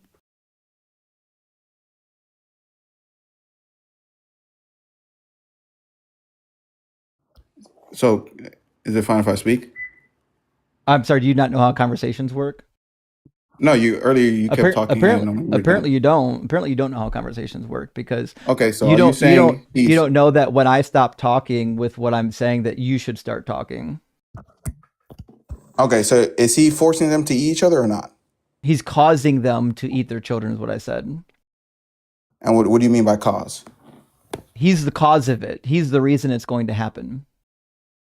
I'm sorry, I thought you knew And how English at and least. Do you not know how English works? no, that's fine. You can do all the semantics. So when you say he's causing them, how is he causing them to do it? By bringing the army to siege the city and starve them out. Thank you. So he's not bringing the army. He's saying He if you is. refuse to, Nope, he's bringing the how is army. okay? He Okay, how literally is he says bringing the it. army? He How literally is he says bringing the army? he literally says he's stirring up the Babylonians. Have you read Jeremiah? You literally pop up the evidence every time you say something. Pop up the evidence where it says he is bringing the army. I love it when they get in here and they think that I'm not going to know the passages. Okay, here you go. Volta, hold on, buddy.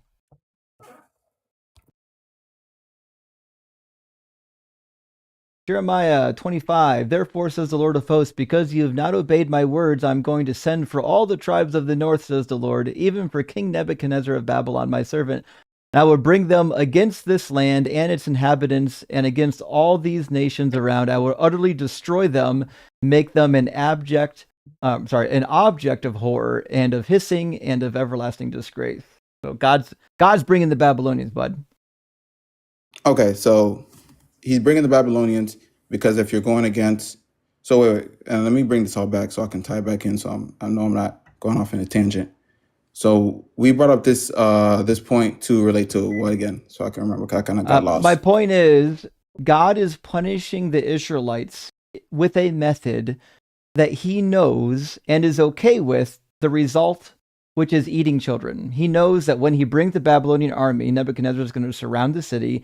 He's going to starve them out, and they're going to end up eating their own children. And he's okay with that. And remember, he's all powerful, which means he can punish them any way he wants to. He never, for any reason, has to pick a punishment that's going to result in babies being eaten. Oh, okay, okay, I get what you're saying. So just to make sure, it's a sense of saying that God's going to allow that to happen, so it's wrong. Nope, Just to make he sure. caused it. Again, keep in mind, he said cause. I'm causing it, which means God is specifically taking credit for the behavior. Okay, so, and then that relates to Epstein because we're saying that since God is allowing this, then he would allow Epstein to do that. No, I'm not saying that God allowed Epstein to do anything. What I'm saying is that the behavior that Epstein and his co-conspirators engaged in are condoned in the Bible. Yeah, but you said that, well, that kind of goes against, that's two different points. So you're saying that because, and let me explain. You saying that because God did this, right?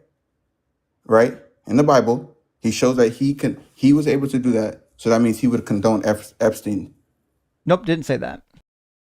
Oh, can you relate the two? I'm trying to crazy how difficult this is for you right now. What I'm saying is that the behavior that Epstein engaged in is behavior that God condoned. I didn't say he condoned it for all people at all time. I didn't say he specifically condoned it for Epstein. What I'm saying is that this is behavior that God did condone in certain circumstances. I don't certainly think that the God of the Bible thinks that everybody should always go around eating children. Oh wait, okay. Well, okay. Oh, okay. Now I'm on the same page as you. So just to make sure, but we both understand that the commandments of God are different from what He expects of people. Because we also Well, understand that well, this is not a commandment. wait. Before you finish, God ordered the eradication of the Amalekites, right? This is not a commandment. So no, this is a command No, from God. So if God Jeremiah commands 19:9 anything, is not a command. Were you here when what do we you read the mean? verse? What planet are Yeah, you it's living in literally right now? is it literally not a warning from Well, Israel it's saying not a that if you do command. not follow God's order, this will happen? He It's will bring the army, which will crazy, cause this reaction. crazy how words are just eluding you right now. What I'm This saying is is insane. when he says I will I will make them eat the flesh, that's not a command, that's informing them. A command is saying here's a rule No, or a precept that you actually need to follow. Now, as it turns yes, out, we do have obviously. some of those. We do have some commands where God tells them to do things that are similar to what Epstein engaged in, like No, Exodus 21 says, when a man sells his daughter as a slave, she shall not go out as the male slaves do. If she does not please her master who designated her for himself, then he you're shall let pivoting. her be You're pivoting. redeemed. No, You're pivoting.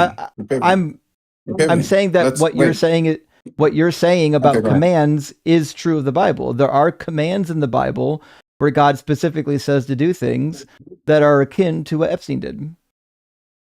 Okay, so we're kind of pivoting from 2 points. I didn't pivot. So so earlier you just said because God will is going to cause these people to starve and eat their children. That relates to Epstein, right? Because it's something that he condoned in a sense. Because No, if we're what I'm going, because saying is crazy. we I have have to to say it separate, again. we have to separate the What I two. said for the last time, listen this time, I Uh-huh. want to say it again, is that Mhm. some of the behavior that Epstein engaged in is also behavior that the God of the Bible condoned. What I didn't say was that the God of the Uh-huh. Bible specifically condoned what Epstein did. Do you Right. understand the difference? Yes. Okay. Okay. So okay. Does the Bible not deliberately talk about majority of the things that Epstein did, such as harming children? Does it go against that? No, Does in it does fact, it does it Exodus specifically does it 21, not which I just brought up, which you didn't want to read, says that you can sell your daughter as a sex slave.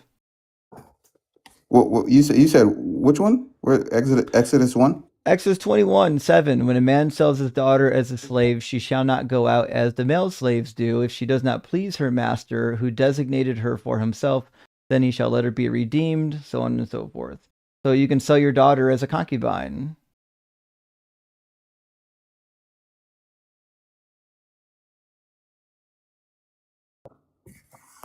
Yeah, so let me do this because that was the English Standard Version. I want to see if I can read it too. I have no idea why you think the ESV is going to save you. No, that's not what I'm saying because I think it's taken out of context, but I want to make sure I'm reading so I can read it Oh, all. yeah. What's the context? Tell me what you think the Well, context is.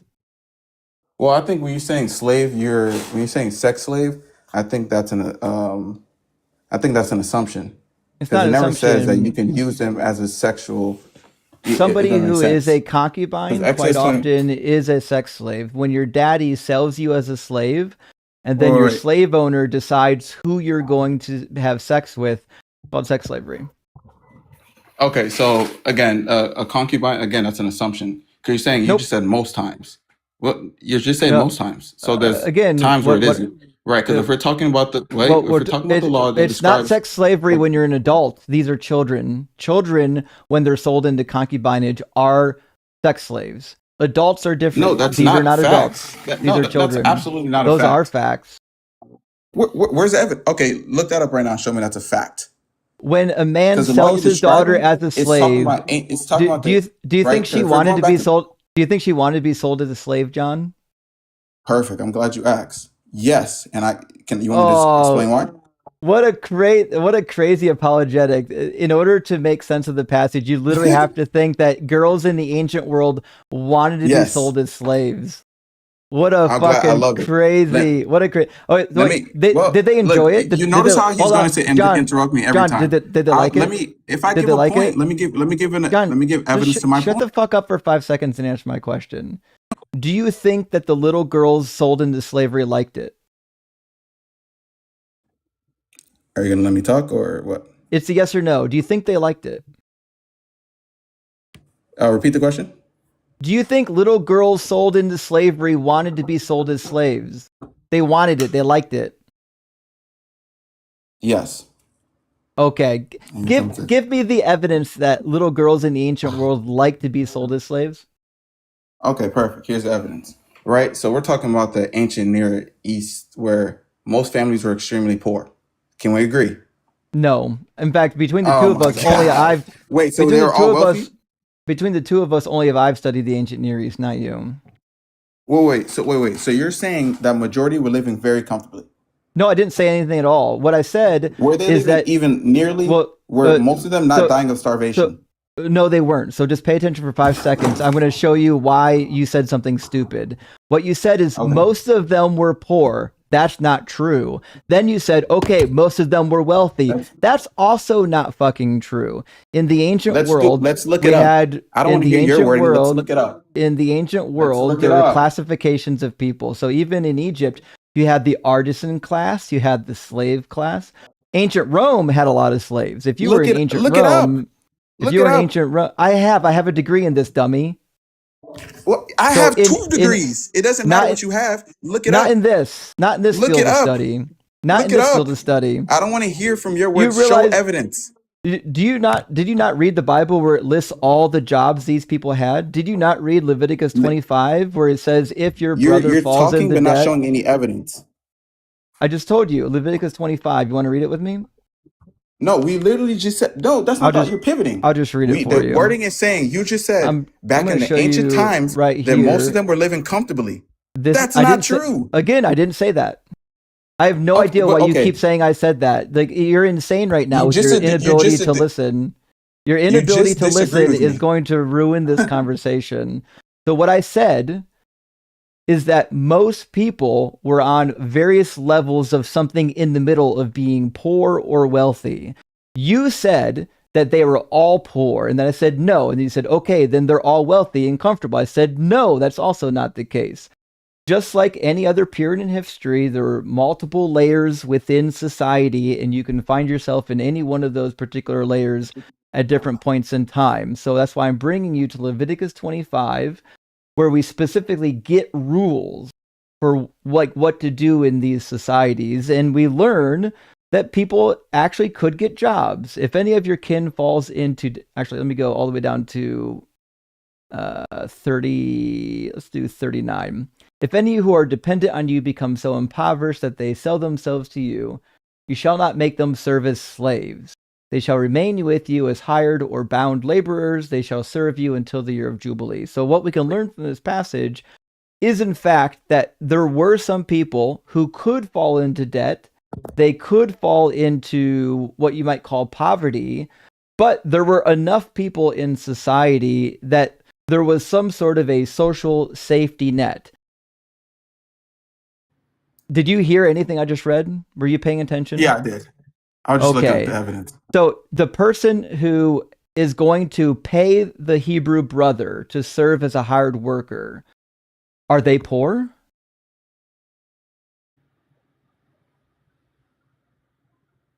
Are I'm they just popping up the poor? evidence.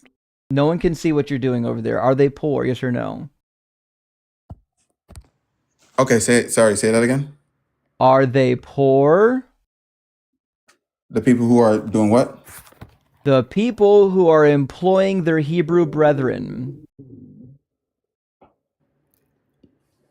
Yeah, I mean, no, they're not poor in terms of having cattle, a place to stay. There's different types of poor, right? There you So go. it's right. So So poor in the ancient world typically meant that you were so indebted that you had to do unpaid no, labor for somebody else. Poor in today's No, world, poor in today's world is different. In today's world, we expect that if you're poor, you actually have some, you might actually have a little bit of money in reserve. You have some food to eat typically. But in the ancient world, most people lived on a like a day to day. That's why we have laws for day laborers. That's why we have laws in Leviticus and Deuteronomy that says pay your worker that night. Don't wait for the next day, because most workers in the ancient world, if you weren't wealthy or part of the artisan class, typically got paid daily because they had daily bread. That's why Jesus tells you to pray for your daily bread. So if you're using poor in today's language for what happened to ancient people, then yeah, you could say they're all poor, but that's true of everybody in the world right now. Like 3/4 of the world is poor compared to Americans. But in the ancient world, being poor meant something different than what it meant today.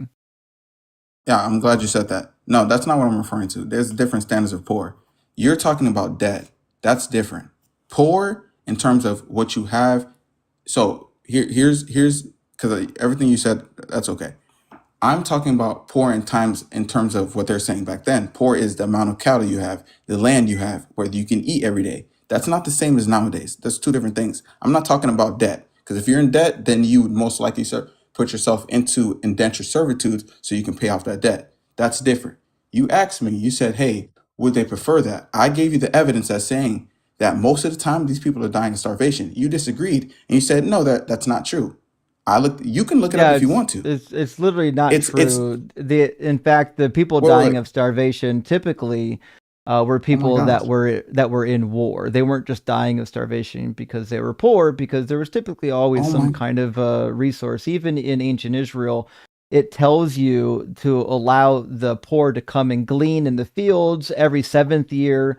The poor are leave the fields rest for the poor. There were some provisions in place for the poor. It wasn't, people weren't just dying and killing over all the time.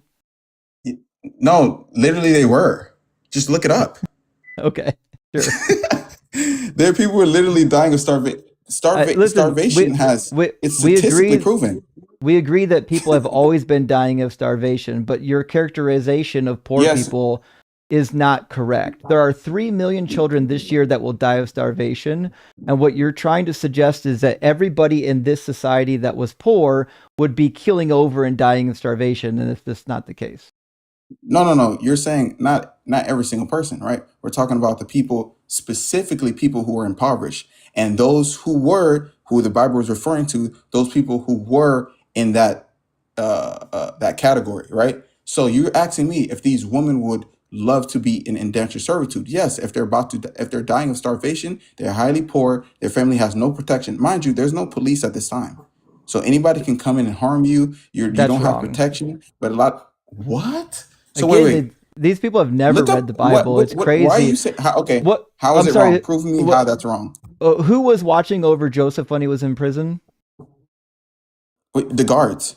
Oh yeah, When and was there a captain of the guards? yes, what does that have to do with anything? Sure, sure. And so, who was typically charged with keeping justice in the land? You're talking about in It's Egypt crazy. It's where crazy there was a that king. this guy doesn't understand that the ancient Near East had mechanisms for taking care of people that needed to be round up and or punished. It's wild Oh that you no. know This so is insane. little about the ancient So world. you're What I'm saying saying is that the ancient world had that they laws, had and police back then who were they doing their had. job perfectly. I didn't say any of Even that. close to even Your mischaracterization of every word that I say only makes you look dumber. What I said is that these ancient cultures had people in place to do the justice that needed to be carried out. Were they called police? Fucking of course not. It's stupid. Did they have people? Yes. A lot of times they were guards. That's why we have a captain of the guard. A lot of times they were in the military, or they worked directly for the king. Or sometimes they were just a henchman. Sometimes they were like the leader of the army. So yes, they had people in the land that could help keep justice. Did they do a great job? Not all the time, but they don't do a good job even today. It's irrelevant to whether or not how good of a job they were doing. What I'm suggesting is that your understanding of the ancient Near East is like grade school, like lukewarm Bible study level. It's not good, because even just like a light reading of the Bible, you could have gleaned some of this without even knowing anything about the ancient world. But to address your actual point, you've not actually addressed what the text says. So let me redirect you back to the text so you actually see what the problem is. So yes, could somebody poor, like a little girl who's poor, who doesn't have anything to eat, would she prefer to be sold as a concubine rather than starve to death? Maybe. That's not in here.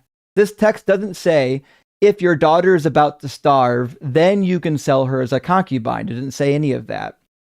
Also, it's true that that's a false dichotomy. God doesn't have to allow this girl to be sold as a concubine. He could say, hey, if you're so impoverished that you sell your daughter into slavery, no one's allowed to bone her and have sex with her. She works for 6 years and then goes free just like the men. What you're suggesting is God had no other choice but to make her become a concubine because she was sold into slavery. And that's not true. I'm sure he's still yapping. No, I'm not yapping at all. I'm just waiting for you to finish. So, just making sure you're conceding to the fact that I said that it's the first thing, because I know we kind of pivoted again. You're conceding to the fact that yes, if she's dying of starvation, that she would be willing to be transferred over to a concubine. What I'm saying is anybody who is facing either starving to death or being alive will typically choose being alive. It's a false dichotomy because God is giving the rules. God could literally say, hey, if you have to sell one of your children, even the little girls, don't make them concubines, don't have sex with them, let them serve for 6 years. Or you can do exactly what he said to do in Leviticus 25, which is make them work as hired laborers.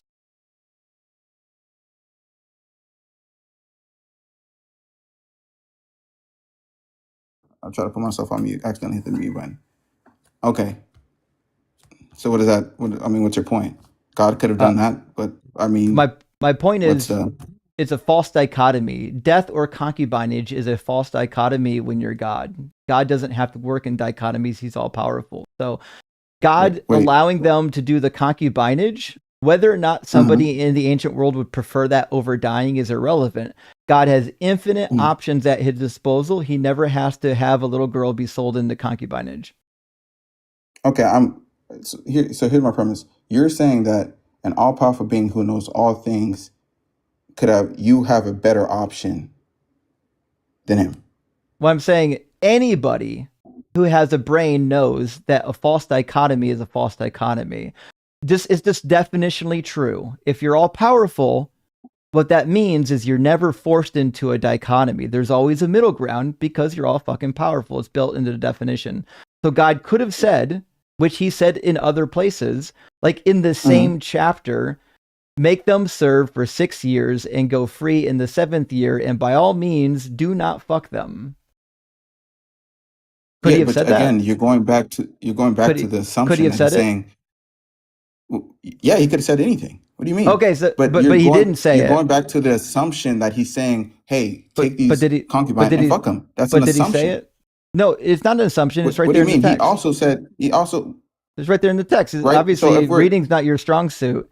It says, when a man sells his daughter as a slave, she shall not go out as the male slaves do. If she does not please her master, who has designated her for himself, then he shall let her be redeemed.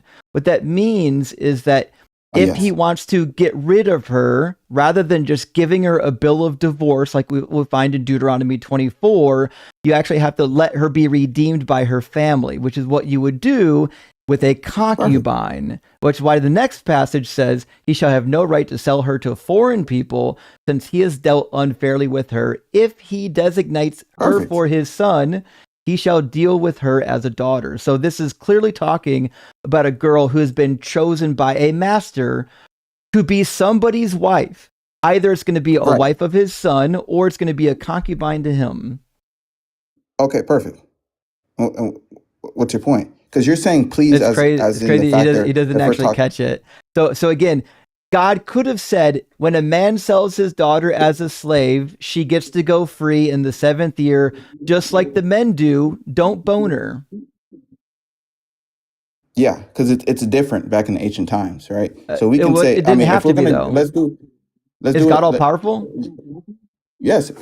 Listen. So let me give you an example. Did he have Wait. to? Did he have to That's a question. condone concubinage?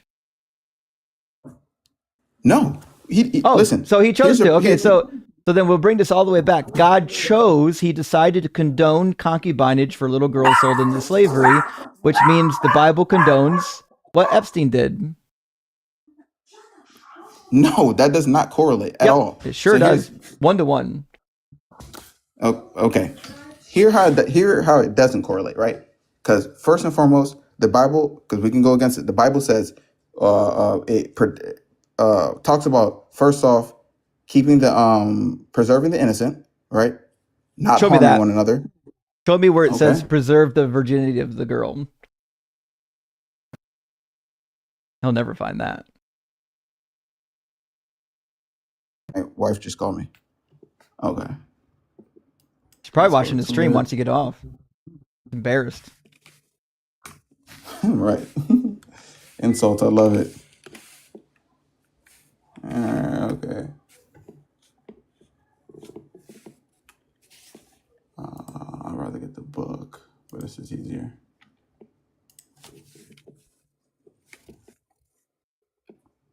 Where are we? Here it is. Okay. I'm trying to remember. I know the passage talks about a man who strays away the innocent. I'm just trying to make sure I remember. I think you're referring to when Jesus says, if anyone causes one of these little ones to stumble, it'd be better to have a millstone wrapped around your neck. Is that the one you're looking for? Correct. Yeah. Right. That has So nothing to that's evidence in do. itself. Has nothing to do with What? sexing little girls. What? I think you're confused. Wait. Okay. Can you explain that conclusion to me? How'd you come up with that conclusion? That's That is not entirely referring to. unrelated to whether or not you can bone your concubine little girl. Wait. That doesn't. No. Again, you're assuming. So we just. No, talked about I'm actually it. not assuming. You don't even know. You don't even Because you know. just said. You don't even know where the verse is. You don't even know what it's talking about. What's the context? Tell me the context of the passage when Jesus says that. Look it up. I can't. Wait. Just Look it up. I don't know the memorized. context. I don't know the context, but I will look it up. Yeah. Right. Let's see here. What chapter is it?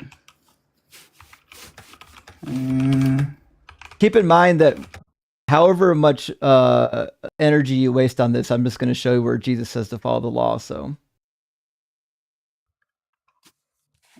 Okay. Where did that go?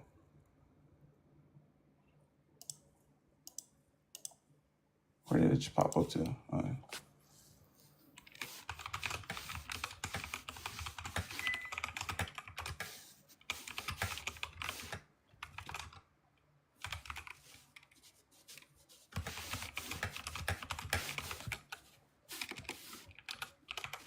Okay. Oh, no, he's in a New James Version. Okay. Whoever causes these little ones to believe to stumble, it would be better for them to have a heavy millstone hung around their neck and drowned in the sea. Exactly what I said. Yeah. Does it say anything about concubines? You just said children. Are children not young ones? Yep. Or and are they're they also separate? they're also concubines in Exodus But 21. you just said are they separate? Again, they can also become concubines according to the same God. So even if causing they're them concubines, they're still young causing ones. them to stumble has nothing to do with boning them. What you just said, if they're young ones, if you're leading them off the path, because if they're married, you're saying No. we're selling these people and you can bone them. That doesn't stop the fact that God's saying you shouldn't lead these ones astray, even though he's marrying these. Epstein did not marry What do you these think children, what do you think regardless he of the meant fact leading he them was still astray? straying these children away. What do you think leading them astray means? I mean, it could leading them into sin. Well, leading them into sin, but concubine is not a sin. What was Jeffrey Epstein not causing these children to sin? No, I don't believe so. Okay, what's Wait. You So think wait, getting you don't think pivot. getting Wait, you don't think pivot, don't getting pivot. raped Wait, is a sin wait, is don't pivot. crazy. Wait. He's like, You hey, saying no? Wait, don't call me out wait. on the dumb stuff I just said. Do you literally think that raping a little girl causes her to sin? Is that how messed up your brain is? You're saying Jeffrey Epstein did not cause any of these children to sin No, in biblical terms. Come on now. raping a girl doesn't cause her to sin. That's a victim. I love it. You know you know what a sin is? I know exactly what is sin, and I know raping a girl doesn't cause the girl to sin. Okay, what is a sin? Well, sin is missing the mark. It's not getting something right that God wants you to get right. And it's also true that according to the Bible, sin can be spread even if you haven't done anything wrong, but that's irrelevant to the rape. In the rape cases, a girl who's raped isn't punished because she didn't actually commit the sin. Here's a better one, right? Sin is anything that strays away from God, right? It causes anyone to stray away from God, right? Missing the mark. That's really what sin is. Sin is That's not anything what that sin is. strays away from God. Sin, according to the Bible, is transgression of the law. Of whose law? God's law. Right. So exactly. Okay, so then It's God's show law. me in God's law where therefore, God says it's a sin to get raped. Wait. So if these children are Crazy being how raped, words have just if these eluded children are him. being raped, he's causing them to sin. So therefore, No, he's not. he is not doing what? Wrong again. I'm sorry. If you get murdered, did you sin? What? If somebody you murders understand- you, John, just five fucking seconds. Stop flapping your Yeah. lips. If somebody murders you, did you sin or the guy that murdered you? The guy that murdered me. Okay, so if someone rapes you, did you commit a sin or did the guy who raped you commit the sin? The guy who raped me committed the sin. Now here's There the you problem. go. Okay, so sin is something that is transgressing the law, which is why 1 John 3 says that sin is a transgression of the law. Being a victim of a crime is not you transgressing the law. Yes, perfect. Let's not stop there. Now let's go. Have you ever watched or looked at any of the documentaries of the Epstein situation? I have, but it's No, also I kind didn't. of irrelevant. Right now, Let me finish. I'll let right you now finish. what we're talking about is whether or not the victim is sinning. Yes, if you would let me explain. Listen, this isn't an organization. They didn't just rape these kids and all right, see ya. No, they integrated them into the organization. These women began to do that so often that it became a norm to them, right? Because it became a norm, then it became a lifestyle. Because it became a lifestyle, then it caused them Holy to shit. sin.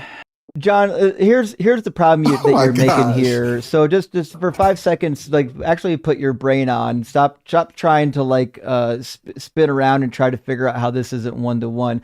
I didn't say that everything Epstein did is identical to what God condoned in the Bible. What I'm saying, and I've already said multiple times, is some of the behavior that Epstein and his co-conspirators engaged in is also behavior that God condones in the Bible.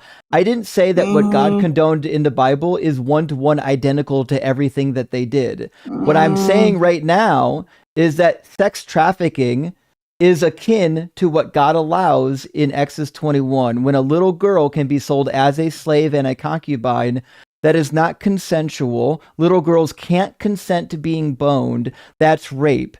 What Epstein did was rape little girls. What God said you can do is rape little girls. That's why it's comparable. Okay, but you just put in here the Bible condones what Epstein did. And I just gave you evidence that it doesn't. You just agreed. And I the Bible doesn't explained agree. to you when Wait. you came in what that meant, and you weren't listening, which is why this conversation is taking way longer than it actually has to. When you first came in here, I told you verbatim what this meant.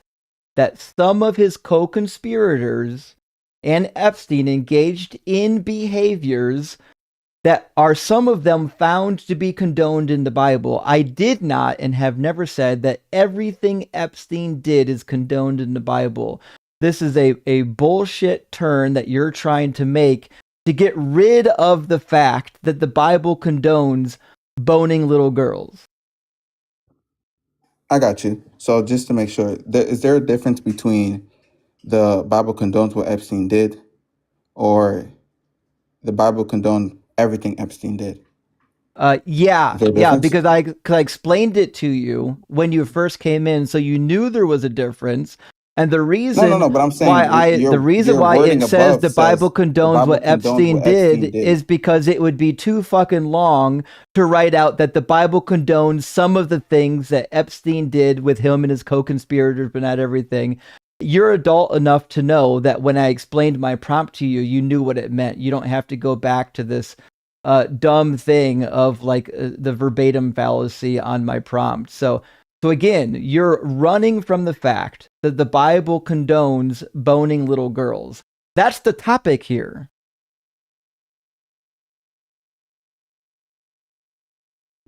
Okay, so just to make sure, your prompt above is not exactly what you're saying. Your prompt is really saying the Bible condones boning children. Is that what you're pivoting?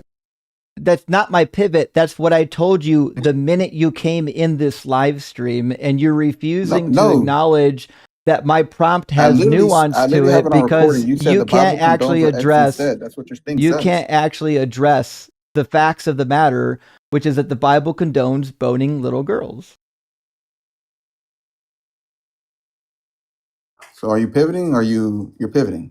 No, I'm I'm explaining my confused. prompt for the 15th time, and I'll say it again. The Your Bible prompt. Look at your condones prompt above your head. It says boning the Bible little condones what Epstein girls. did. It doesn't say He the Bible can't do condones it. boning He children. can't address it. He can't address it. I just want to make sure. Are you What conceding that point? what a fucking coward that he actually knows the topic on the table and is now refusing to engage in it. Rather than engaging in topic, he wants to do a semantic pettifog on whether or not the way I worded my prompt could be worded that way. What an absolute waste of time and space. I would say waste of brain Let me space, argue but the point. I actually don't think that you have a brain. So here's what we're going to do. I'm not debating my prompt. I'm debating the actual topic we're talking about. Are you willing to engage in the debate about God allowing his people to bone little girls? Yes or no? Yes. Awesome. Well, let's do it then. So I brought you one passage where God explicitly allows you to sell a girl into slavery. And that slavery includes getting to bone her. Do you think that's good or bad? Okay. First and foremost, that passage you brought up doesn't say boning. Good or bad? Is it good to sell your person, marry them, and have sex with them? A little girl didn't say sell them as a wife. She becomes a slave wife, which is a concubine, unless you buy her for your child. If you buy a slave wife for your child and it's not their first wife, then it's an actual 1-to-1 wife. You have to treat her like a daughter. If you buy her for yourself and you're already married or you have children, she's a concubine. Also, she's a child. Do you think children can consent? No. Gotcha. Okay, so then it doesn't matter if she was for this union or against this union. If children can't consent, what this means is God is allowing you to sell children without consent and bone them. Okay. So your premise is now we're going on to morality a little bit. Nope. Which you're saying it's wrong. You just asked me if it's wrong. That's morality. I asked you if Is it it was not? wrong. Yeah. So we're discussing morality. No, I'm asking you if you think it's wrong so we know where to move in this conversation. I didn't even tell you it was wrong. We're not listen, I love the moral argument. It's one of my favorite arguments. I'm not even putting that on you right now. I'm just getting your position. Do you think it's wrong? To sell if we're talking about the same thing as like with Epstein did, yes, I think that's wrong. No. In Exodus 21, was it right or wrong to sell a little girl into concubinage? Yes. Okay. That was right. And would it be wrong to do it today? Yes. And Why? it's two different periods of time. Well, Why? I mean, I feel like I'll be repeating myself, but in today's day and age, it's very much different in terms of economically, right? If we're talking about in America, right? No one's dying of starvation. Nothing. So like if you're that. poor, And if you're poor, you can sell your daughter as a concubine. Right, because when we go into the term of concubine, you're referring to more as a sex slave and a sex doll. That's different, right? When we're talking about what we're saying now, because If again, the I'm Bible talks poor, about following the law. Wait, before if you I'm finish, poor the and I live in Bible, Mexico, is it okay for me to sell my daughter as a concubine? yes, if you choose to. Oh shit. Oh, so you agree with me that the Bible does condone some of what Epstein did, namely selling girls against their consent to become concubines. Well, I No, here's a mean, different part. well, or Okay, oh, wait. at least to be boned. Actually, no, not to be sorry, not to be. Sorry, I was about to answer one of the comments and thing. Yeah, no, it's different. Yeah, because what Epstein did was first and foremost, none of those children were married to them. That's a whole different premise. Doesn't matter. The So just to be clear, what you're it does okay because that's the with same. It's referring children. to You're okay with children it's referring having to. non-consensual sexual contact? Well, we're talking about like we've got to follow the law. So the law back in that time was No, I didn't ask you about the law. I asked you about non-consensual sexual contact. You agreed with me that these girls can't consent yes, because they're little girls. So if a girl right. who doesn't have the ability to consent becomes a sexual object for somebody else, that's non-consensual sexual Oh, that's different. contact. Yeah, no. That is the definition of sexual assault and or rape. So what that means is that when Yeah. children are sold into concubinage, they are now being sexually assaulted. Oh, yeah, yeah. Then we can definitely agree. Yeah, we can definitely agree that that's wrong. Okay, but it's not wrong according to the Bible, which is my point. Okay, I'm good, and that's what I'm trying to tell you why it's different. So again, when we're talking about children, right? We're talking about children. We're going back into again. You just said it's different. If we went into this day and age, is it wrong? What's different? 100%, it's wrong. Why? It's wrong because they're not talking about selling the. You're talking about selling the children as sex slaves. That's not the intentions of As it. concubines. What would be wrong with That's doing not that? what. If I was a Look up the poor definition person, of a concubine. if I'm a poor person in Mexico, what would be wrong with me selling my daughter as a concubine? He's not going to answer the question. He wants No, I so just want to make sure I look at the badly definition of a concubine. to get lost in things that don't matter. No, it does matter. You're saying concubine. I want to find out the definition of a concubine. Do you know the definition of a concubine? Yes, it's a lower status wife that typically is there to reproduce. Let's look up the actual definition. Concubine. Okay. A woman who lives with a man but has lower status than his wife. It's almost like I just Never said says that. anything about reproduction. Yes, You it just made that up. primarily no, wrong again. It primarily is for reproduction. Ask your Look it Google, up. ask whatever AI nonsense you're typing in if concubines were expected to reproduce. It's the Oxford definition. It's I the know, Oxford definition. A woman who and lives the with a man reason but why has you lower take status than his wife. a second status. So you don't think they're having sex with them then? I'm not. That's not the point we're premising. I'm not going to That assume is, anything. yeah, okay, That's what you're okay. doing. So right now, what you're trying to suggest is that girls sold as concubines aren't going to get boned. That's what you're suggesting? Yeah, I mean, it's possible. Who are you to No, assume it's that not. they are? Because I've But actually it is read the ancient possible. Near Eastern contracts. The Oh girls that my are sold into gosh. slavery almost universally are purchased to reproduce. You can look at the Nusi contracts. You can look at the Mari contracts. You can look up Why don't you any just of show the. the evidence? You can look up any of the ancient contracts. These girls that are sold into concubinage are typically sold because their primary wife Look, was not able. John, just shut the fuck up for 5 seconds and learn something from someone who actually has an education in this field of study. For God's sake, my man, if you actually look at the ancient marriage contracts, what it'll typically say is, if my wife is unable to have children for this amount of time, then I am allowed to purchase a second wife or a concubine. You can literally look it up in any context of scripture put out by William Halo and his crew. You can find it in this book right behind me. Slave wife contracts were typically done in lieu of the primary wife not able to have children.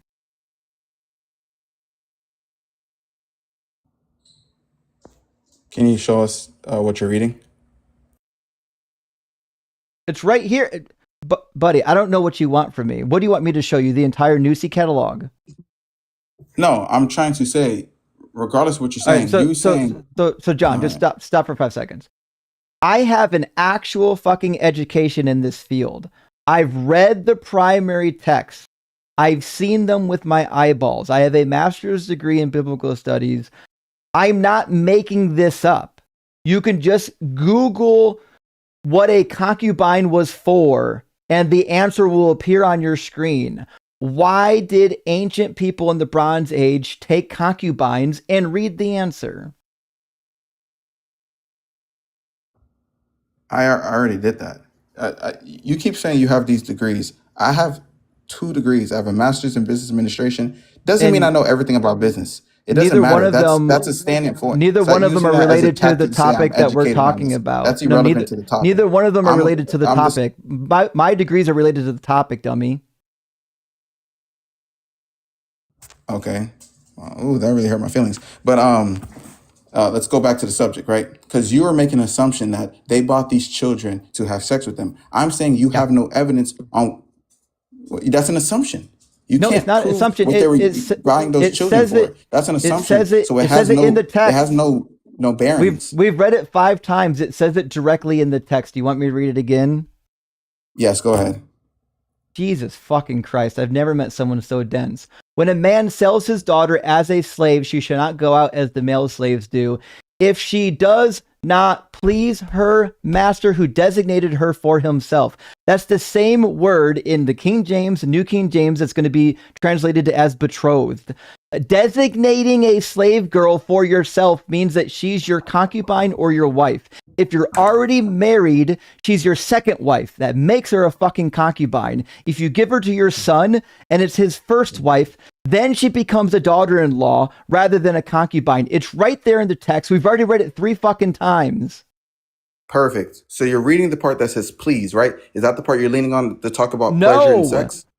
no, I didn't. Okay, what This has about that nothing to refers do to with this has sex? nothing to do with pleasure.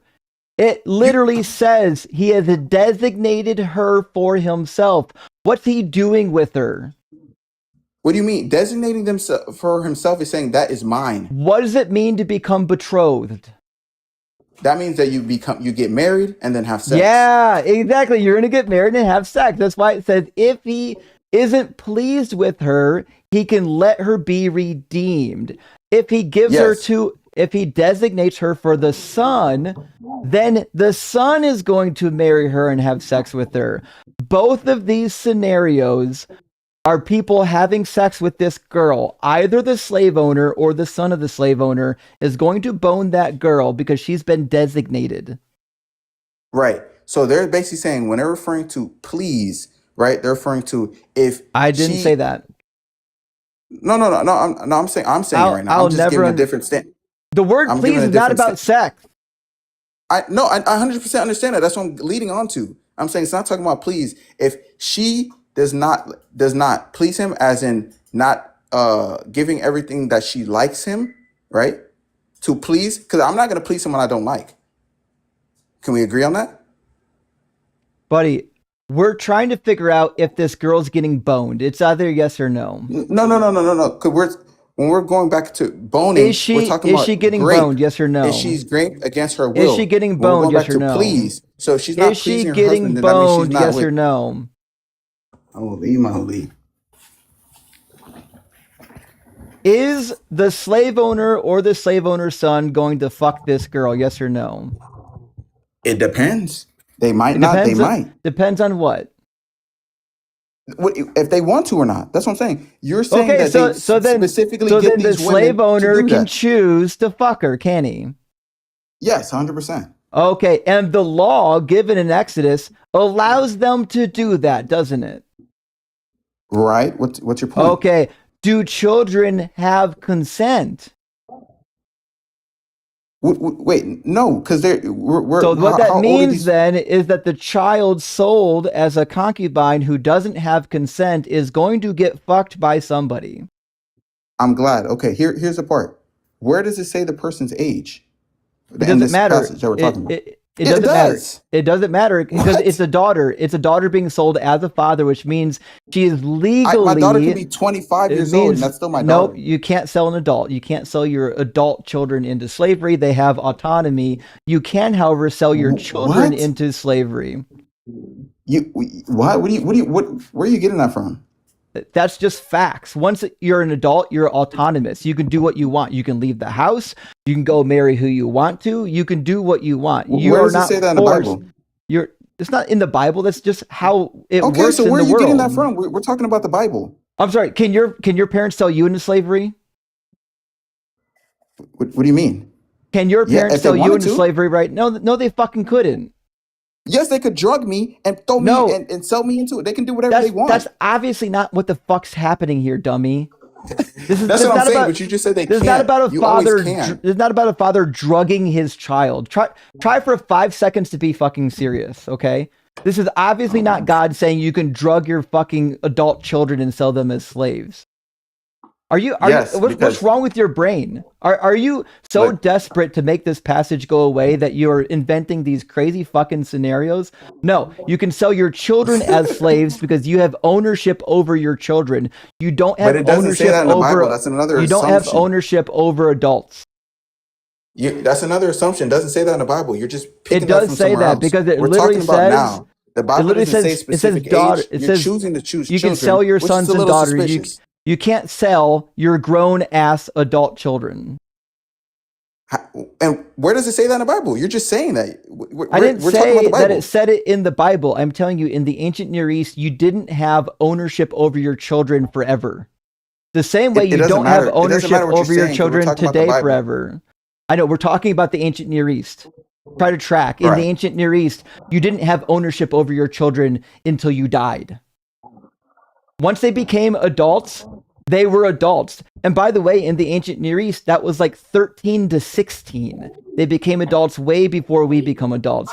And you can't just sell your 30-year-old daughter into slavery. And it also doesn't fucking matter because this law doesn't give you an age range. It still allows you to sell your 12-year-old daughter. Even if you don't think that you would do it, this law allows you to do it. You are allowed to, Yeah. by this law, Yes. to sell your Uh-huh. 12-year-old daughter. And according to the Talmud and other writings from the ancient Near East, we know that as long as that little girl has hit puberty, most people were okay boning her. Okay, I'm glad you said all of that. You kind of went off on a tangent. Again, we're talking about specific portion in the Bible, right? Does it give a specific age range? Because you're assuming the age range. So if we No, I'm can't not. assume what age range we're talking about, I didn't assume that. Again, you keep arguing what you wish I would say rather than what I said. What I said was that there is no you just said age 12. range given, which means it could be a fucking 5-year-old, it could be a 15-year-old. What I'm saying is, according to the way the law is worded, you're allowed to sell your 12-year-old. Okay, so this is how I would dispute that, right? Because we're talking about the Bible already says earlier that anyone who leads leads a child astray, right, should be hung by the neck, whatever. So This is that not portion leading already a child says, astray. oh, okay, so you agree this is not leading a child astray? You're fine with it? No, according to your Bible, it's not leading a child astray. No, You're really struggling to track here. What I'm no, saying it is. You have to is connect the that two. Listen, the if Bible the evidence doesn't says you see can't, this as if the being evidence a says you can't lead problem. children astray, The and the Bible doesn't see this as a problem, which is why I'm pointing it out to you. According to the Bible, it's okay to sell a little girl as a concubine. I'm saying that it's not okay. I'm not agreeing with what the Bible says. I'm saying that the Bible says it, not me. no, yeah, I agree. No, that's what I'm saying. You are saying the Bible is saying it, because I'm saying the Bible says we can't lead children astray. So we're using that point. Then we're reading this passage that's talking about selling concubines. So if we both understand, both of us saying that this is wrong, then we're saying that it is wrong. So if we're saying that it's wrong, then we can automatically say that's leading children astray. Would you No, it's say not. that selling these? Again, it's Okay, not so, leading okay, children wait. astray Before you go, according to the Bible. So again, I'm not how? just for 5 fucking seconds, think for 5 seconds. I refuse to believe somebody's as dumb as you right now. So, according to the Bible, it is okay to boink little girls as long as they've hit puberty. That's not acceptable today. Today we have different standards. That's what this is. That's what's happening right now. I'm saying, according to your book, it condones behavior that is sexual assault by today's standards and definitions because little girls cannot consent. Do you follow? Yes, but also the Bible also says follow that law. So What it law? would agree the law the law of the I guess the law of the land, I would say. Basically, like, in a sense, follow the current laws. So it would agree with you. Okay, so then You were about to bring so then we'll try this again. You already said it once, and I'll make you say it again. If I'm poor and I live in Mexico, can I sell my 13-year-old daughter as a concubine? And would that be right or wrong? it would be wrong. Why? Because the Bible says to follow the law. Not So according to the therefore, if it Bible. goes against the law, What's the What? age of consent in Mexico? it doesn't matter about the age of consent in Mexico. It I matters just said about in Mexico. the U.S. And I thought I'm not I in get the it, but U.S. I don't live in Mexico. I said if I'm in Mexico, if I'm Mexican. I don't live in Mexico though. So You're asking me my if it's I would follow the law. crazy I'm that following you the law of can't my follow land. hypotheticals. I'm not asking you about the law in your fucking land. I'm giving you a scenario. I cannot believe that you're this fucking dense right now. You're driving me up the wall. I've never met someone so stupid. If you live in a country where the age of consent is 13, would it be wrong to sell your daughter as a concubine in that country?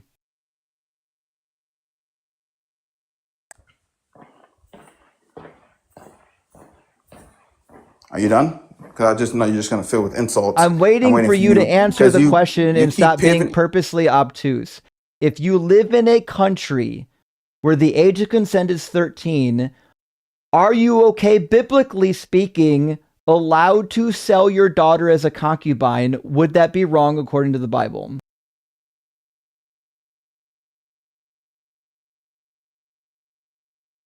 You keep muting me. How am I gonna answer the Yeah, I need like a yes or no. I'm done with your yapping. I'm done with your mixed direction. Yes or no, is it wrong to sell your daughter as a concubine in a country where it's legal to do so?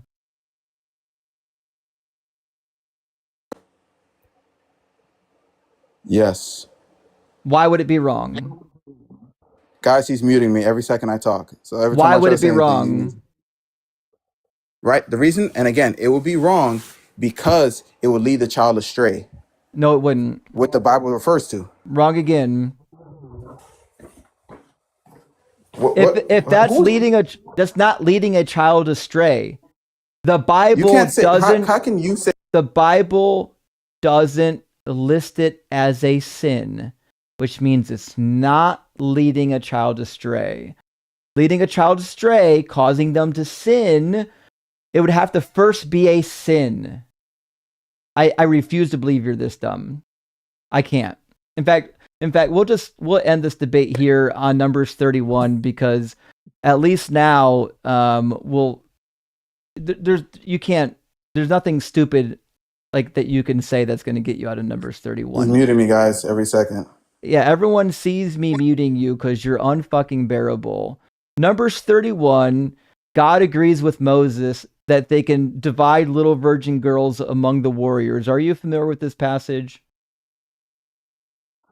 You're pivoting. Are you familiar with this passage? You're pivoting. Why are we pivoting? Come on, let's. Are you gonna? are you familiar with the passage? Yes or no? Are you gonna? You're Are you pivoting. Are we familiar gonna with the agree that passage? other Yes or topic that you're no? saying is wrong? No, You're I'm pivoting. going to agree that you don't know what a sin is. What, Is it a sin to be a and at what concubine? point? Is it a sin to be a concubine? What's your Is it a sin to be a evidence that I don't know what sin concubine? is? Answer the question. Is it a sin to be a concubine? No, Okay, then how is her being a concubine causing her to sin? because you're referring to if they're just using them as sex slaves, correct? No, I said concubine. Is it wrong to be a concubine? No, Then why would it be wrong to sell a concubine? Because you just said they were 13, and in my law, in my premise, I didn't that's say illegal. anything about You're your talking fucking about a law. hypothetical. I don't didn't live in say anything about hypotheticals. I your live in the law. real You do world. live in hypotheticals because we're talking about morals right now. I don't care what fucking country you What's live that have in. to What do I'm with asking hypotheticals? you is whether or not it's wrong according to the Bible, not wrong according to your fucking country. If I live in a country where it's okay to sell my 13-year-old daughter as a concubine, according to the Bible, am I committing a sin? That I'm saying your premise and your example doesn't fit within the Christian worldview. Oh, are there no Christians in countries with a low age of consent? Is it a Christian country? Are you not Can you aware give me an that there example of are a Christian country that does countries, that? fucking Nicaragua? I was there a while ago. There was a 13-year-old that literally fucking got married when I was there. Yeah, my wife called me again. Say that again. It completely cut off. Nicaragua. When I was in Nicaragua, I literally met someone who got married at 13, the year they got married. So there are countries still today where you can get married at 13. I'm asking you, if you live in one of those countries, would it be wrong according to the Bible to sell your daughter as a concubine? Again, I don't live in these countries, and those I'm not countries, and asking. Nicaragua I'm not is not a asking Christian about the country country. that you I'm live not. in. I know you're Yeah, and terrified to be honest with the question, which is I'm why you're rejecting your refusing to premise. answer it. So it's not a fucking premise, it's a question. Premises are propositions. This is not a fucking proposition or a question. So what I'm asking you is, How is if this not a proposition? You're somebody, saying if I live if somebody is a question, if somebody lives in a country where it's legally okay to sell somebody as a concubine at the age of 13, would that be wrong according to the Bible? I'm not asking about you where you live. This is a universal principle. If you live in a location where it's allowed, would it still be wrong?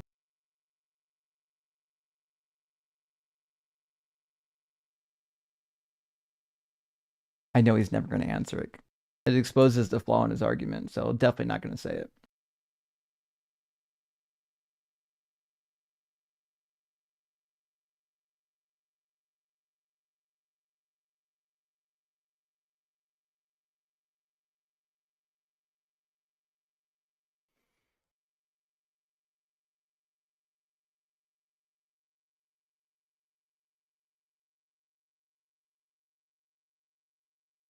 Lost my other earbud when the cat knocked it out. I have no idea where it went either. Fucking, it's gone forever now. He muted me, damn it. Okay. Yeah, so again, I didn't mute you. Now you're muting yourself. You're fighting the mute button so hard you're muting yourself. I've lost 2 pens. So again, I'll ask you the same question. I'm going to ask you until you answer. If somebody lives in this country where it's allowed to sell your daughter at 13, would it be wrong according to the Bible to do it? Let me ask you a question then. Nope, What you're is going to answer wrong the in your standpoint? question. So again, would it be wrong? Yes or no? As an atheist, who are you to say what's wrong? Yeah, he's never going to answer. I knew he's going to fucking pivot. Yeah, he'll never say it. Again, I won't let You've you been the king of pivot like a coward. I'll never let you do it. I haven't pivoted once. I've held your feet to the fire the entire haven't pivoted time. The entire time you've cried over and over again that you don't understand how words work. So I'll ask you again, would it be wrong according to the Bible to sell your daughter as a concubine as long as it's legal in your country?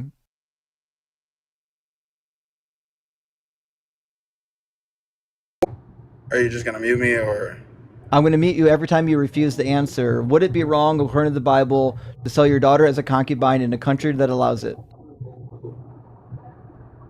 yes? Because I live in America. Again, I didn't already ask you answered the about question. America. I said if okay, well, 'Cause fucking you can't ask tomorrow. me I'm not. So then tomorrow, if they lowered the age of consent to 13, would it be okay to sell your daughter as a concubine in America? No. Why? Right? Because although we're talking about the moral law, because again, we're going into hypotheticals, which is just a super hypothetical, which would never happen. Right?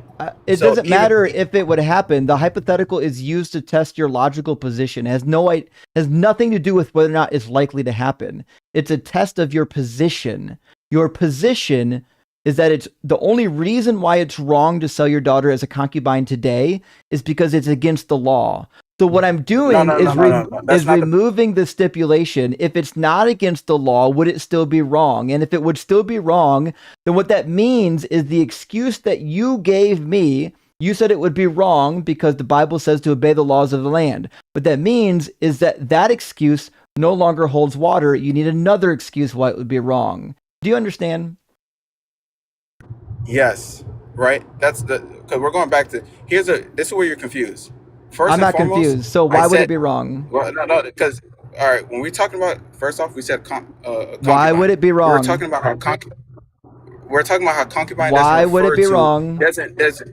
doesn't deliberately say Why that it's would about sex. it Again, be so I'm not saying being a wrong? concubine is wrong. Why would it be wrong? I'm Why would it saying be that wrong? the Bible does not say that you. John, I'm going to mute you until you answer the question. I know you think you can evade, but I'm way more stubborn than you. I can do this all night long. Why would it be wrong? You said it would be wrong. I need an answer to why it would be wrong, and we'll never move forward until you give me the answer. Because the Bible doesn't say you can. Yes, it does. We just read it. Exodus 21 says you can. You know, you were assuming the age. You just said you weren't, but you are assuming I'm not the age. assuming That's the problem. age. I'm not assuming the age. There's So where no does it age say barrier. the age? There's no age barrier. So what is it? So where There's does it no- say the age? There's no age barrier, which means you're allowed to sell them at 12. You're allowed to sell them at 18. No, that's not how it works. That That is is how it worked. Yeah. No. If you knew anything about the ancient Near East, you would know. You would fucking know, dummy, that we have commentaries on this. In the Talmud, they literally have a tractate describing when is the right time to sell your daughter into concubinage, and they say after the age of 13. If in fact you're incredibly impoverished, then you can sell your daughter prior to the age of 13. That's what the Talmud says. That's the commentary by the ancient rabbis that supposedly received this text from God. We're talking about the Bible. I know. Yes, I'm talking about the Bible, and I'm saying that in the ancient Near East, there wasn't a limitation on selling your daughter as a concubine. Okay, wait, no, you're confused. The Bible doesn't give you a limitation on when you can sell your daughter as a concubine. It just says you're allowed to do it, which means any limitation that you're placing on it is you putting that into the text. Okay, so let's do this. If a store says you can't steal, just because I don't specifically say what you can't steal, does that mean I can steal anything? Because the Bible specifically says you can't harm children. So again, this is not harm, and you already told me it wasn't harm. Wait, okay. It's crazy. It's crazy how you every time you get caught in your own dumb lie, like you forget that you said the thing. It's crazy that your memory is this bad. You already told me that it's not bad to be sold as a concubine. That was what you started with. Okay, he keeps muting me, guys. But anyways, yes, but are you saying it's harmful? I just want to know your premise. I'm asking you. Wait, no, now you're pivoting. Is it harmful? No, I'm asking you because you're the one saying it's wrong. I'm not. Is it harmful or not? I didn't say it was wrong. Is it harmful or not? Is this so a yes it's crazy. He's gonna get stuck on it again.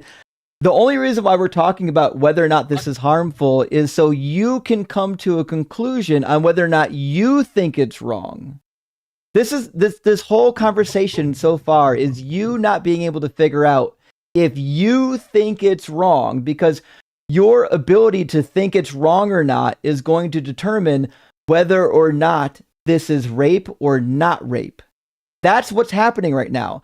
See, you started this conversation by saying it's not actually rape because it's not actually wrong. And now we've got to a point where you've completely forgotten the beginning of the conversation and you're recognizing that actually it might be kind of wrong, but I don't know why.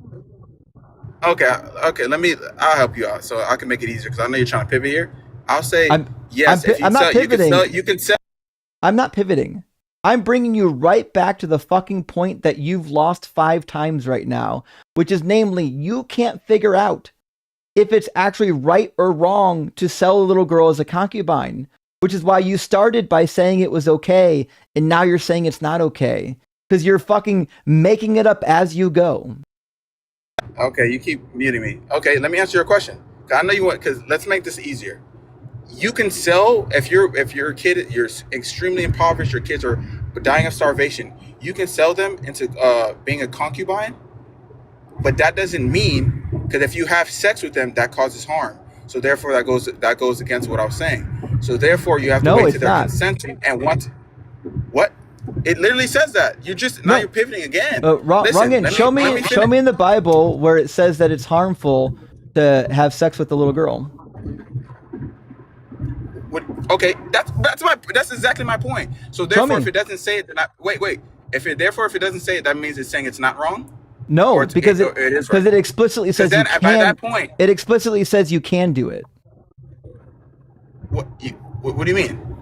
Yeah, it explicitly says that you can do it, and we know that they had a habit of doing it. Numbers 31, dummy, were you not paying attention?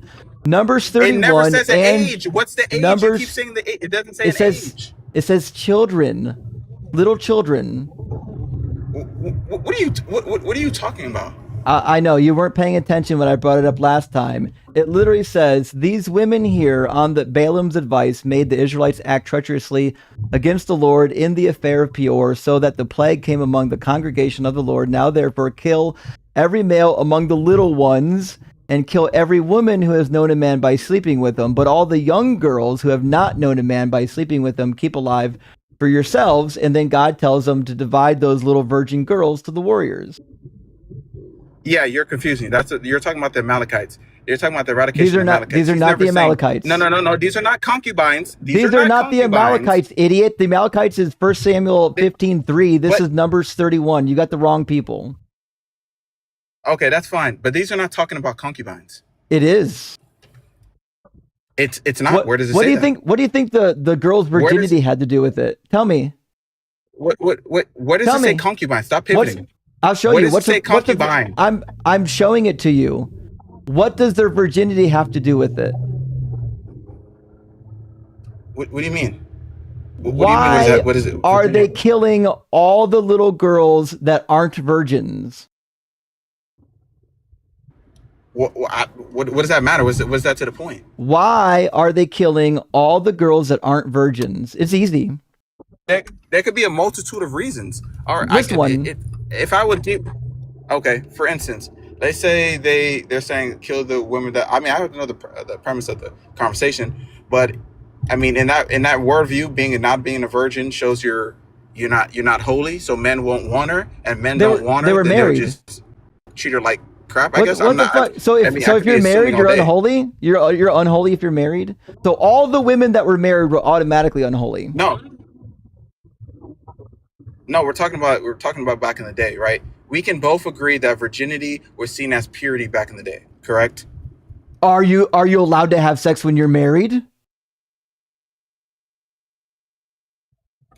Yes. What's your point? Okay, so they got murdered too. You know that, right? The married women got murdered.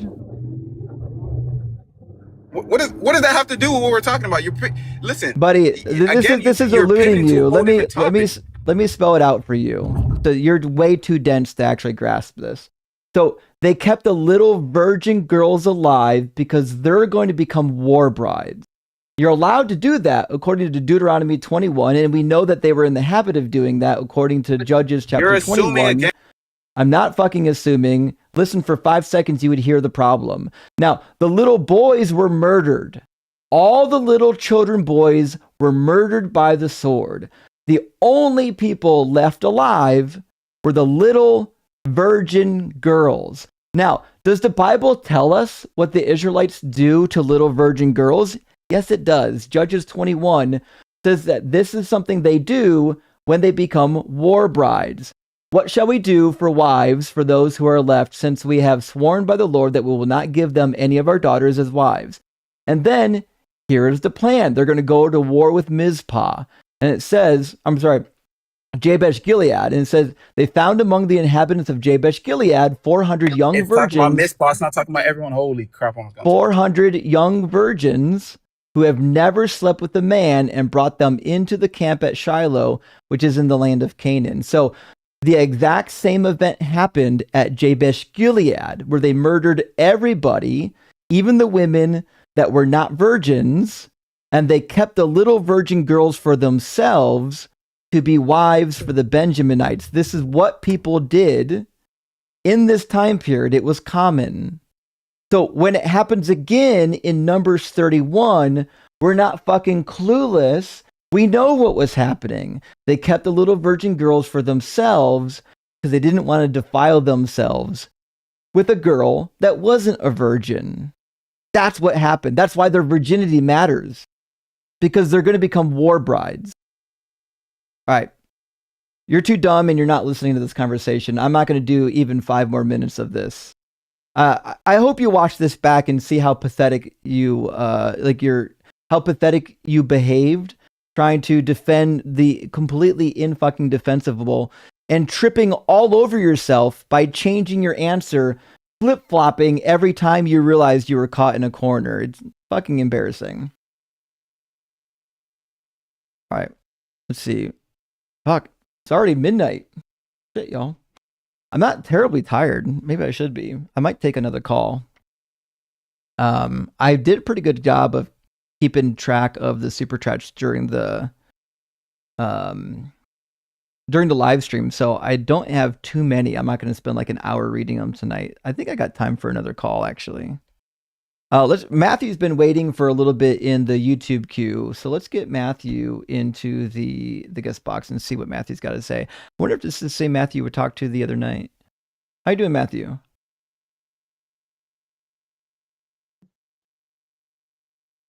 Matthew?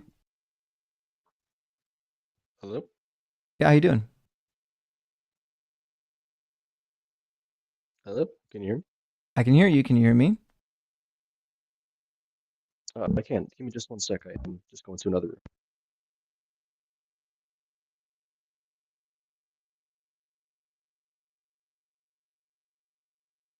You don't have an audio output selected on your connection.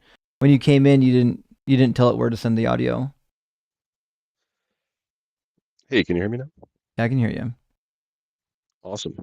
Honestly, I just wanted to stop by real quick and just say listening to you has totally changed my life and definitely like affirmed a lot of things I've been struggling with, after leaving the faith and just dealing with things like purpose and motivation to do anything on a daily basis. I watched literally all of your stuff and you have absolutely helped me through so many dark times.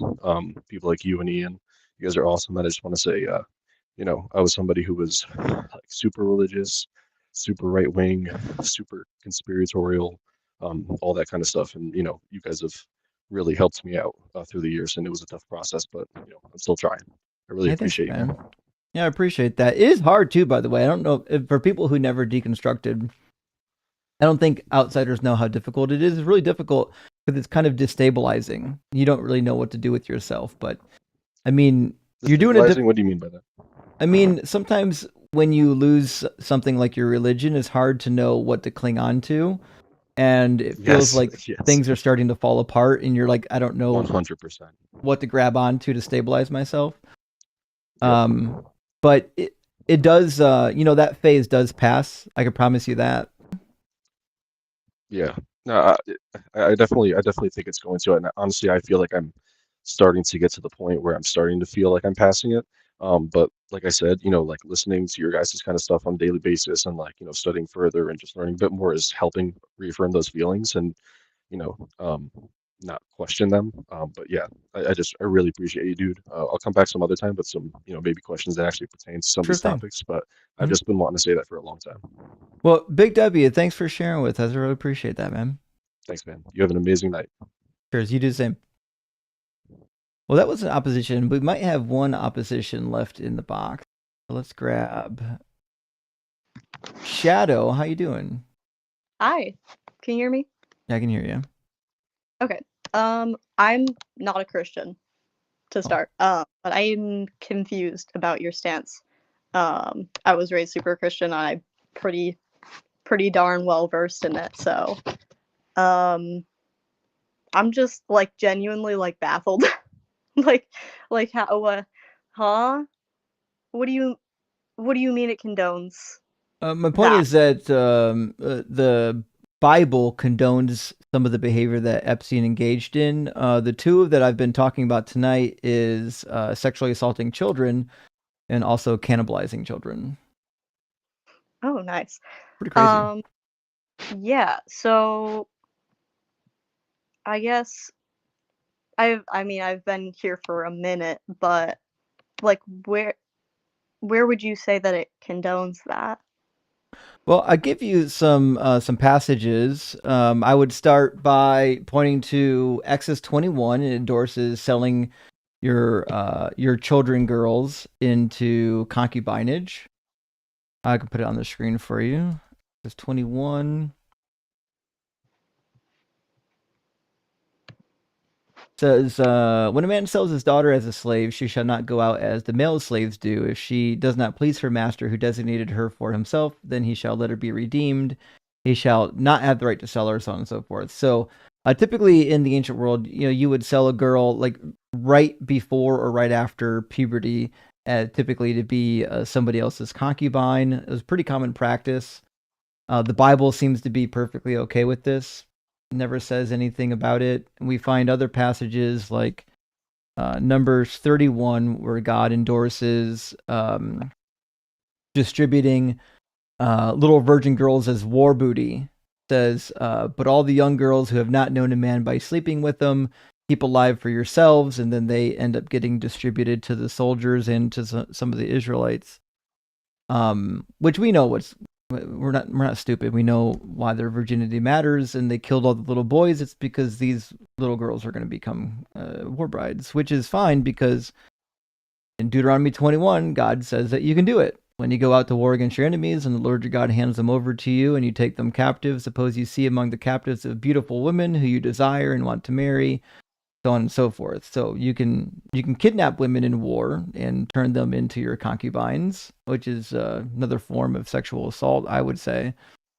And then we've got some other passages that we didn't get around to talking about tonight, but I think Deuteronomy 25 should get some attention. When brothers reside together and one of them dies and has no son, the wife of the deceased shall not be married outside of the family to a stranger. Her husband shall go into her. Sorry, her husband's brother shall go into her, taking her in marriage and performing the duty of a husband's brother to her. So basically, what this is suggesting is that a woman's autonomy doesn't matter. If her husband dies, she's required to marry her brother's husband so that the name and the lineage of her husband who is deceased doesn't die out. Because female autonomy in the Bible doesn't really seem to exist. Yeah, women are definitely seen as property for sure. Yeah, and maybe my favorite passage, and I do it a lot. I didn't do it tonight because I think people are probably tired of hearing me talk about this passage, but 2 Samuel 12, I think, is the clearest indication of God being okay with sexual assault. When he goes to punish David for what he did with Bathsheba, God says, I will raise up trouble against you from within your own house, and I will take your wives before your eyes and give them to your neighbor, and he shall lie with your wives in broad daylight. For you did it secretly, but I will do this thing before all Israel in broad daylight. And in chapter 16, that happens. Absalom storms the palace, runs a coup against his father, and rapes 10 of David's wives. But there are parts of the Bible where God like puts sin into the hearts of people, right? I mean, yes, yeah, he does. Like in Judges 11, he hardens the heart of the Canaanites so they'll go out to war. And like, didn't he do that with Saul too? He actually did. He sent after the Holy Spirit left Saul, he sent a malevolent spirit to torment him, and he nearly killed David afterwards. Threw a spear at him. Actually, even the good spirit, the Holy Spirit, when it comes upon Saul, remember what it made him do at Ramah? He stripped off his clothes for like 2 or 3 days and prophesied naked on the ground. That was pretty rough for him. That was a tough one. But yeah, and the thing is, for me, like when Absalom raped, I'm blanking on the name, did the woman, Tamar? Oh, yeah. So Amnon was the one who raped Tamar. Right, Absalom raped 10 Absalom. of David's wives. Yeah.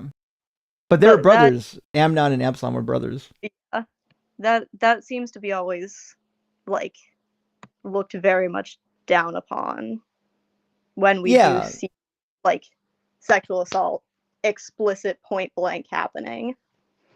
So there's definitely two cases in the Bible where there's sexual assault that gets frowned upon. One is Amnon and Tamar, although David never punishes his son for it, and the other is the rape of Dinah in Genesis 34. Um, but to be Didn't David sure, what's that? send him out of the kingdom like for a long time for that? What's that? Didn't David send him out of his kingdom for like a long time after that? So Amnon was never punished. He was sent away, but he was never punished. You don't think That's that's what. a punishment? No, I don't think so, because Absalom was the one that was upset. Absalom was the one that actually wanted to kill him over it. Absalom waited like 2 or 3 years before he got revenge. I guess I see that as a punishment, but I mean, is it punishment? I mean, in Deuteronomy 22, the punishment for raping a betrothed woman is murder. The punishment in Leviticus 18 and 20 for uncovering your sister's nakedness is pretty severe. Unless he got one of those two punishments, it seems like he went unpunished. okay.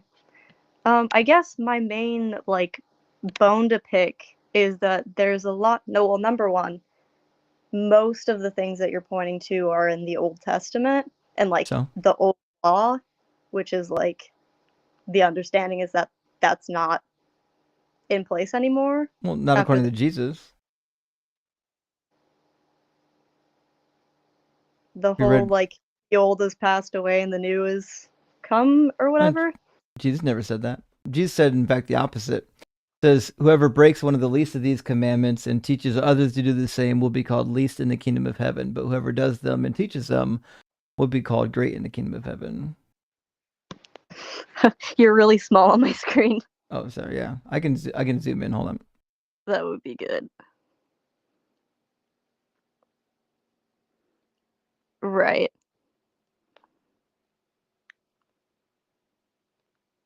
The other thing that I would point out too is it actually doesn't matter, by the way, if Jesus got rid of the law, which he didn't, by the way. Only people thought that after he died. Jesus never said that. But even if he did say that, it wouldn't really matter. Allowing people to commit sexual assault for a period of 1,400 years doesn't make it go away. Of course not, but like according to the canon, like if you're under that system, then it wouldn't apply to Epstein because that's in the after period. No, If if the laws are done away with, then you can still do all the stuff. Like getting rid of the law is never going to help you on this position because getting rid of the law just means you can do whatever the fuck you want. I mean, in my upbringing, it was always like the Old Testament. There are all these rules, and then some of them, like the ones that were in place, kind of to like do the whole like sacrifice and how society should be laid out and all of that. Like, okay, we're not doing that anymore. We're doing the church now and like the Jesus rules instead. But that's what I'm saying. If you remove the rules in the Hebrew Bible, that means you can still do all the stuff. There's no rule against it. But there are new rules. There's not. There's not a rule against selling your daughter as a concubine. I mean, that's the whole. It's all. I mean, all of Jesus's teachings and like the love each other thing. That's not new. That's old. Leviticus 19:18 says that love your neighbor as yourself. Leviticus also said you can sell your daughter as a slave. I guess I see the like that part as being a part of the like how to run a society thing. That like obviously I guess maybe not obviously, but like to me is not like I mean, really commanded for. clearly, selling your daughter as a concubine is not incompatible with the command to love your neighbor as yourself, because God in the Hebrew Bible says both of them. He says, love your neighbor as yourself. But he also says you can sell your daughter as a concubine. So we can't use that as saying now you can't sell your daughter as a concubine, because you could already do that with that law in place. Okay, I get that. I'm I don't know if I don't think I already said this. My main thing, did I tell me if I already said this? The thing of like allowing it versus condoning it, like Well, it's the same. So allowing and condone is roughly synonymous here. I'm not suggesting that God is commanding people to do these things. I'm saying he's allowing people to do these things based on the laws that he gave. But also, we have covered there are times where God does command it. Like Numbers 31 was one episode. Deuteronomy 22, 28, and 29 says that if a man finds an unbetrothed virgin and seizes her and lies with her, and they're discovered, and he'll have to pay a fine, and then he'll have to marry her as long as she lived because he violated her. So that's just God's law tacitly telling you if you rape a virgin, there's no punishment for it.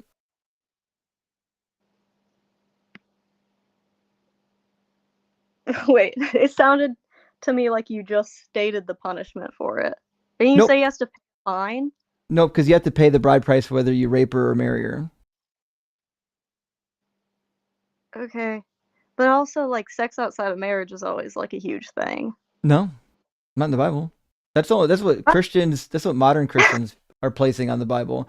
So sex outside of marriage is only a problem if you don't marry the person you had sex with. That's why it says if a man meets a virgin who is not engaged and seizes her and lies with her and they are discovered, the man who lay with her shall give 50 shekels of silver to the young woman's father, and she shall become his wife because he violated her. He shall not be permitted to divorce her as long as he lives. So if he wanted to marry this girl rather than raping her, he'd still have to pay the bride price. He'd still have to marry her, which means the only actual punishment in this passage is that when he does those things, he'll not be able to divorce her. That's it. Do you think that's a real punishment? Not being able to divorce the woman you raped? I think it's definitely a bad punishment. It's not very good. Because prior in the same chapter, like, if you commit adultery, you get murdered. Mm-hmm.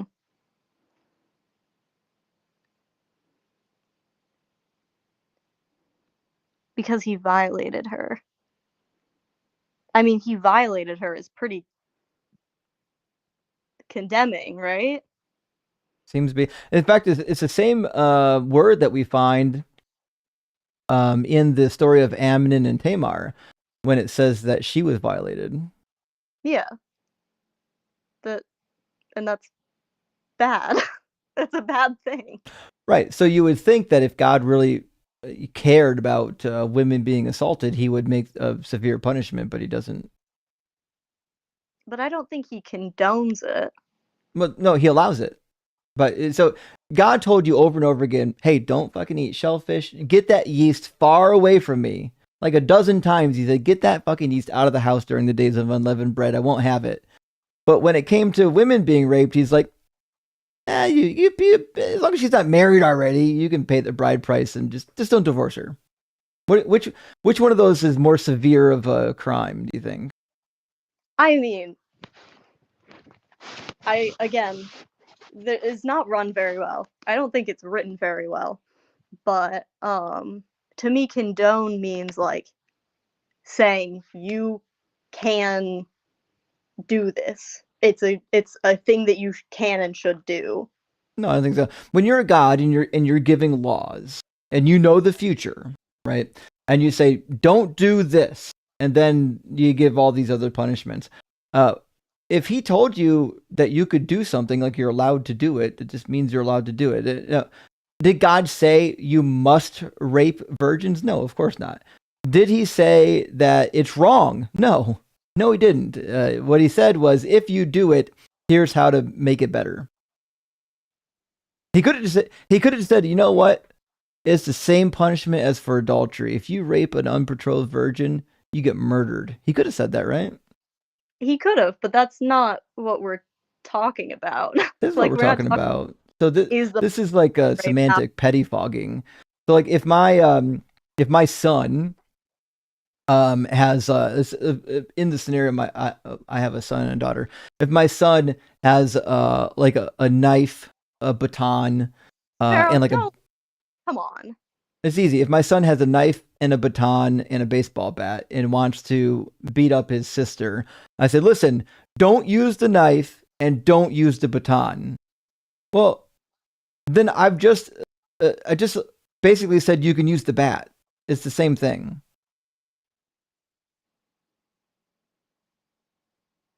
I'm not Catholic. Guys, can you not be mean? And don't worry about the chat. They're They're heathens. mean to me. I'm trying to understand, okay? Um, this might just be something that we disagree on here, but I've I noticed don't think we're there's disagreeing here. a I lot of think this is just a matter of how words work. If the God of the universe says, if you do this thing, here's the punishment, and the punishment is so minimal, it's almost not a punishment, he's allowing you to do something horrific. He could make the punishment very fucking difficult. for sure, but that's still like in the tiniest, smallest way. It's still saying this is a bad thing. It's Like, still allowing you to do the bad thing as long as you pay the money afterwards and you don't divorce her. So, for example, if the U.S. passed a law that said, "Listen, if you rob a bank, it's okay. Here's what's going to happen: you're going to pay the bank back, then you've got to work, 10 years free for the bank." Like that's you could be locked up the rest of your life. Like that's a really fucking crazy thing to do, especially when cat. Hey, cat. Especially when they have no idea whether or not the bank could or would even be paid back or how much money was stolen from the bank. There's going to be robbers that are like, oh, well, fuck, I can just. They don't know how much I stole, most likely, or they can rob multiple banks and hopefully don't get caught. What I'm saying is, the punishment needs to be proportional to the crime. If the punishment is light, then you're asking people to do the crime. That's why people in business today, there are people in business today that they have calculated risk, meaning they will break laws on purpose, knowing that the penalty for breaking that law is going to cost them less money than if they had not just broken it and made more money. That's why we saw during the financial crisis in 08 and 09, so many companies that were engaging in illegal activity is because it was still more profitable to engage in the illegal activity than to obey the law. So if a man in Deuteronomy 22 wants this woman and he rapes her, there's not much of a penalty to prevent him. mm-hmm. Yes, like she's marrying her rapist. That's crazy. She's the one getting penalized. I guess it's just that the difference to me is really huge between allowing and condoning something. Like, what's the difference? Allowing is like sitting there and being like, I don't see anything. It's happening. Don't worry about it. It's to be fair, I didn't use the word allow, by the way. You understand that condone is not identical to allow, right? What did you say? I didn't use the word allow. Right. I specifically used the word condone. Allow. Condone means you're allowing something with the understanding that it might not be good. Like, so really? condoning an action and allowing an action are actually slightly different. You can allow an action. It typically entails that it's okay. Condoning an action typically means that you'll allow it to happen even though you might not like it. That's so interesting because to me the definitions are opposite. No. In fact, I'll just show you a definition of condone from Oxford is to accept or allow behavior that is considered morally wrong or offensive to continue. That's so interesting. Maybe it's like a social media thing because like when people on social media be like, I don't condone this, like usually it's like used in the way of like, this is a bad thing, and like I don't like put my chip in with that. Have you heard it used that way? Mm-mm. That's I'm interesting. a boomer. I don't know any of these terms. I'm old. Okay, that might just be the difference then, because like the way that it's used a lot of the time, like on social media, and like I watch a lot of like video essays and like things that talk about like controversial things, like, and it'll be like it'll something like an essay, a video essay about like gambling or like a gambling website, and it's like, well, we're going to talk about this. You have to know I don't condone gambling. I don't condone like any of the things that are happening. I don't condone any of these apps, but we're going to talk about it anyway. So that's where I was coming from, of like I read the prompt and I'm like, what do you mean? Like, no, it clearly says it's bad, even if it doesn't, like, even if it still allows it to happen, it still is clearly talked about in like a bad light. Yeah, I mean, I'm not saying that the Bible is pro-rape, although there are cases where it is. Like Deuteronomy 21, God says you can kidnap women in war and make them your war bride. I mean, he doesn't say it's bad ever. It's just a practice that he said you can do. And in today's language, we would say that that's rape. Women who are captured don't have consent. For sure. Okay. It sounds like we don't disagree then. Yeah. Probably. Cool. Hey, thanks for coming by. Awesome. Cheers. All right. But I lost my other headphone. I think the cat's probably already eaten.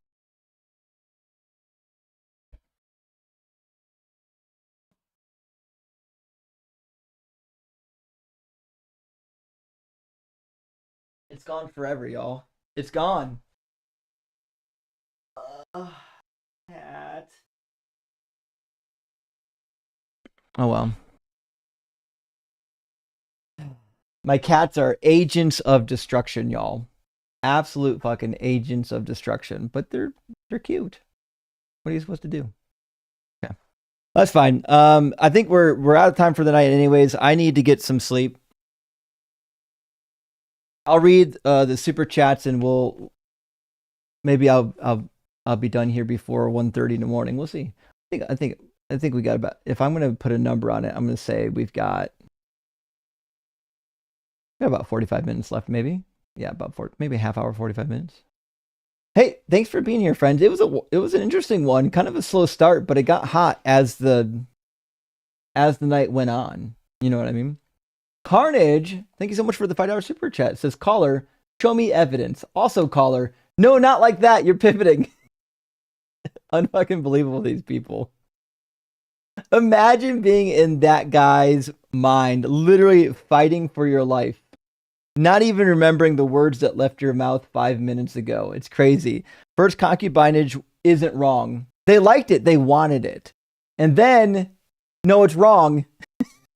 The fuck are you talking about, bro? Out of his mind. Mo, hey, thank you for the super. It says, so if they weren't poor, they were rich? That's basically what he's saying. If they're not poor, they must be rich, right?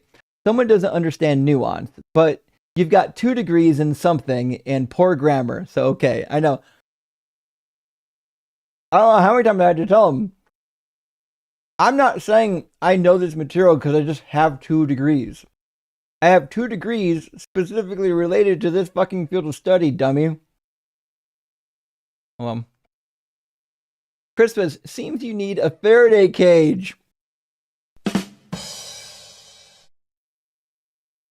That is true. I'm gonna have to get like a headband or some shit.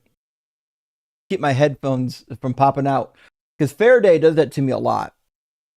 Faraday is the one that always wants to be around my head and my neck.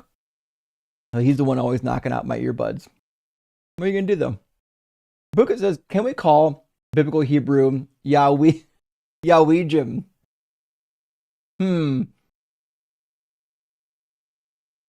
I suspect that might be offensive to some Jews. I mean, I do find it funny, to be fair. That might be offensive to some Jews, though. And Mala says, how do they know which girls are virgins in Numbers 31? So this is actually a pretty classic question. And it's hard to know. So I don't know if anyone's read the virginity tests that are listed in the Talmud. They did try to come up with some tests, by the way. My favorite was this. They had these open wine barrels, wine vats, and they would have a girl lift up her garments, skirt, robe, whatever, and they would sit her over the edge, and then they would wait some time, and then they would smell her breath. And they literally, I'm not joking, they literally thought that they could tell if the hymen was intact still. That was their test for virginity. They could tell if the hymen was intact if her breath started to smell like wine, because they thought it would go up her hoo-hoo all the way through her body and out of her mouth. I'm not fucking joking. You can find that in the Talmud. It's crazy. Just sometime Google ancient virginity tests and see what comes up. There's a bunch of them. But most likely, if I had to guess, in Numbers 31, if they were going to check, they probably would just have some people checking for hymens, just lifting up, is there a hymen, yes or no, right? That's most likely what would have been the case if I had to guess. I don't find it likely that they would just take the girls for their word. That seems like not a thing. And Hotbun says, yeah, or also to be sure, like if they kidnap the girls young enough, they might assume that they're virgins. Like if they're prepubescent, like what we expected in the passage. In the passage, it refers to them as children, girls. So if they haven't hit puberty yet, a lot of them were probably presumed to be virgins. Hotbun says Yahweh is an a-hole, but he's our a-hole. Damn it! Actually, that might be. I think that's Seth's position. Actually, it's a shame because I think Seth is a nice guy. And I get it's hard to leave your religion, but I think he's coming around to the thing that like, hey, the God's not all that great. But I get it. It's hard. Reverend 8 says, are Jewish ghosts called Hebrews? Oh, motherfucker. You know what? That's cheesy. It's a good dad joke. My only shock is I'm surprised I haven't heard it yet. I feel like that's the kind of dad joke I should have heard. Like I feel a little sad that I haven't heard that yet. Ursa Major says, debate Kent Hovind so we can listen to him cry, please. You know what? Does Kent Hovind ever debate like does he ever debate the Bible from a non-scientific lens? I'd be curious to know. I do know I wanted to do a video on him a long time ago and I never did. I don't know if he still is, but he used to be a King James onlyist.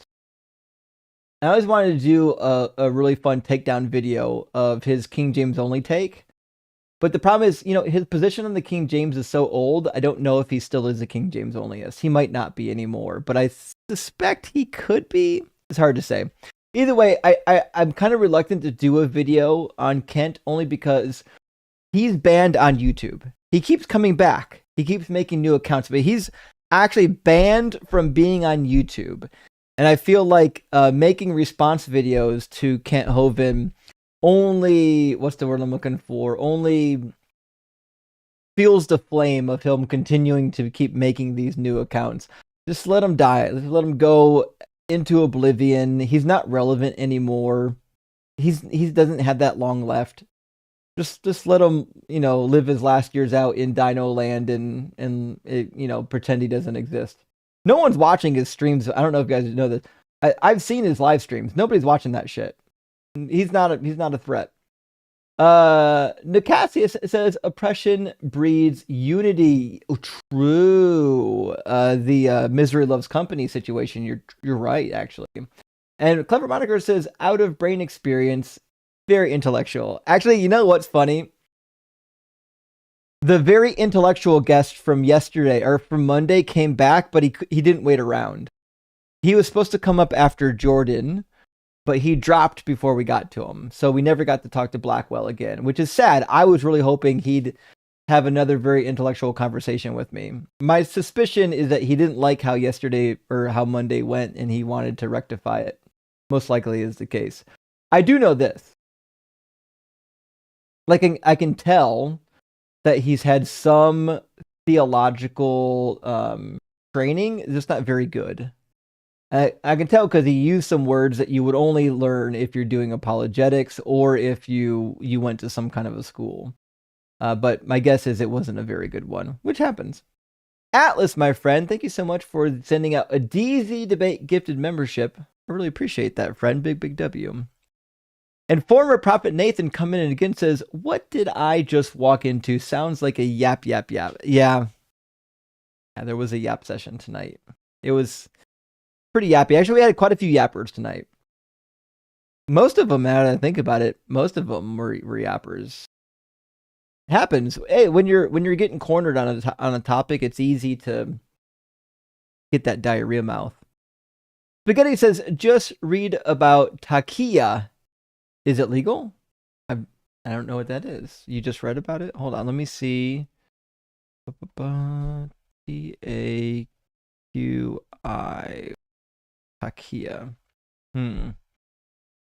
Is an Islamic legal theological principle allowing Muslims to conceal. Oh, yeah, line for the faith. Yep. Okay, I didn't realize that was the name of it, but that's a real thing. Yeah. If you're witnessing to others or you're trying to preserve your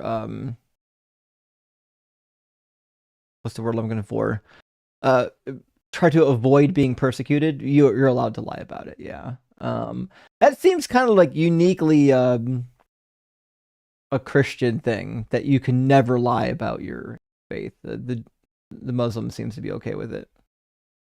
Coffee Mom says they're only okay with it because it happens to girls. So fucking true. Also, cute tabby. But yeah, if the Bible allowed you to do this to little boys, oh, they would be fucking losing their minds over it. In fact, I should have done that to John. I should have said, would it be okay if you were sold as a concubine? He probably would have said no from the beginning, rather than changing his position at the end of the conversation once he realized where it led. Roy Williams, thank you for the $1.49 super thanks. And Mo, thank you for the $2 super thanks. Is there catnip in your beard? Asking for a friend. Surprisingly not. Although I think they're old enough for catnip now. I haven't tested any catnip on them though. They're young. They got the rest of their life for catnip. I want to do it too early. But yeah, sometime soon I'm going to be introducing them to catnip. We'll see how that goes. Some cats react to it and some don't. I had a cat once that didn't really care all that much. Didn't really do much for him. I've seen other cats lose their mind. I did some volunteer work for the Humane Society when I was younger. And we actually did have like a catnip day. There was like a day that we gave all the cats catnip. You open up all the cages, give them catnip all at the same time. It's off the fucking wall. There's a reason why they only do it one day. It's just a whole room full of cats losing their mind. It's a fun thing to see just once. It's not fun more than once. The first time you see it though, it's kind of wild. Chris says, God, I'm causing it. Nuh-uh. That's exactly the Christian response. No matter what the Bible says, they will not tell you that it means what it says. God could say, I am physically raping you. And they're like, no, that's his permissive will. It's not his active will. He didn't mean rape. It's figurative. It's poetic. They'll say anything other than the Bible means what it says. Avatar Arcade says, they are yapping tonight. Boy, Jesus Christ. They really are. There's a lot of yap tonight. That's why when John got up, but by the time John got up here, I was fucking done. My patience had worn out. Too much yap. Indentured cervix is fucking a crazy name, by the way. To clarify, do I only need to fulfill my wifely duties once, then I'm under some new covenant or something, asking for a friend? I don't think so.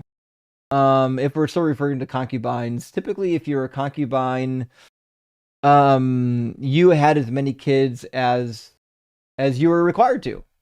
In fact, now that I think about it, let me grab some of the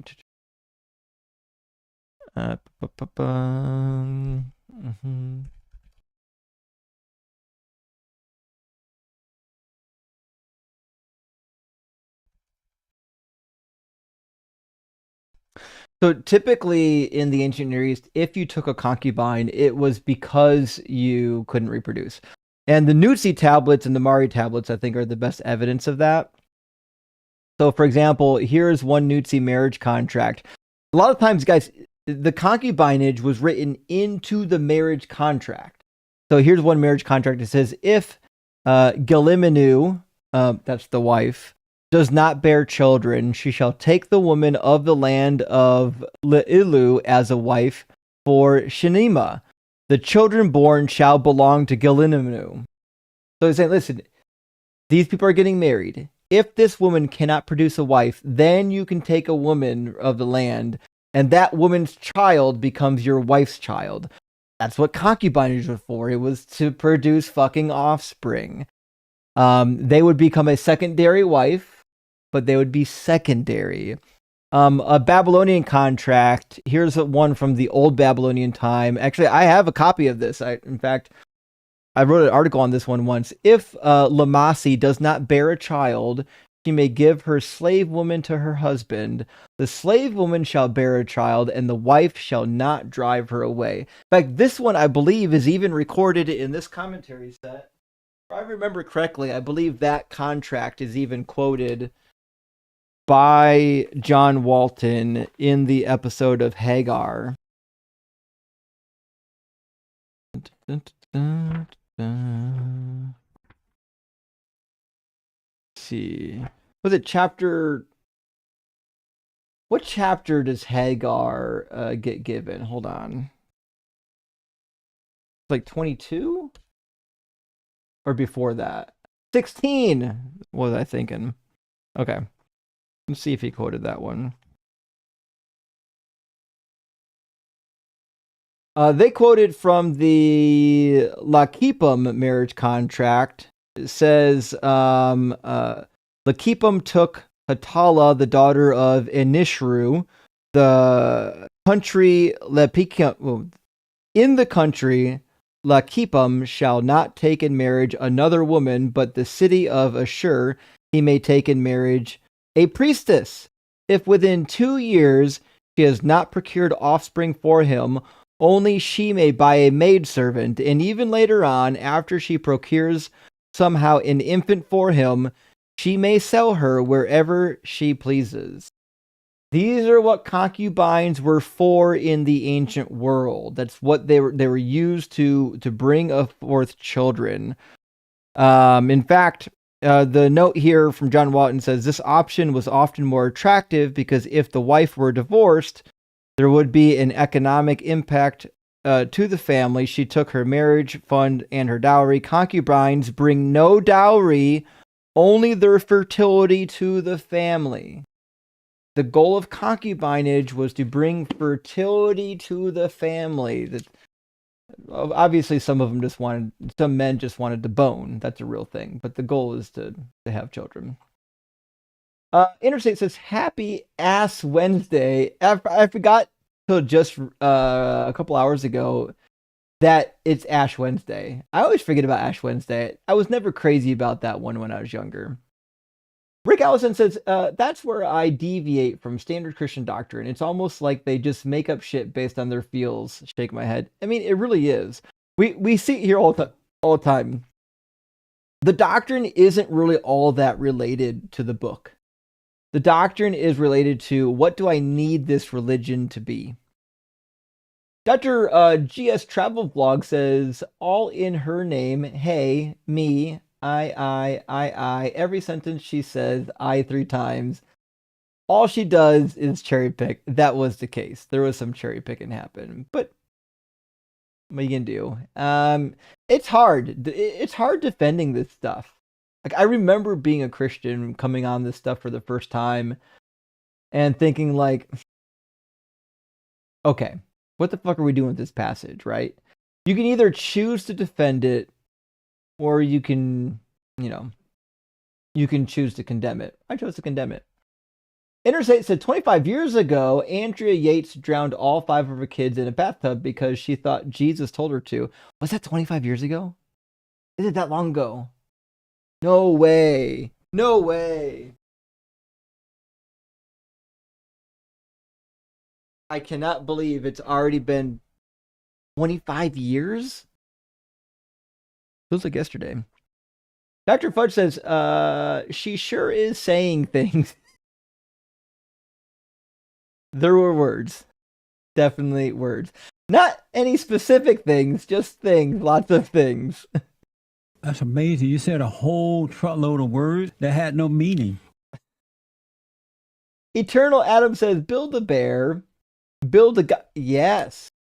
That's what the Bible is. It's a God designed in their image, which is why he's okay with sexual assault. Design says the Bible is like a tool that can do anything but remove nails. Yes. It works as a good hammer, just not the hammer you need it to be. And Nat Big W says, is cognitive dissonance were a person, it would be this caller. Actually, that, and I would say John as well. John was struggling mighty with that cognitive dissonance. It was really bad. It was pretty thick. And Adam says, I would argue, proceeds to never present a single argument. I know. It happens. I think sometimes people just say things like it's a turn of phrase and they don't realize what they're about to say is silly. You know what I mean? Dr. Fudge says, she used holistically to mean its opposite, by the way. You know what? I had to let that one go. There was too many other things happening that I had to, couldn't pounce on everything, you know? Shane says, bro was trolling. Which bro? We had one guest earlier that might be a troll. I forget which one it was now. Relic, listen, I got that one, Relic. Hold on. Beta!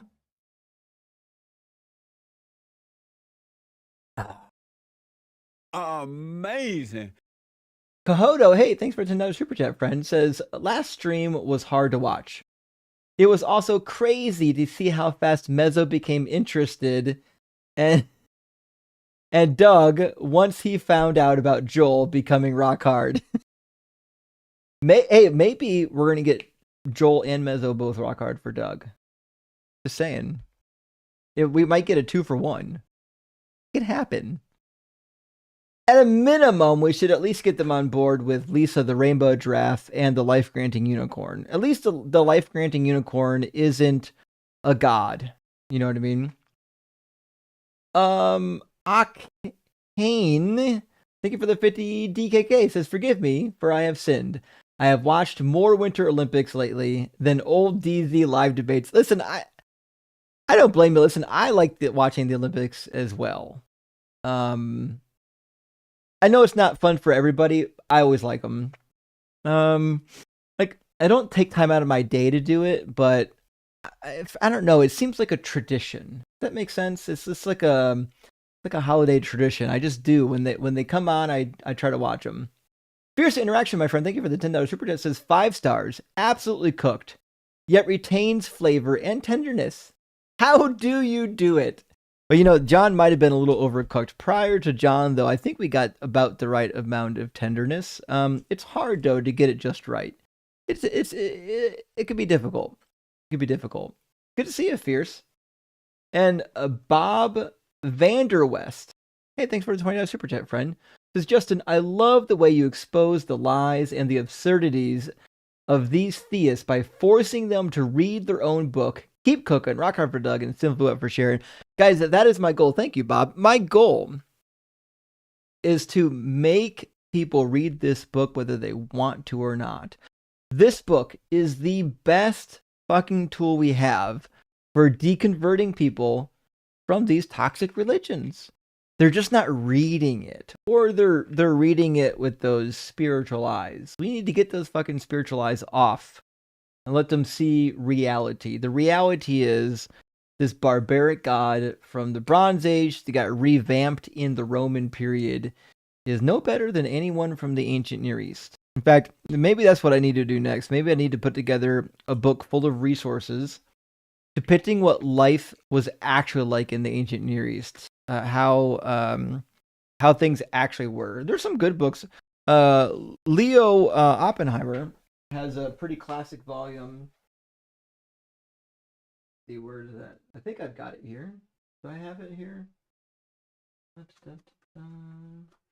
Oh, maybe I don't have it in this room. But there's some pretty classic volumes on ancient Mesopotamia. So for those who don't know this is just a little bonus. You guys, the Oriental School in Chicago at Chicago University is like the premier ancient Near Eastern study. Like if you go to study ancient Near Eastern, like you either have like London, Toronto, or Chicago, and Chicago still is like the best renowned. It's crazy because it's just over here in the fucking Midwest, like fucking Chicago. But yeah, so if you want to learn about the ancient Near East and you have any proximity to Chicago, highly recommend checking out the Oriental Museum. It's unfucking believable. But also, I bring all that up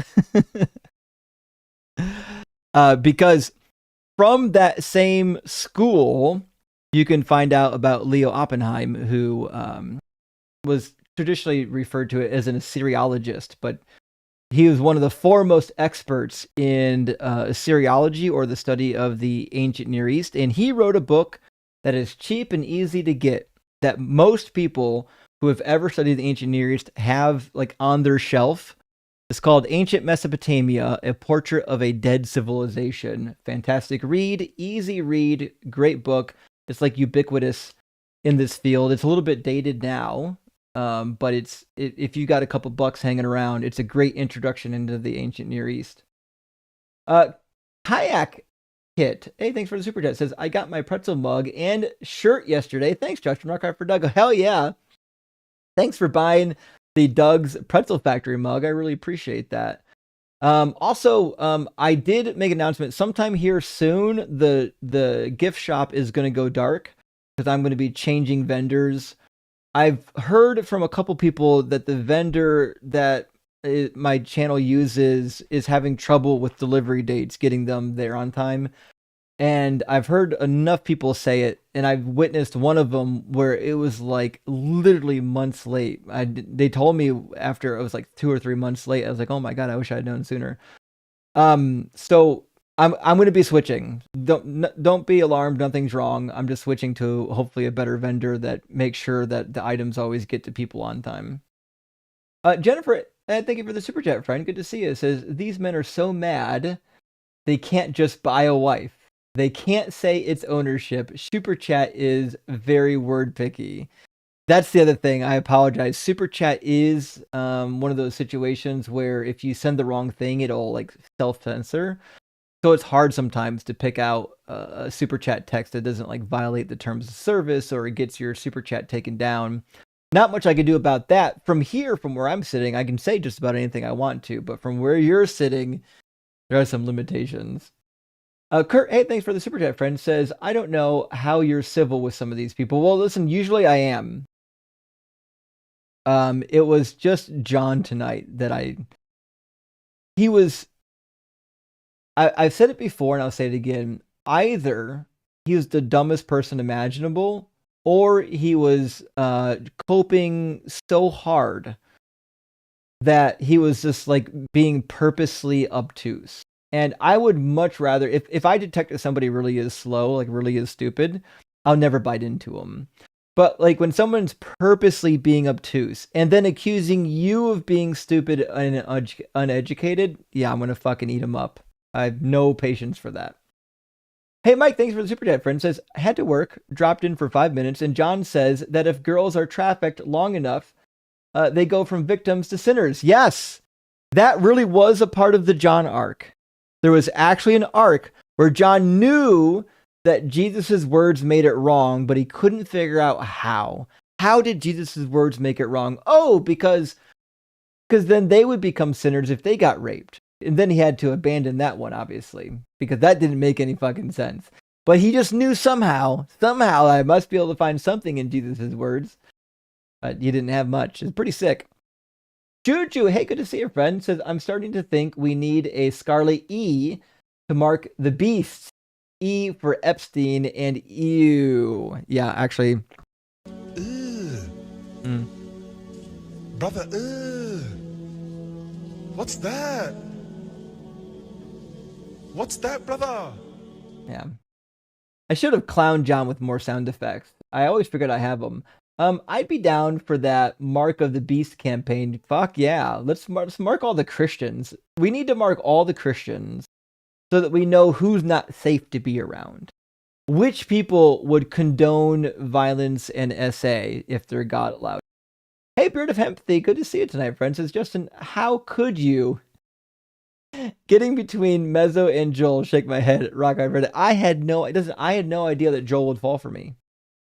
I didn't know that when I invited Joel on my channel that he would fall desperately in love with me and be a follower of Doug. Just happened to be one of those things. You know, what can I do? You know, I have a way in the atheist community. I told Mezzo we can share. Like it doesn't have to, you know. I'm taking Joel for myself. Hey, Hank, thanks for the super chat, friend. Says, just my 2 cents. Any caller who goes to bat for biblical child abuse or quibbles over war brides, etc., gets insta dropped and insta banned. Enough is enough. That's a fair point. That's a fair point. When we're at the beginning of the conversation, and he says that concubinage is okay because the girl would have consented. That's pretty crazy. I probably could have dropped him there, to be fair. But then we wouldn't have this amazing clip of John, like, literally losing his mind.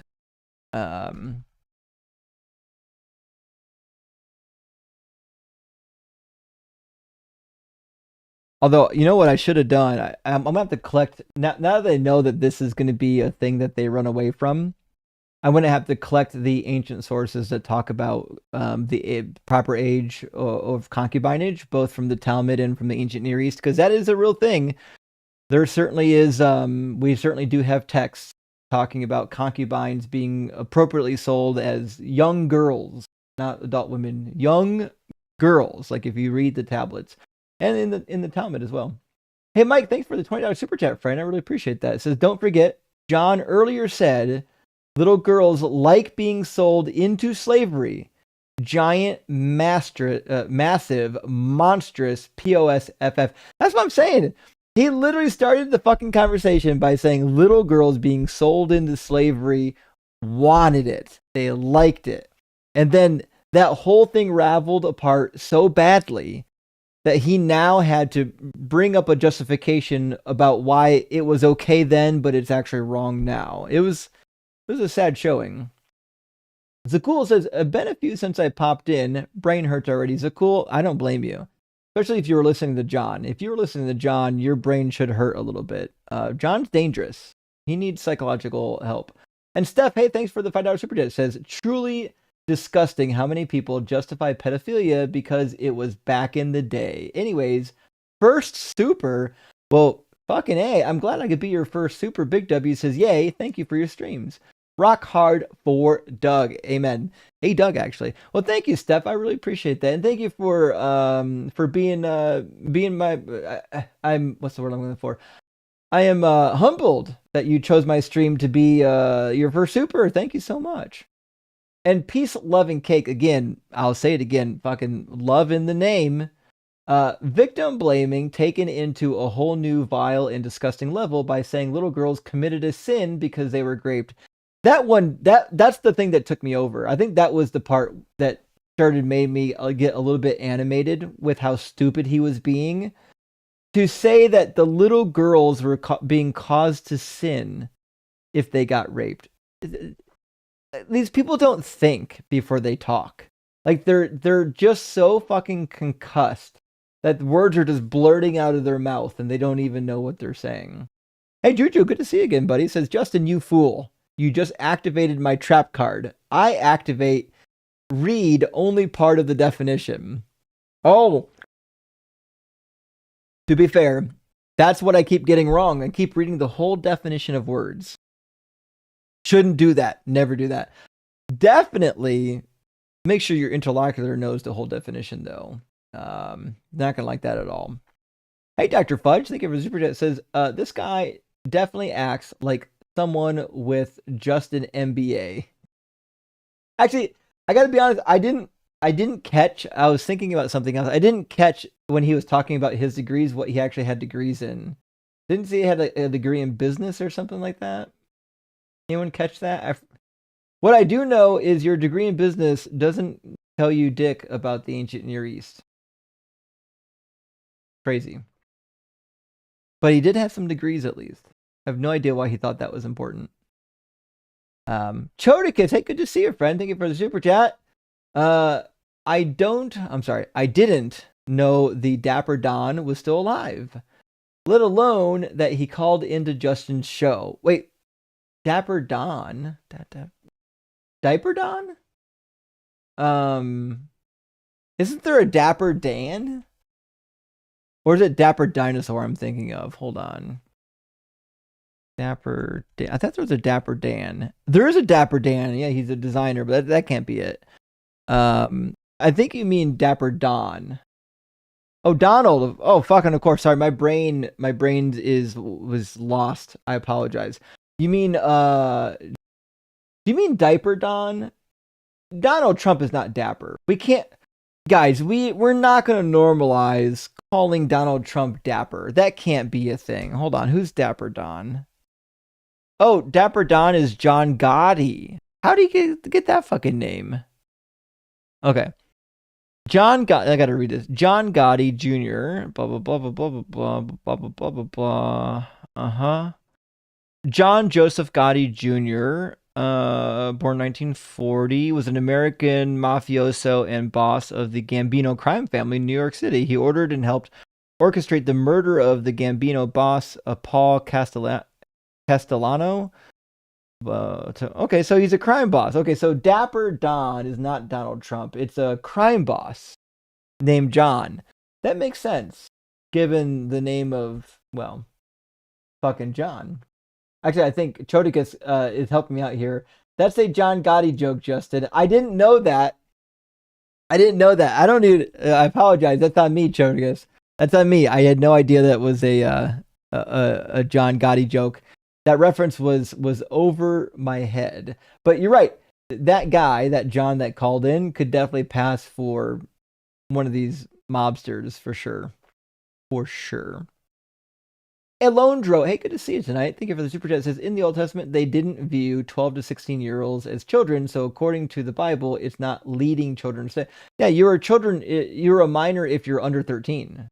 To be clear, friends, if you're a minor in this world, you were under puberty. To reach puberty meant that you were no longer a minor. Just how it was. That's still true even in the time that the Talmud was written. In the Talmud, you'll find tracts that talk about children being a minor until they reach the age of puberty. JH says John is why they stopped using forceps at birth. Yeah, those big salad tongs to yank them out by their heads. Yeah, they stopped doing that after John because they saw the brain damage that it was causing. Actually, I think that might be why my head is shaped the way that it's shaped, to be fair. The reason why I can never let myself go bald is because I have a real bad cone head up here. Like it's like a old SNL cone head. Maybe not quite as bad. It's not good though. If I lose my hair, I'm in a lot of trouble. Like I have to pray to Doug that I don't get rock hard head. I always have to have something up top here. It'll get bad. Maybe I'll get a wig or something one day. Who knows? Hey Bug, hey, thanks for the Nintendo Super Chat. Friend says, can somebody check this guy's hard drives? I fucking need to. Maybe his basement too. Might as well check his degrees while you're at it. Actually, I didn't ask him, but I'd be curious if this was like a situation where he's got like a University of Phoenix degree. If I know anything about the type of people that call into this show, I'm going to assume that John definitely got his business degree online from the University of Phoenix. Almost a guarantee. I would put fucking money on it. I could be wrong. I've been wrong before. I don't think I'm wrong about this one though. Oppo, hey, thanks for the super chat. Says this is a long way to go just to grape apology. I know. all that work just to try to make this great passage go away. It's fucking crazy, actually. Pretty wild. Game Guy says, some states still allow child brides. I think it's true, actually. I forget which states, but I know there are some that still allow it. But to be fair, I think, give me a second to think on this. I think there's a federal law, right? So if the state lacks like an age of consent, doesn't the federal law kick in? Is that how that works? I forget. Didn't fucking like Ted Nugent marry like his 13-year-old? Hold on.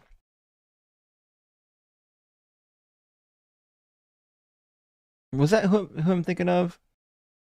Ted Nugent faced scrutiny regarding relationships with underage girls, admitting in Behind the Music episode having sexual relations with minors on multiple occasions. Additionally, in 2013, Courtney Love alleged she was 14 when she performed oral on Nugent. Wow. So he wasn't married. There was somebody I was thinking of in that era, though, that did actually marry like a 13-year-old girl, like legally, like her parents signed her over. It was pretty fucking crazy. But Ted Nugent always, yeah, he was a pervert. Oh, Jerry Lewis. That's who I'm thinking of. Jerry Lewis married his 13-year-old. Thank you. Thank you for that. I appreciate that. Yep, that's who I was thinking of. Mr. McAllister, is this the father of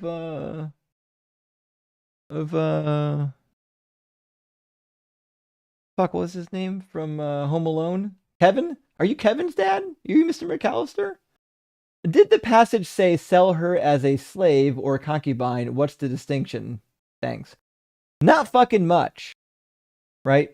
Despite the fact that the word concubine doesn't show, if you're being sold as a slave and they can designate you to an individual, meaning I'm picking you to be my betrothed, then you're a concubine. If in fact you're purchasing somebody with an actual bride price and a dowry, then you're not a slave. You would just be married off as a wife. You could be somebody else's second wife and still have status as not concubine. But if you're sold as a slave, meaning you have no dowry, then you're going to be a concubine. If you have a dowry, you don't have to be a concubine. That's the benefit of having a fucking dowry. Just some guy. Hey, good to see you. It says 34 U.S. states allow you to marry a minor. Fuck me. That many. That hurts. I hate that. I bet too. I bet there are some states, if I had to guess, that like, while the age consent might be like 18, it probably says that like if the parents sign off, they can get married prior to that, which is crazy. We got to get rid of that shit. Like, even if the parent agrees to it, it's not something we should fucking allow. Children can't consent.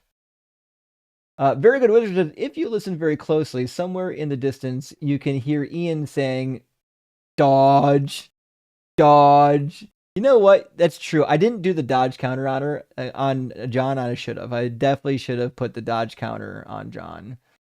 That dude was concussed the entire way through the conversation. But, you know, he's up here fighting for his life. He had no fucking clue what I was going to pull out of the Bible. None. He was just up here fighting. Mr. Briefs. So definitely no boxers for Mr. Briefs. Says, please ban John from ever calling again. Fuck him. You know what? I will say this. Typically when you have a conversation with somebody like John and it's that contentious, they typically don't want to fucking come back. A lot of times they don't. If you really put the heat on somebody like that, they don't typically want to come back. So I don't know if I have to worry about John coming back.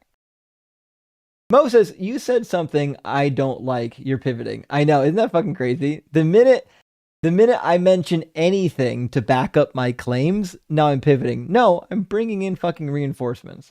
Reverend 8 says, can we get this chud to define pivoting, please? He had no idea. He didn't know what pivot was. He heard somebody use it in a debate once, and he just thought anytime somebody said something I don't like, it's now a pivot. Fucking crazy, these people. Cody gets coming in again. Thank you, buddy. He says, pivot appears to mean stop barbecuing me. That's basically what it was. Please stop bringing verses that reinforce your position. I'm not done getting cooked on the first verse. I think that's about it. Elteen, great to see you, my friend. Thank you for the $50 super chat. Because number 31 has another disgusting implication. Many of the non-virgins who were unalived most likely didn't consent to losing their virginity in the first place, given what marriage was. Oh, Elteen, fucking good point. A lot of these girls would have just been sold by their fathers, and their consent need not matter. As long as the person was paying the right price for the girl, they would get. In fact, even in the fucking Bible, remember what Caleb did with his daughter? Anyone remember that? When in the book of Joshua, when they go into the promised land, Caleb says, "Whoever attacks," was it Kiriath Arba? I forget what town it is. It's one of the Kiriath. Let me grab it real quick. That's going to be Joshua 1, right?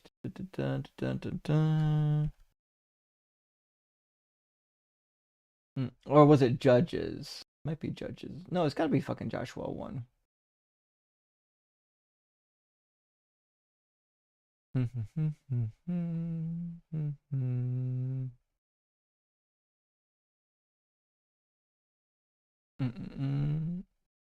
Fuck, maybe I was thinking of Judges. Okay, let me check Judges.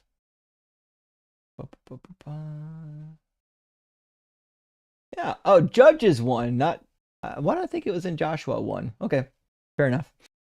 So in Judges 1, says, from there they went against the inhabitants of Debir. The name of Debir was formerly Kiriath Sepher.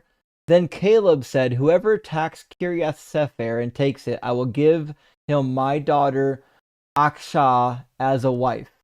Othniel, son of Kenaz, Caleb's younger brother, took it, and he gave him as his daughter Akshah as a wife.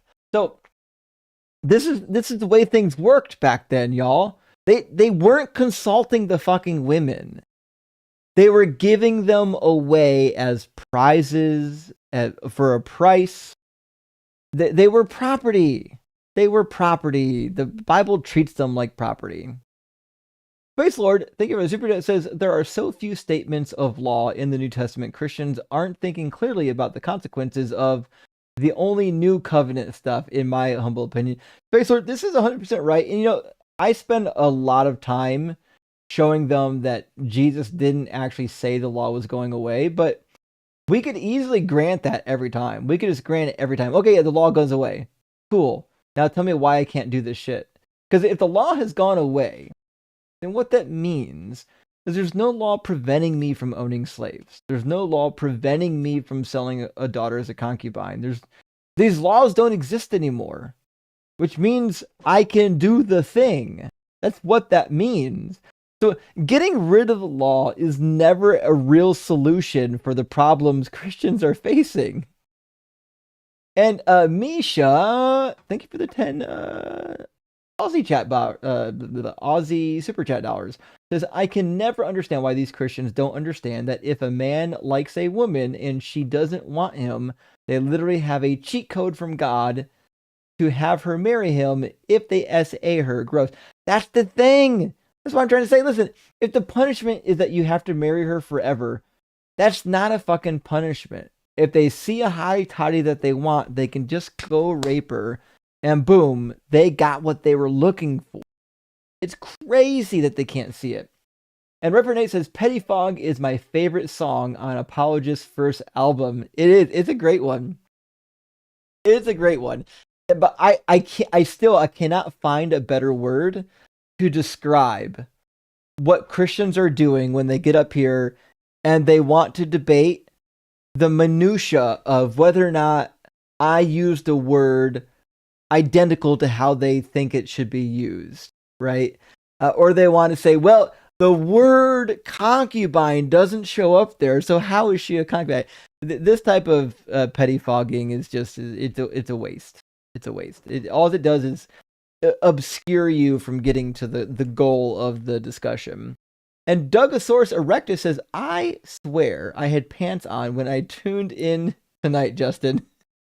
Dougosaurus, my friend, thank you for the super chat. But you, listen, we don't care if you have pants on. Listen, if you're in your own, if you're home, if you're in public, please make sure you're wearing pants. If you're in your own home, I don't care if you watch Buck Naked Friend. You do you, right? Do what you need to do so that you're comfortable. We want this to be enjoyable for all of us. And Mike, hey, thank you for your donation, friend, and cute kitty. Hey, Scribbles, good to see you tonight. Thank you for the super chat. Says, hey, Justin, you need a cone of shame. You might be right, to protect your earbuds. But you wearing cone instead of cats, they've won. That's the fucking crazy thing. If I have to wear a cone to protect my earbuds from getting knocked out, that means the cats have basically won. I could get one of those Victorian, like, big neck, like, bouffants. What the fuck did I call that? Hold on. Victorian neck. It's a neck ruffle, right? Yeah. That's what I need. This might help. All right, maybe. Why is it? The image options for the neck ruffle is not. It's not good. I don't know why they're all modern images. Maybe there's a better name for it. Neck collar, neck piece. Oh, fucking here's one. Of course, it's on Pinterest, so the image is going to be tiny. I hate Pinterest. Pinterest is such a waste. It has all these images, but the minute you click on one, it wants you to sign in and like sign your fucking life away. Pinterest, I would click on your website if it was better. All right, let's try this one. There we go. That one's not bad. This is what I'm talking about, y'all. This is what I need. Let me get the super chat off real quick. That type of a neck ruffle. You know what I'm talking about? We need to get some of these going. That's how I protect the earbuds. That's the ticket right there. I mean, I think the problem I'd run into, the Volta would eat it. Like, he would destroy it as I'm wearing it. We'll see. We'll see. Maybe I'll try it out. Speaking of the devil, how you doing, Demon Cat? How you doing, Mr. I Destroy Everything, huh? You're lucky you're cute. Reverend Nate, hey, thanks for the $5 says, wait, so they thought non-virgins could absorb wine fumes through their Yeshua. Maybe Jesus turned water into wine in the same fashion. Thoughts? That'd be one hell of a way to do it, but that is the case. That is one of the tests that they did for virginity testing. Pretty fucking crazy, actually, when you think about it. That people thought that was a thing that was going to work. Heather says, just wanted to give you money. Well, thank you, Heather. I appreciate that. After dealing with fucking John, oof. Some days there are some guests that quite literally wear you out. I think John was one of them. They're so dumb that they will wear you out. Space Lord says, to be fair, Hovind doesn't debate science from a scientific lens. True. He's not really debating science, really. He's debating, like, his poor straw man of the scientific agenda.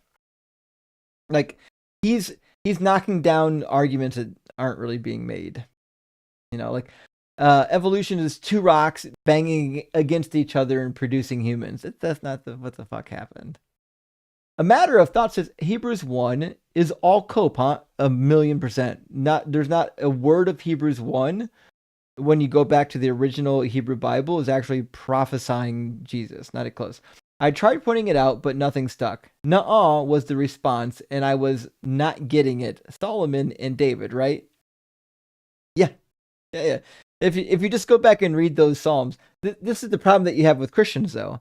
See, to a Christian, a prophecy is anything the New Testament tells you is a prophecy, right? So if the Hebrew says that the Old Testament wrote about Jesus when it said this thing, well, you're never going to change their mind. These buffoons don't know how words work. You have to ask them, if I don't have the New Testament, if I only have the Old Testament and I open up this Old Testament, how can I know which words are prophetic and which ones aren't? Then you can get down to brass tacks. Then they'll be like, well, this one actually says something about the future, so on and so forth. Then you could probably get some work done with that, you know? Poldum says, sent you some soundboard drops in the Discord. Thank you. I condone you to take any you want. Well, thank you, Poldum. I really appreciate that. I'll have to check them out. I do have 1, 2, 3. I got at least 5 spaces open on the soundboard. I've got some that maybe I can get a second page going. I've got some that I don't need, but I kind of keep around for a little bit. Like I've got the no crying in baseball. Are you crying? There's no crying. There's no crying in baseball. I might not actually need that one. I just kind of like it. Maybe that one goes. I've got some that I can't get rid of, like this classic. I'm beautiful. I'm gorgeous. I'm big. I can do handstands. So, but yeah, thanks for the sounds, man. I'll check them out. And Scotty says, thank you for your donation. But Scotty, thank you for your donation. I really appreciate that, friend. And Jumna says, Old Testament dating, lay down, shut up your mind. Yes. Could you imagine that world? It's funny because we talk about it like it's just an Old Testament thing. It's actually not. The ancient Near East was just kind of like this. Like if you bought a slave, that slave's reproductive capabilities were also yours. Like that's just part and parcel. In fact, that's why we got laws. Like if you go to Leviticus 19, I think verse 20, we've got this doozy. Yeah, this is it. Oh, wrong button. There we go. If a man has sexual relations with a woman who is a slave designated for another man, but not ransomed or given her freedom, an inquiry shall be held. They shall not be put to death, since she has not been freed. Meaning, if you do rape somebody who's been betrothed, you get killed. If they're betrothed and you rape them, you get killed because it's a property crime. But listen, if it's a slave, if you rape somebody's slave who hasn't been redeemed or ransomed, well, it's okay. He shall bring a guilt offering for himself to the Lord at the entrance of the tent of meeting, a ram as a guilt offering. So there you go. Like, listen, the rape only matters if you're doing it to somebody that's betrothed. If they're unbetrothed, fine, just pay a fine, do a sin offering, it'll be okay. Carlos, friend, great to see you tonight. Thank you so much for the super chat. It says, sorry, been late. We'll have to rewatch stream. Unfortunately, mom's in ICU. Oh no, I'm sorry to hear that, Carlos. Please keep us informed. I hope everything's okay. Already prepared for her departure. Amazing woman. I still have Hill Dog. It's hard. It really is hard to lose your family members, especially your parents. It's very difficult. I'm sorry you're going through that. I know it's going to happen to all of us eventually. Eventually, I'll be in the same boat. You know, I'll be having to stare down the barrel of the abyss. But it's still hard every time it happens. I'm sorry for that, Carlos. Man, that really stinks. If you need anything, reach out. Please don't hesitate. And iCram, hey, thanks for the super chat, says, Maid Marian and Sally Jennings wanted to marry their captors. Oh, Maid Marian. Wait, what? Like in the Robin Hood story? But that's not real, is it? Now I have to I gotta brush up on my medieval, hold on, TikTok froze. Why did it do that? 1 second. We'll take care of that. Okay. Should be back now. I'm sorry about that, y'all. The TikTok froze on me. Yeah, Maid Marian, I don't remember all the details anymore of Maid Marian. She was captive, all right? So her getting out of her captivity was being married off to another captor. So it's like trading a captor to a captor, basically, is what I'm guessing. It's a fair point, though. Scribbles by Janice, hey, thank you so much. It says Priscilla Presley was also 14 years old when she first met and began dating 24-year-old Elvis Presley. Gross. I forgot about that. I can't believe I forgot about that. That's such a very common one that people talk about. I'm shocked that escaped my brain. It's pretty wild. You're right though. Yeah, Elvis was really going down low for that one. And he was like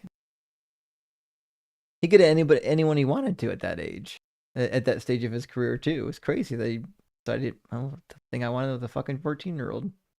Hey, Ben Cadis, thank you for the super chat. It says Christians on every stream, insert crying voice. Oh no, my dogma no.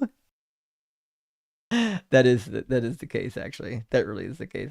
All right, I'm out of super chats. I'm going to bring up one friend though. My friend Pavode Zone is here. You probably know him if you're on TikTok. If not, he's a friend of mine. I'm curious to see what he's got to add to the conversation. Rabbi Bert's trying to connect a little bit. Maybe the connection's slow.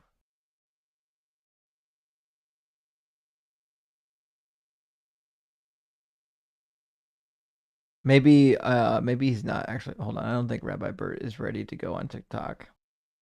I think he's live on YouTube now. I think he switched from TikTok to YouTube. I don't know why, but it's easy enough to fix. Rabbi Bert,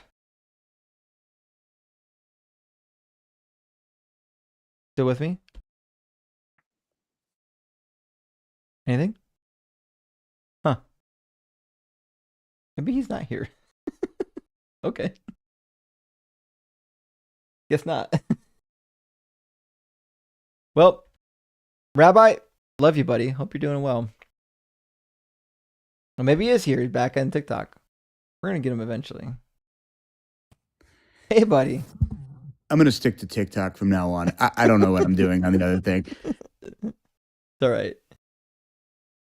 We were talking a minute ago about the virginity test. Do you know of any others? Not necessarily virginity test. I had a thought that I wanted to run by you that I think we started talking about offline a little bit, but it has since matured into a like a full-fledged, I even like a lesson. Am I echoing at all? No, you're good at my end. Okay, great. Just keep me posted if I am. I'm waiting for my Bluetooth to turn on. So I think that Matthew 1:16 undoes the entire claim. It undoes the entire Christian Bible. Okay. Yeah, we were talking about this. Okay, so yeah, Matthew 1:16. Jacob, the father of Joseph, the husband of Mary, who bore Jesus, who is called the Messiah, because there's no like heir to the throne through Joseph. Yeah, it completely undoes the entire lineage. Mm-hmm. They give you this really long lineage. Oh, really impressive. Joseph is related to David. What a cool thing. But not to Jesus. What Christians will say is, well, he's still son via adoption. But yeah, you and I both know it has to come from the body. Right. Numbers 1:2 says that your lineage comes through your father. So either they have to say that Joseph is the father or that God is the father. And if God is the father, then he is a mamzer, right? Deuteronomy 23:3. He is cut off from the congregation of Adonai for 10 generations. He has no inheritance in Israel whatsoever. And if Joseph's the father, then the whole God's the father claim fails. It's like, how is it possible that they don't understand that? It's crazy to me the amount of gymnastics you have to do to get Jesus to be the Messiah. Like you either have one of two choices. Either you can be honest or you can do the gymnastics. And they chose gymnastics. Yeah. Well, that was that was my whole, truly rough. I guess with the virginity claim thing or the purity claim thing, what do you think is actually sort of going on in that text? Like, why do you think that they are clearly do you really? I mean, do you really think that there was a any culture of of this actually being? What's the motive here? In Numbers 31. Yeah. Well, to me, it reads just like they're doing war brides. The same way they did in Judges 21 after the Levites' concubine. They go to war with with those who didn't show up at Mizpah to fight, so Jabesh Gilead. And they kill all the women and all the boys, and they save the young virgin girls for themselves as wives for the Benjaminites. Seems to be the same behavior, killing all the men, women, and boys, keeping the young virgin girls. And the reason why their virginity seems to be important, obviously, is because they're going to become war brides. Right. And produce more soldiers, presumably. Yeah, because if they're married already, so it's unclean typically to go into somebody else's woman. That's why we like Deuteronomy 24. It's funny. It's like the only passage that really talks about divorce. But the passage, ironically, isn't really about divorce per se. It's more like if you get divorced and she marries another, you can't take her back because now she's like defiled, right? So the passage really isn't specifically about divorce. It's more like, hey, in the event of divorce, don't defile yourself. It just occurred to me it's unclean to go into another person's wife unless they're your dead brothers. Yeah, isn't that crazy? Or there's probably some more exceptions I'm not thinking of. But also remember David, when David's wives are raped by Absalom, he never goes into them again. He puts them away in another house by themselves to live separate from him because they're unclean now. Yeah. But remember the exception. He made one exception of Michal. Remember Michal, Saul gave to one of David's friends. And then later, when David became king, he said, I want fucking Michal back. He took her back. Pretty crazy. Wild. Yep, truly. Man. Well, I hope you're doing well, buddy, man. Good to hear from you. Yeah, you too. Yeah, I'm around. I'd love to do that attorney thing at some point if you're up for it. We need to. It's a lot of fun. Thank you. I've done it a couple times on the Bible on Dalton's live. All right, we'll set up. We'll make it happen. Sounds good. Talk to you soon. Cheers, buddy. Tip you, Rabbi Bert. It's much easier getting along with my religious friends that are Jewish because they can read the book and say, yeah, it just kind of says what it says, right? Kind of like Seth. Seth knows what it says. Like, he's not doing the gymnastics about what it says. I think the question is what to do with it. So I don't see anyone live right now on YouTube tonight. I'm sorry. Let me get logged in with my right account. Sorry. Let's see who's live tonight on YouTube. Who's live on TikTok right now? Anyone? Oh, Mezzo's live on YouTube right now. Maybe, I bet Mezzo and Joel are live together, aren't they? They are. All right, let's do this. Let's send a big old raid on TikTok and on YouTube over to Mezzo's live stream, and maybe we can help Joel and Mezzo patch things up after, that fling that I had with Joel. Maybe we can help them to get back on the right foot, So let's all go raid Mezzo's live stream. Joel's guested up. They've got another guest in there. It looks like they're having some kind of a dress up party. It could be kind of fun. Let's go raid. I'll be over in a few minutes. Friends, thank you so much for being here. I really appreciate everyone liking and sharing and supporting the stream. And thank you to all the members and the super chatters. I really appreciate it. Let's go raid Mezzo's live stream. I'll be live again in 2 more nights on Friday night, and you know how Friday night is. I'm sure it'll be a banger. Just not the Bible type where they're banging little girls, but like a party banger, But thank you so much, friends. I'll see you again soon.